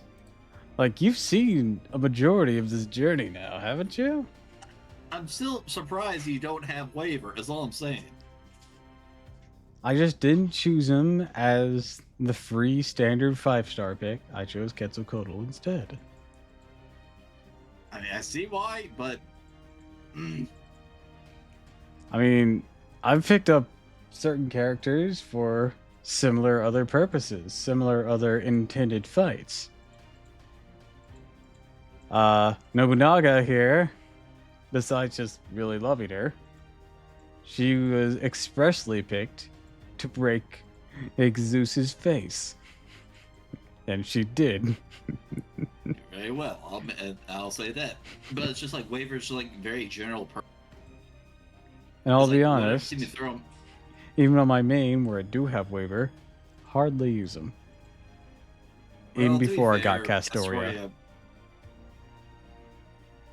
Well, he has seen a little bit less need with all the other support. Well, let me put it this way. Even before I got Castoria, and it was also before I got particularly good at this game. Because I only started getting particularly good after I started streaming it, and people give me advice and whatnot, and I start learning a lot more of how things worked. So all just kind of culminated together. Right. And certain obsessions with characters that I like has gotten me a few interesting results. Like, I've pulled for every Nitocris and gotten them with shocking ease. Okay, first off, fuck you right there. She just loves me she- in all of her forms. Fuck you. I know you're lacking assassin, but like, yeah. Yeah, No, I got assassin some time ago, but got altar really easily, got caster easily, and I got assassin easily. but assassin avoided me for like 5 years. I'm like, why? I remember I trained up an entire Gorgon team just to take on Gawain in Camelot. I randomly got. Remember when Gawain was a skill check? He still is if you're ill prepared. If your count isn't like built up enough, he's still gonna be a skill check because he was on this account. That's why we train the Gorgons. Counterpoint, get a support Orion. Counterpoint, I didn't know Orion was good back then. Yeah, but Camelot is like knowledge is power, my friend. Knowledge is power. Yeah, but Camelot is the sixth singularity. That doesn't mean you're gonna have a well-developed team beforehand. Even if you have strong servants, maybe they're not built yet. Maybe, like with my first playthrough, you don't know how shit works properly. But you get a good idea by 6 stories in. That's like, what, 20 hours into the game? Oh, you underestimate how dumb I was.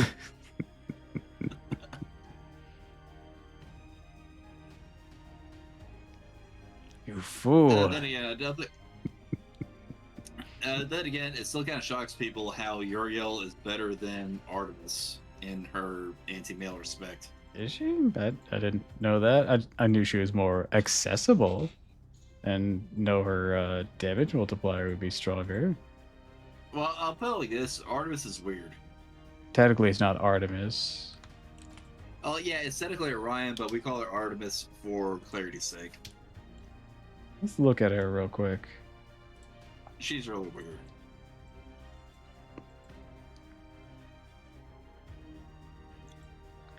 Increases defense for 1 turn, increases attack for 3 turns, increases debuff resistance, increases damage against male enemies at 100% at max value, and grants evasion 1 turn, and increases his crit damage for 3 turns. Okay. And then we have, after its rank up, reduces deal damage to 1 enemy, reduces their attack by 20% for 3 turns, and reduces their MP gauge with, let's just assume you only got 1 copy, so MP level 1 being 1200, 100% multiplier, with the crit chance just dropping by 20% with a single basic attack. Now, let's compare that to Uriel.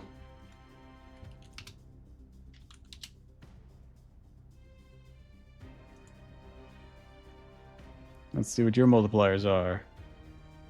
And how all this works. You have a delay charge that also charges you.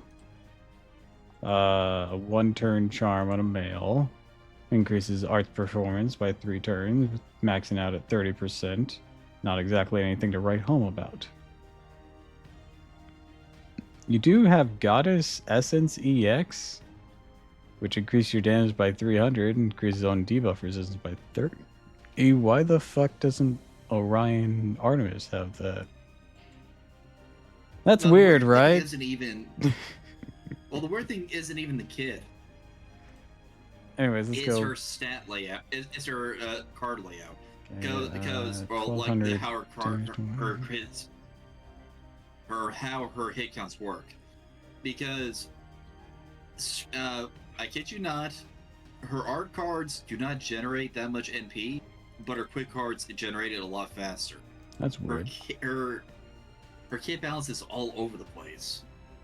Take a look at base stats real quick. Where would I find those on this fucking list? Hold on. Not the Are you on Game canonical Press? stuff. Canonical stuff is sketchy. I was Let's on the fandom wiki. One sec. Let me send you what I'm looking at. Artemis shares the exact attack value at minimum with Summer Jean Unaltered? Huh. And Passion Lip and Asugami Fujino. Huh. Weird. Even though Artemis is the one holding the bow when the attacks, the purpose of skills in Peace and CE, such as Holy Shroud of Magdalena, and Orion still counts as male. Yeah, because technically, the servant is Orion. Artemis. I would have Spot. figured they'd start counting them as both.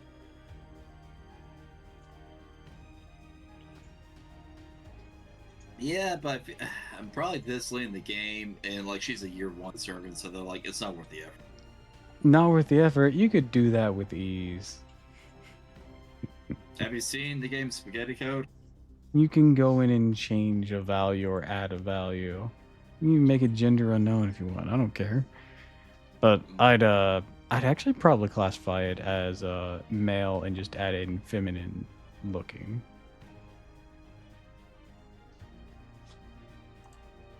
Probably just add that trait if I was in charge.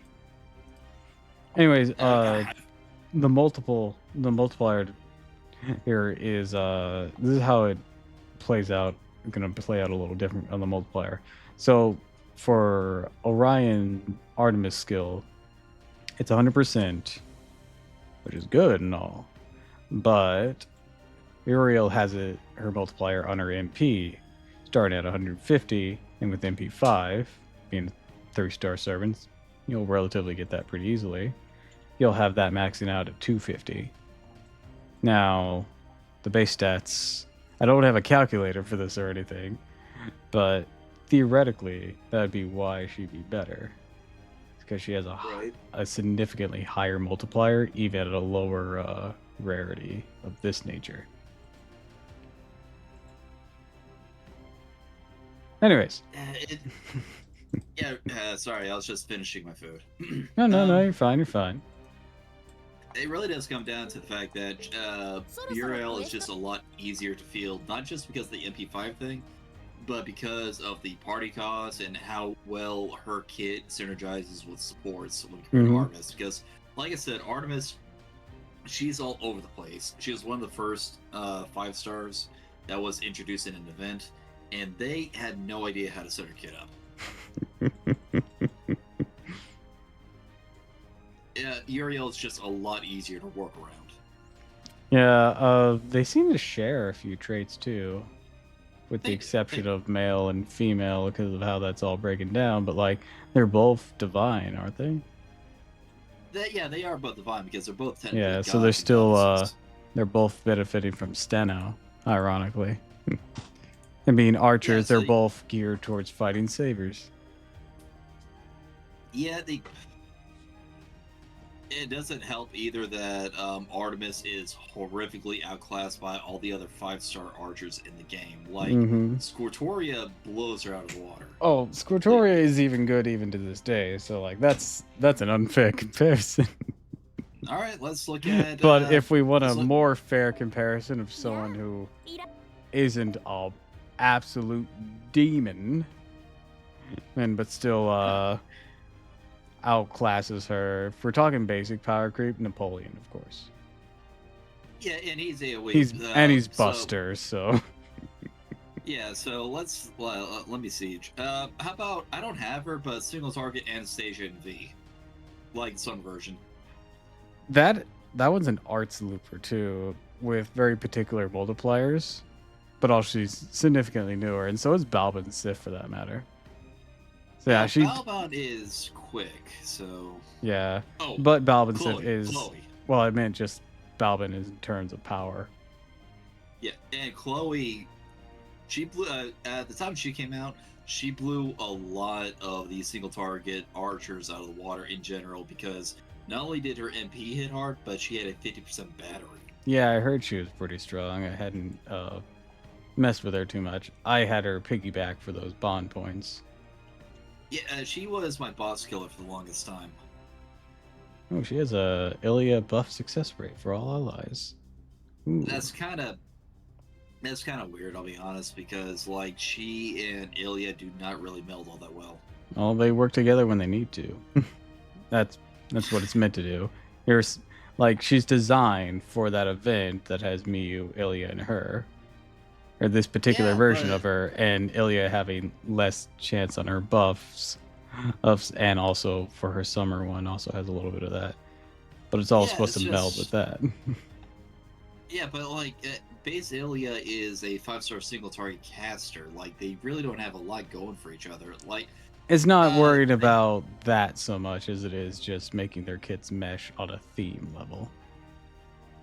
I feel like her summer Ilya does a much better job of that because they both have. To be fair, that's also a newer servant. They've learned a fair bit since then. Right. That's why I'm trying not to bring too many comparisons, because like when we want to bring in the full comparison right now to Artemis, Summer Bargith is blowing her out of the water. And that's a super recent that is one. Straight up unfair. Yeah, exactly. See what I mean? I'm not going to fucking compare her to Durga either. Durga actually isn't that strong. Yeah, but he has more flexibility with her card types. Yeah. And that means a lot. Artemis's kit is ancient. Oh, we're forgetting the OG here too, Chiron. Yep, and he's quick as well, if I remember correctly. No, he's arts. Oh, he's arts. And yeah, at the time he came out, he was really good. He's still really good because he has a target. Yeah, he's fairly decent, but this whole remove defensive debuffs is a nightmare when you fight him in fucking. I hated when he was the boss in a fight. I really did. Like, son of a bitch, because you're like, you can't block that shit. Well, I mean, some servers do have like buff removal resist, so you could play around with that. Let me look. Is that gonna be enough for whatever multiplier he has on that, though? Let me take a look. Sub action. Okay, here we go. Okay, so so it looks like Summer Team Mod has that. Oh, Murasaki has it. The caster version. Granted, maybe you're not bringing Murasaki to this fight. Yeah, so because she's designed to fight demons. Yeah, so let's then put it in the context of fighting Chiron. Then you don't want to do the Trunk Sisters for reasons. Funny thing. Okay, so it looks like you're more than likely wanting to bring Lancers to this fight. Yeah. Oh, the Summer Miyu has it. Okay. She's really new though. That's painful. She's really new. Okay, so that's for party. Okay. Like she just came out on JP, kind of new. Okay, it looks like I know she's Saber, but let's see. It does look like Benny Enma has it. So if you put her as support, then you can use that for. I feel like I maybe don't want to do that because his fight can be rough enough without having sacrificial Benny there. I don't want to throw in a sacrificial Saber. Oh, it looks like now Demon Nobu has it. Avenger Nobu. And I forget her name all the time. Qin Liangyu, the Chinese servant and the spandex. That's at least a Lancer again. Yeah. Let's see. Oh, the Moon Cancer Cheeky has it? Okay. That's a very rare servant to have, though. Hosakai. I got her. Yeah, but not everyone will, because she was a collab servant, so she only reappears on specialized banners now. No, I'm talking about the Summer Ryugishiki. The one that just came out. Oh. Yeah, in that case, that's once again a very new character then. But even then, the Assassin Shiki is going to be added to the welfare shop.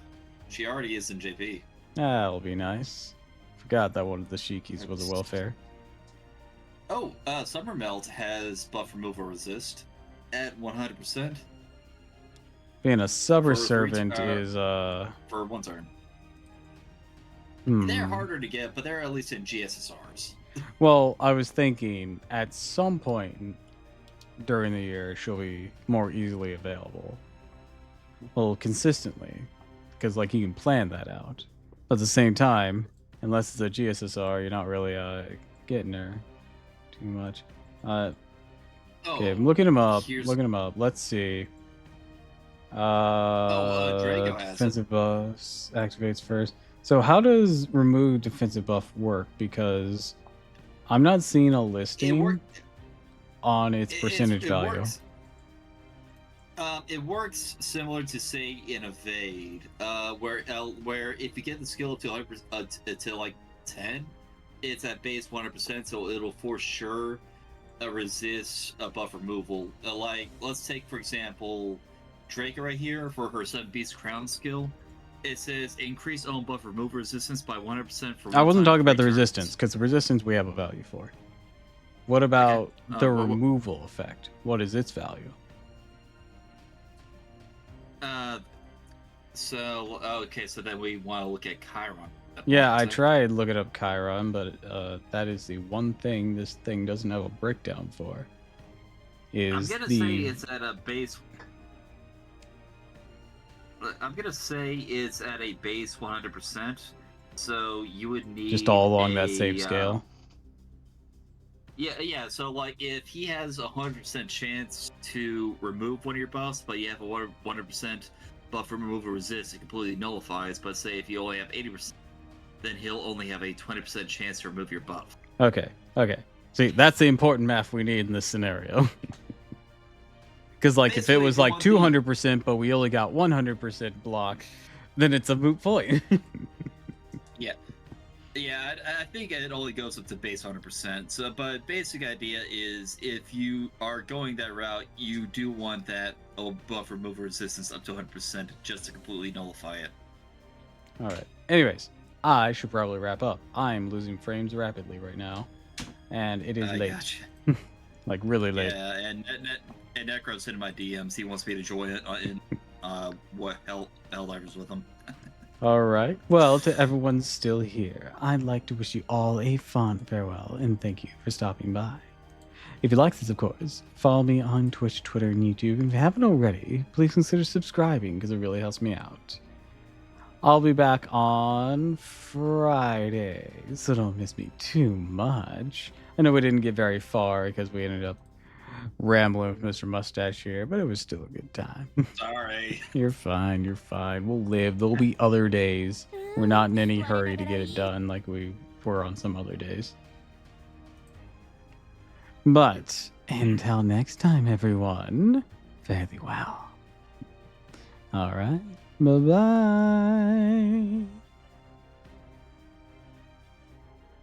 And that's probably my cue to leave too. So have a good night, Doppel.